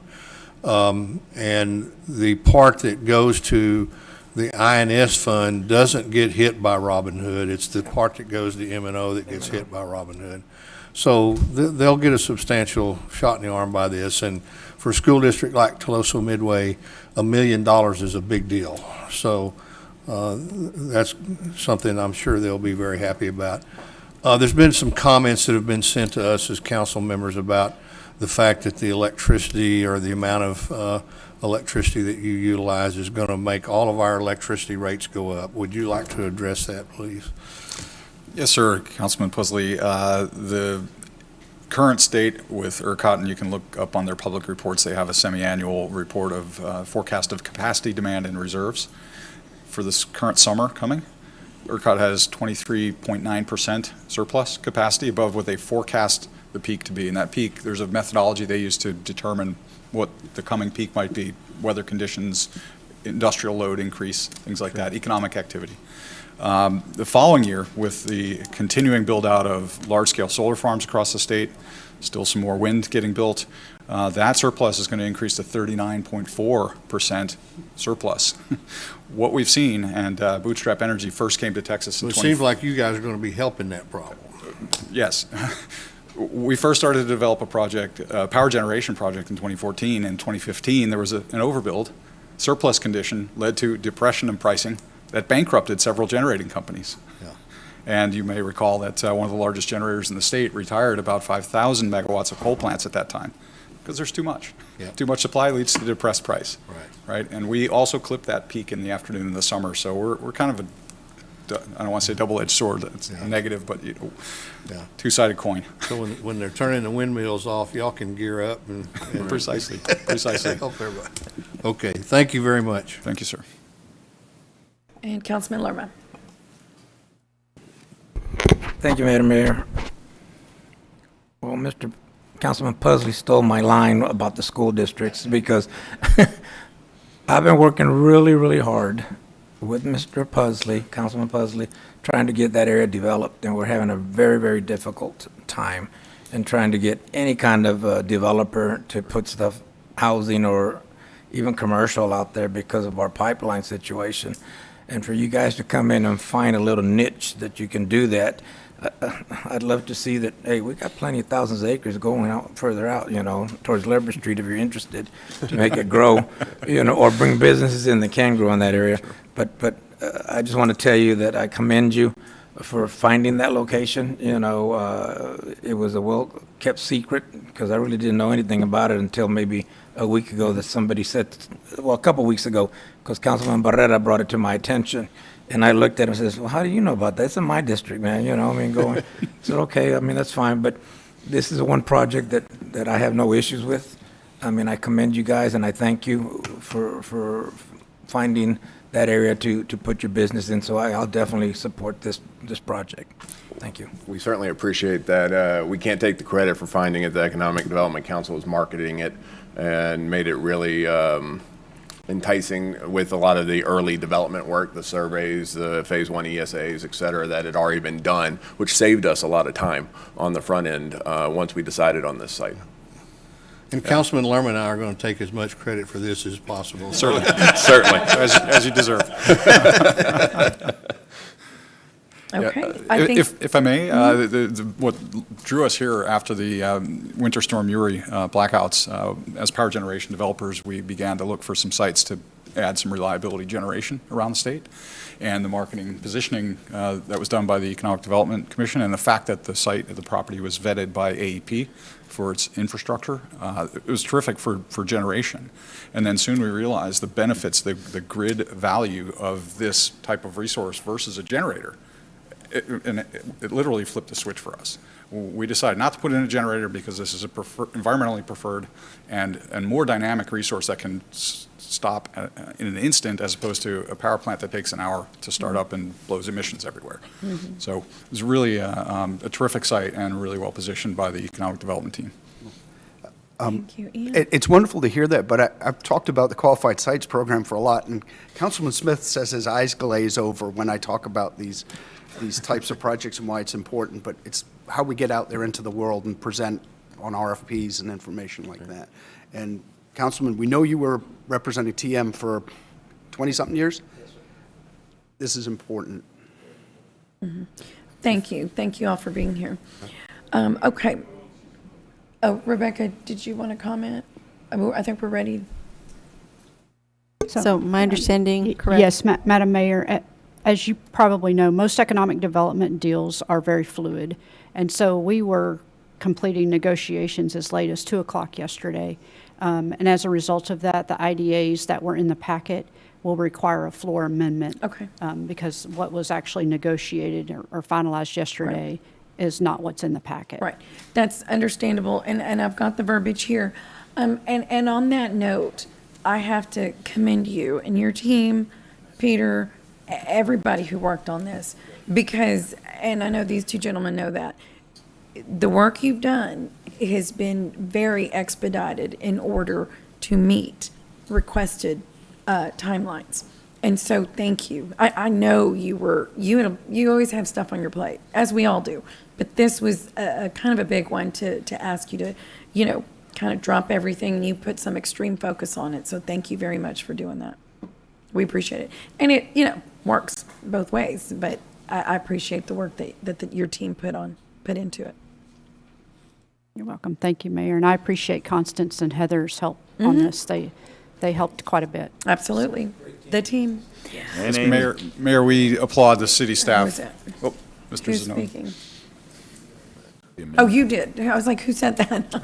I didn't see you. Okay. Mayor, we applaud the effort of Thank the you. city staff to Yes. work with us and negotiate this. Mr. Zanoni, Mrs. Gardner, and Mr. Risley's staff, very Yeah, professional, all of excellent work. Thank you. Thank you.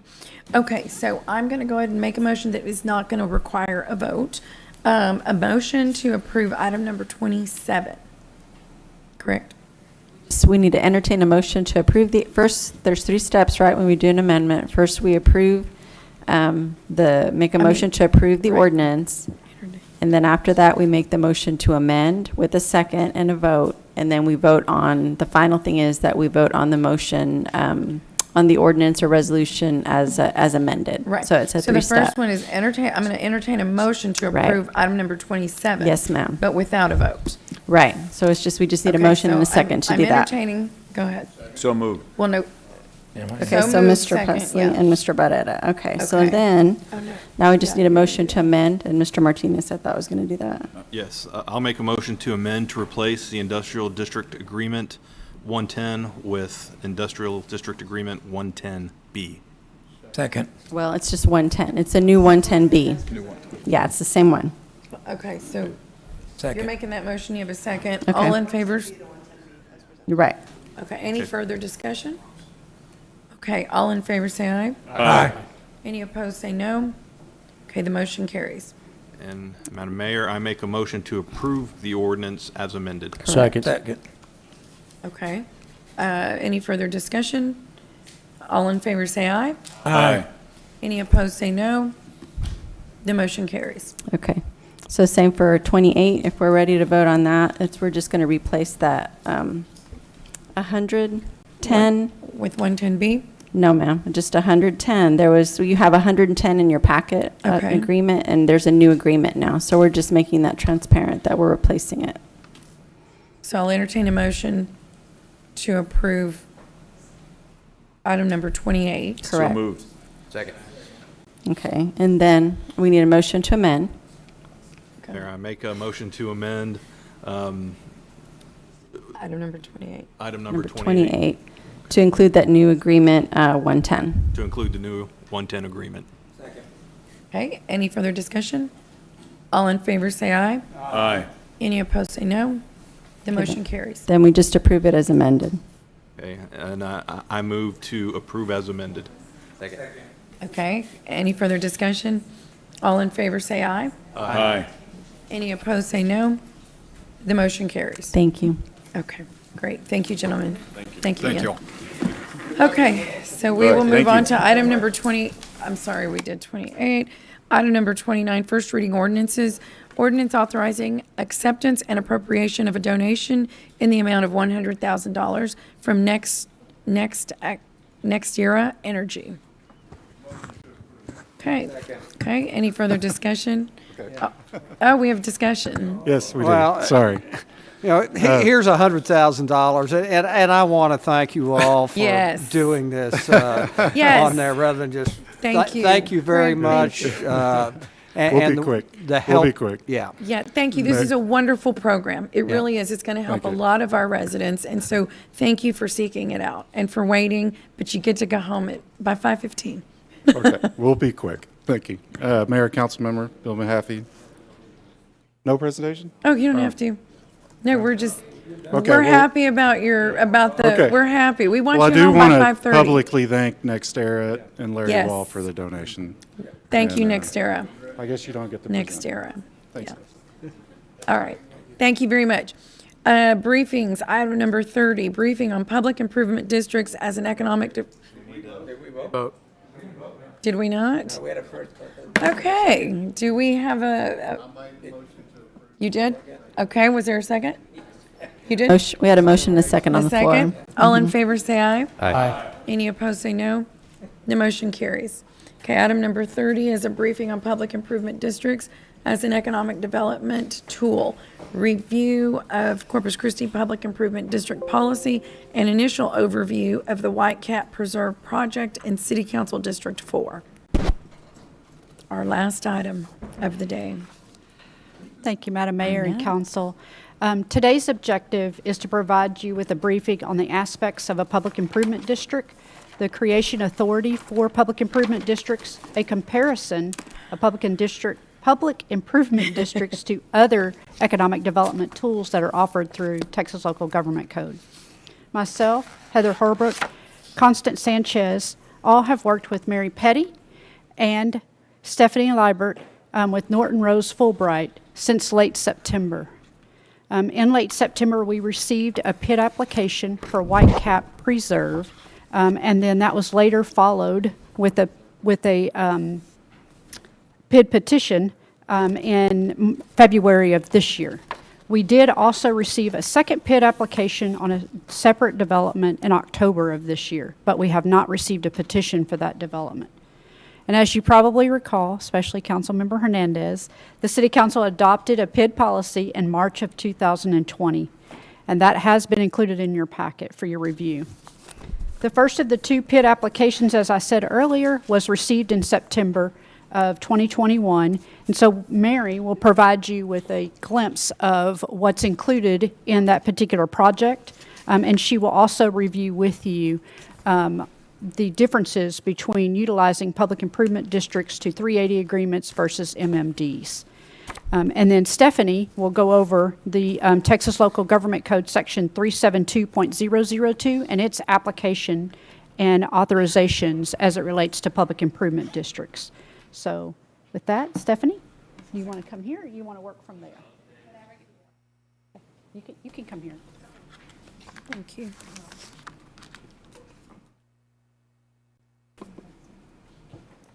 Good afternoon, Mayor, council members. My name is Stephanie Leiby. I'm with Norton Rose Fulbright, and our firm serves as bond counsel to the city. And in connection with our role as bond counsel, we do also provide services related to the establishment, creation of public improvement districts, and then any related bonds that are issued, which would be secured by revenues from that district. So in our first slide, we'll take an overview of public improvement districts in general. Can we go to the next slide, please?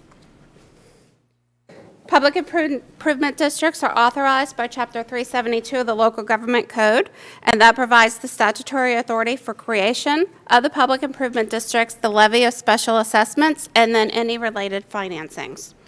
The purpose of a public improvement district is to provide special improvements to a defined area of land within the city. The public improvements will be a self-sufficient district, a self-sufficient defined area. It's not a separate political subdivision that would be created by the city. This allows for new development to pay for itself because the public infrastructure that is put in is paid from special assessments and not from the city's general ad valorem taxes. Eligible costs within the public improvement district can be shared costs with a TERS if the projects that are contemplated are both PID and TERS eligible, but no other funds have to be dedicated for those improvements. It's also possible through the establishment of a public improvement district for a special assessment to be levied for operations and maintenance costs associated with certain of the improvements. And so once again, not only is the infrastructure being put in place self-sufficient, but the improvements are also self-sufficient on an ongoing basis. And then the financing options for public improvement districts, the improvements can be financed on a pay-as-you-go basis. And when we say pay-as-you-go, that would either be through a developer reimbursement, where the developer finances all of the improvements with either equity from the developer entity or a bank loan. As special assessments are collected, the developer would be reimbursed for those special assessments, or the city could do it pay-as-you-go, kind of doing the public improvements in increments or developing as funds become available. The other option would be to issue public improvement district bonds. Those are bonds that are secured solely by the special assessments, and they are non-recourse obligation to the city. And so the city's general faith and credit or ad valorem taxes are not pledged, and there's no expectation that the city would step in with the payment for those bonds should assessment revenues not be sufficient to repay that debt. On the next slide, we'll walk through some authorized improvements. The Chapter 372 provides a list of what would be qualified projects that a PID could finance. What we have on these slides is an example of those public improvements that would be contained within the proposed Whitecap Preserve PID.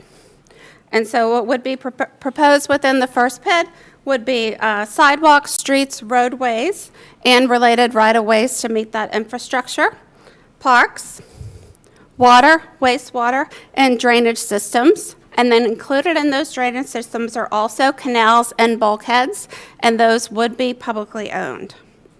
The PID Act provides for projects similar to anything enumerated in statute, so that provides a little bit of additional flexibility if there are projects that the developer seeks to finance. Any easements related for associated publicly owned utilities could all be financed through the PID. And then once again, expenses incurred in relation to the PID. So any expenses for outside consultants, including myself, PID administrator, it's even possible for a certain amount of city staff time, which is spent related to the PIDs, to be paid from the special assessments. So the PID itself is designed to be a self-sufficient, self-sustaining, revenue-neutral entity for the city. The next slide is provided for your reference. This is the steps that would be required for the establishment of a public improvement district. So we will appear before the City Council numerous times throughout the process as we walk through these steps. Certain of the steps are non-binding, in which you can take a step, you can take official action, and that official action does not compel future city actions. And so you walk through the process, the creation of the district itself, notice of special assessments. And as we walk through this process with you all, we will be very clear about which city actions are binding and that they compel future city actions, and which actions are non-binding at which the city could decide not to proceed with the district or with the development at any point in time. Our next slide is just an introduction of the working group members who would be working with the city in relation to the proposed Whitecap Preserve PID.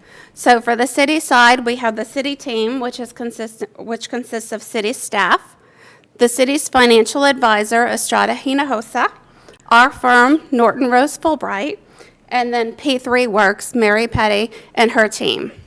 And so again, all the costs for professional services related to the district are paid through those special assessments until a point in time in which the assessments are levied and collected. Then professional services costs of the city are paid by the developer. And that's done pursuant to a written agreement between the city and the developer. So again, we are making this as revenue neutral as possible for the city so that general funds of the city are not being spent as we explore this potential development opportunity. The developer will have his own consultants. He'll have his own counsel. He will have a development consultant who will advise him on the financial aspects of the transaction. And then should PID bonds be issued, there'll also be an underwriter who will come into the transaction to help market those bonds to the public, and that underwriter will also have his independent counsel. On our next slide, we walk through what would be standard duties of the city should a PID be created, assessments be levied, and/or bonds be issued. And so, once again, the city's staff team would include the city's financial advisor, our firm as bond counsel, and the PID administrator. That staff would work with the city to undertake all of these tasks. Our working group reviews the work product of any members, and then it's provided to the city in final form, either for staff sign-off or to present to council for review and approval if those actions require city council approval. And so the city's duties would include the creation of the PID, the levy of special assessments, which in turn pay for the public improvements. And then once again, just to reiterate that if any PID bonds are issued, those bonds are issued as special assessment bonds, and there's not a general obligation of the city, or there's no expectation that the city's general faith and credit would be pledged to those bonds. The city would contract with the county tax assessor collector so that those PID assessments would be collected on the property owner's annual ad valorem or annual tax bill. Mary Petty and her team with P3 works to send those assessment rolls to the county on an annual basis in a timely manner to ensure that those amounts are included on the tax roll. Mary and her team will also provide the annual updates to the service and assessment plan. Our firm as bond counsel and also Estrada Hinojosa's financial advisor will review those annual updates before it's provided to city staff and ready for council adoption. If PID bonds are issued, just like with any other bonds that are issued by the city, there are continuing disclosure undertakings that are required under federal security laws. And once again, the city's team will work to prepare those annual filings, review those annual filings, and then provide the final product to city staff before it is ready to be filed through the EMA process. And then the final duty of the city would be a foreclosure for non-payment of assessments, and that's in the event that PID bonds are issued. So just like a property would be subject to foreclosure if there was a non-payment of ad valorem taxes, the property could also be subject to foreclosure if those assessment revenues are not paid.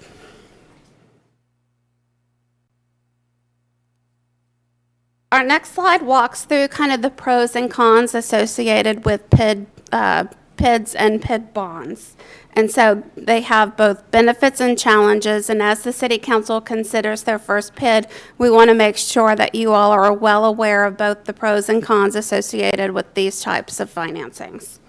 And so, as I mentioned earlier, a primary benefit is that the development pays for itself.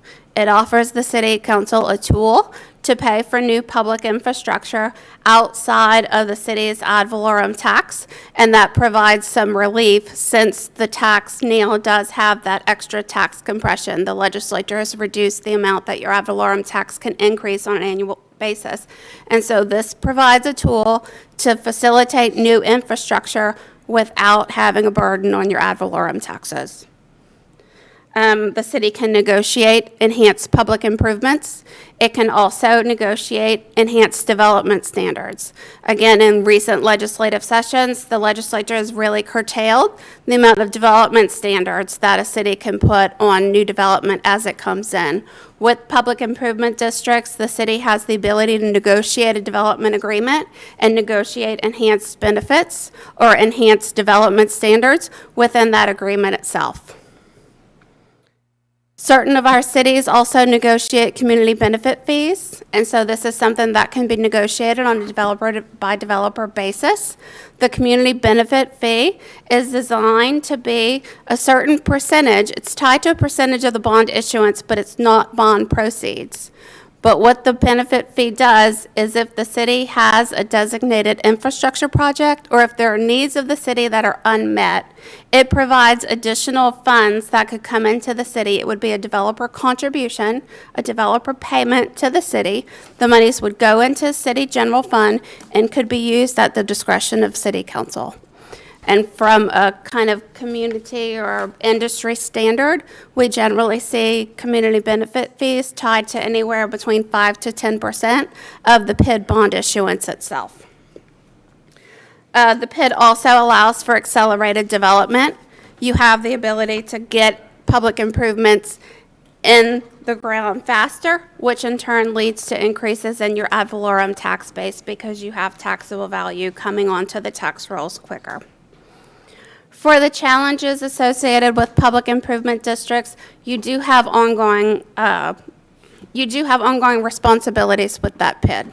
You have the annual administration, but the city has hired a PID administrator to help to manage those annual administrative duties and to lessen the burden that's placed on city staff with related to some of those tasks. There's also development risk. You're developing real estate, and anytime you develop real estate, there is an associated development risk that goes along with that. There are ways that we can mitigate that development risk as the project moves forward. Most of our cities elect to do PID bonds on a reimbursement basis, which means the developer has to put the public infrastructure into the ground. And then once that public infrastructure is in the ground, then PID bonds are issued and the developer's reimbursed for his cost. And so that's one example, probably the primary example of how development risk can be mitigated. But there are, different ways that it can be done, different financing structures that can be utilized. And as we get additional information from the developer about the proposed project and the construction timeline, we can provide you all with additional information about the ways that development risk can be mitigated. Can I ask a question real quick? Sure. So this is a tool, it's kind of like, I guess it would be customized per development? Yes. So each one that comes forth, we would consult, right? And Yes. they would say, we should do it this way, that way. For example, the way, what you just, about the infrastructure, the reimbursement, that would be one way. Right. Okay. That would be one way. Okay. So, and it is highly specialized, the amount of special benefits that are, the amount of public improvements and special benefits that are realized within a district, that will determine the amount of the assessment that's levied on the property. Because you are levying special assessments, the assessments have to be equal to the benefits that are being provided. And so every district that comes before the council will be specialized, but we also do seek to streamline a lot of the processes. Right, okay. Councilman, did you want to ask a question now or wait? I'll wait. Okay. Okay.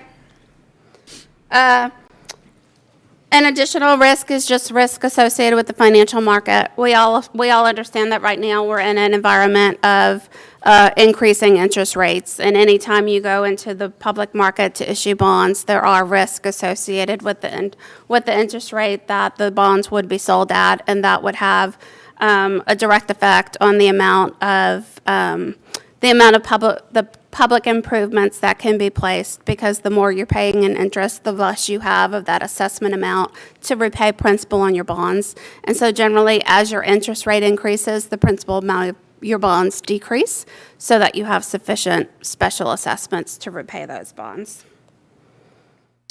And then the last slide for my portion of the presentation just relates to additional funding.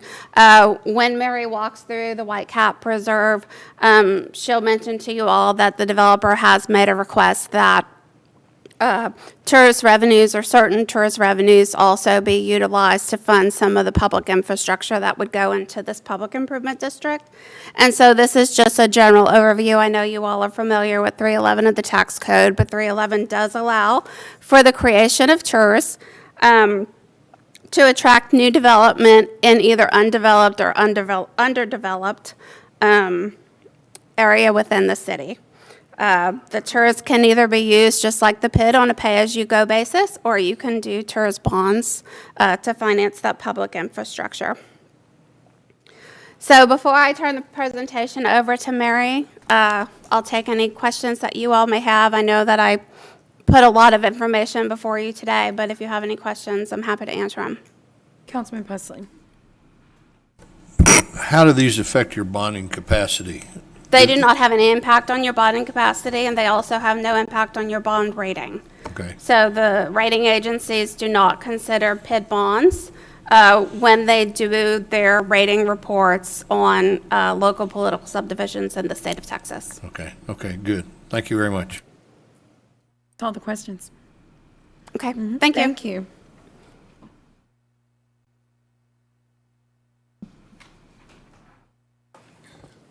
Good evening, Mayor and Council. Mary Petty with P3 Works. I'm just going to give you a very high-level overview of what the developer is proposing. They have given us information. There has not been any back and forth relative to how do we specialize or how do we put the structure together. First of all, just some maps to orient you on that next slide. This is the general location of the property. So as you all are familiar with the city limits outlined in red.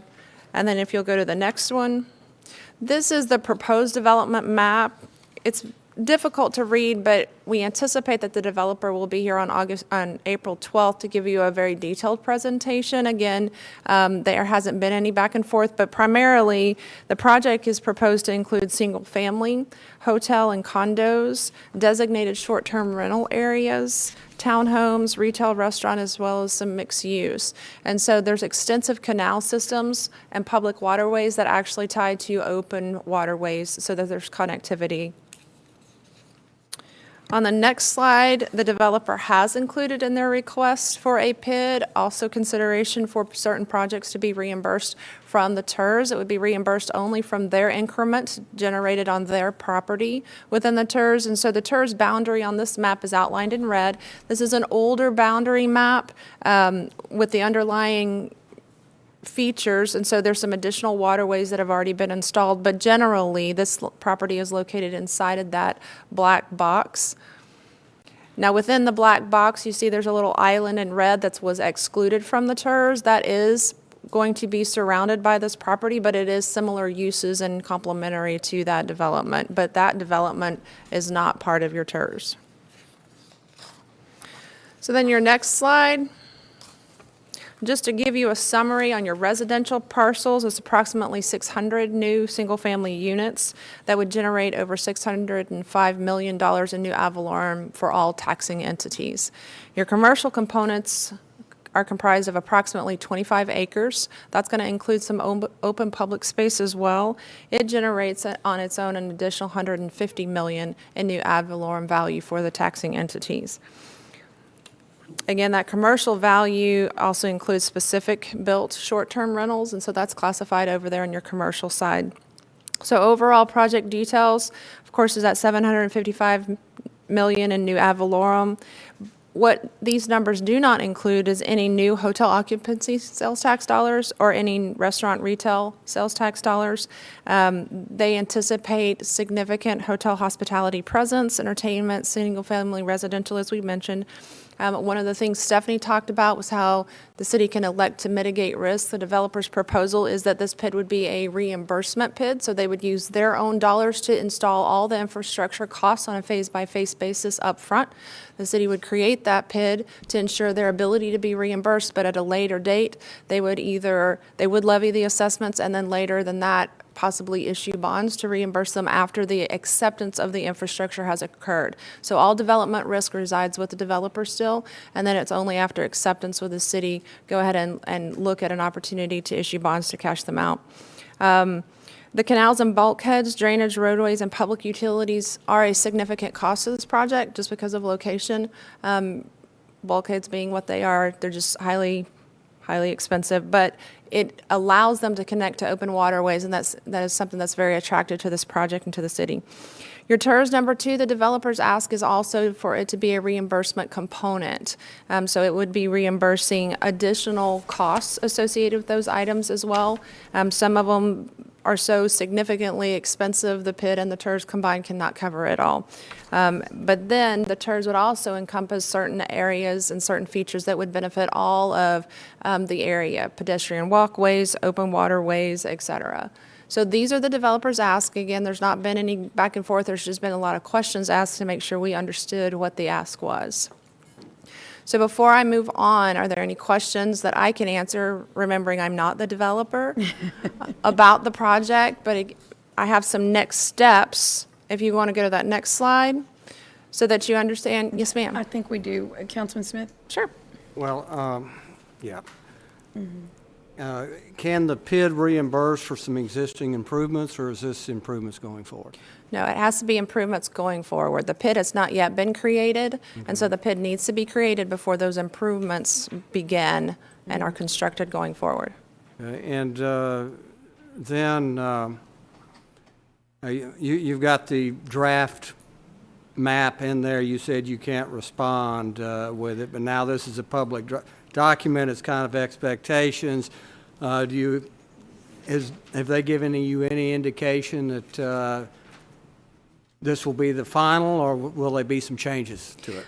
I think they have to go through the PUD process still, and so I would think that there may be some changes presented by staff, but the slide on your screen right now kind of gives you a timeline. April 12th, the developer will be making the presentation, and I would expect they would go through that concept plan they provided to us a little bit more in detail. Why don't you all shake your head in the back, this way or that way? Okay, That's a yes. okay, thank you. Okay, thanks. Sure. Councilman Hernandez? Do we have an idea of what the assessment would be on a $100 valuation? I do not yet have that information. We are working on that. One of the challenges is making sure we have final numbers from the developer as it relates to what the value is, because that $100 assumption, PIDs don't work like an ad valorem tax. It's a static rate. The amount does not increase even if the value initially, increases. what would you be, I mean, I guess the question would be, what would it be initially? And then since it would be a static rate, it would change, it would lower over time. It would not change over time. It would be a static rate, and that would be one of the components that we would be presenting to the council as we brought you the project to make sure you were comfortable with those metrics, because those are metrics which your PID policy addresses somewhat, but not in great detail, and so we would make sure you all were comfortable with that. I think there was some leeway left for, adjustment. I know because I was intimately involved with it. So yes, sir. And I hate the fact that Dan McGinn's not here, because I know him and his team spent a lot of time on this, and Yes, sir. they had to deal with a lot of me prodding them and pushing them. So, but I just wanted, I guess when you'll have that information, I guess it's going to be coming to us, and so we can look at it, what it's going to look like. Yes, sir. And oftentimes what you find is that the developer will want to move forward very quickly because of rising costs, and they want to get that project underway. So oftentimes, they'll give us preliminary numbers. The time that that number really has to be nailed down is when we bring a levy to you. So you'd have that PID creation opportunity first. As Stephanie pointed out, it doesn't obligate you to do anything in the future, but it lets the developer be confident that it is the intent of the council to partner with this and have a reimbursement opportunity in the future. When we get to that levy point, that's when they need to have those firm numbers. That also probably means they've got those lots under contract, and we know exactly where as it relates to land use, but also what's going to be constructed, so we can be very confident about those numbers. Because any change after that point will trigger a prepayment, and the developer would have to prepay something if they decided to change their land plan in the future. So they'll want to be very confident, as will we, before we come to you with a levy request. Okay, and I noticed on your map you had kind of just a general area. I would assume it'd be a little bit more tighter on what the actual area which the PID would actually be in, correct? Actually, if we can go back to that, I think it's 2 slides back, maybe 3. One more. Okay, so your PID boundary would be this dark blue line at the bottom that is the canal. There are some buildings that are below that. That boundary is being refined right now. So the developer did submit a petition with a legal description. I can't read a legal description and put it on the map, but we have the GIS guys doing that. And so that boundary is generally the components you see here in this picture. I refer to that canal on the south side. If the south was the bottom of the picture, that dark blue canal functioning as more of that southern boundary of the PID, and then the northern boundary of the PID would be that northern canal. It would exclude that land in the center that we talked about already being developed. Mary, is it pretty much all the colorful properties, right? All the properties in color? Yes, sir. Yes, Are sir. the land boundaries? Yes, sir. Right. Anything in color, and you can see the middle part Mary talked about is grayed out. But you see the buildings on the south part too, that would be the mixed use commercial. Right. Yes, sir. Okay, thank you. Yes, sir. Councilman Pesley? So, Mary, you said the valuations don't change. Is that just for the time period of the PID bonds, or is that forever? Let me clarify. The valuation as it relates to what is the PID assessment per 100 doesn't change. The home values and the business values will naturally escalate with the market. That's not what I was talking about, and I apologize if that's the way it came across. Okay. So the values will escalate just with the market as they would normally do. The appraisal district will do what they always do. Okay. But that PID assessment is a snapshot in time when we set that levy based on what we're expecting that vertical value to be, and that's where that metrics comes in, where we're saying, okay, what we expect it to be at the time of the levy. Now, as that value goes up, that levy doesn't change, not like ad valorem So that's taxes. what the PID will earn regardless. That's right. And so that metrics of a per 100 will end up going down as the values increase, but the actual amount paid by the property owner does not increase over time. Okay. Okay, got you. Thank you. Yes, sir. Councilman Smith? And this is really a question, I think, for staff on there. So it's within the TERS boundary. We have 605 residential lots on here. We know TERSs don't, they're very limited on residential lots. So I think this will be a question going forward. Does the fact that this is weighted towards residential, how does that affect TERS number 2? And you don't have to answer now. I'm just putting this out there. So you can have a TERS on residential lots. You just can't, when you form a TERS, you can't have more than 30% of what you're forming it be residential. And so it can build out to more than that 30%. And so there's not a problem with what is being Okay, so we're not in conflict with any regulations on that? No, Okay. no, not at all. Thanks, Heather. You're welcome. Okay, I think that's all the questions. There's one more slide, so we need to Okay. fast forward, I think, 4. Go back 1. Back 2. Somebody was fast. Okay, timeline. I briefly touched on this, but I just want to clarify. April 12th, We've anticipated the developer will be here and give an actual presentation. This property is owned by a particular landowner that is providing the funding for this project, but they have secured a fee simple developer that has significant experience developing these types of projects. That will be the individual that will be here presenting that component. That's Ashlar Development. So they will be here on April 12th. The PID action items, just so you are aware, Stephanie gave you that long list of potentially, if you walk through the process, everything that would take place.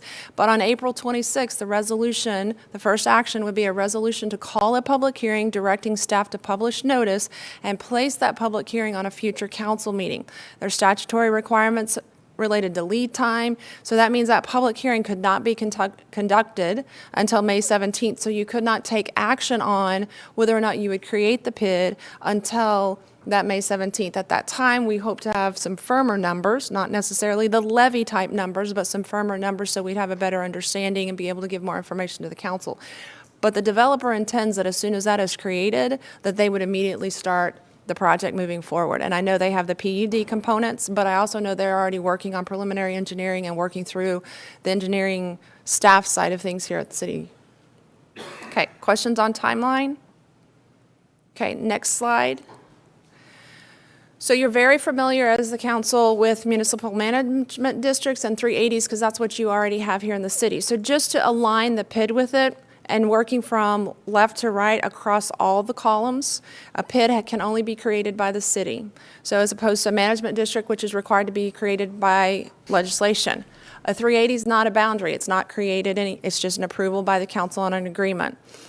Both PIDs and Chapter 380 agreements require action by the council for agreements and to effect it. But once the municipal management district is created, usually it requires the consent of the city and county. Those actions of that board are independent of the city council. And so they move forward independently because they function as a separate political entity within the state of Texas. Points right there in the middle. The financing of a PID is based on new revenues that have been created, not the city's ad valorem, not your existing sales tax dollars. So if you jump to the far right, a 380 is financing infrastructure only with your ad valorem dollars. There's no new revenues being created. And then an MMD, they have the authority to tax just like a city, and so their taxes are not static. They grow with that value as it grows. And so they're able to create a new revenue stream as well. And then when we look at ongoing administration, PIDs and MMDs hold their administration costs within their district, so they're able to pay for it. A 380 rests usually all on city staff, and they're having to administer that and process all of those pay requests as well.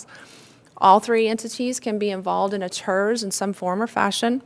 And then the difference between a 380 and an MMD and a PID as it relates to termination, that MMD technically will eventually terminate, but it won't terminate until it has repaid the developer everything that they are eligible to be reimbursed, which is a long, long list. The PID, on the date of the levy, that improvement area that we're levying, we are setting that term for that assessment, and it can be done and set for a period of time. People who live within that boundary can decide, I don't want this assessment for 20 or 30 years, I can pay it off, and they're done.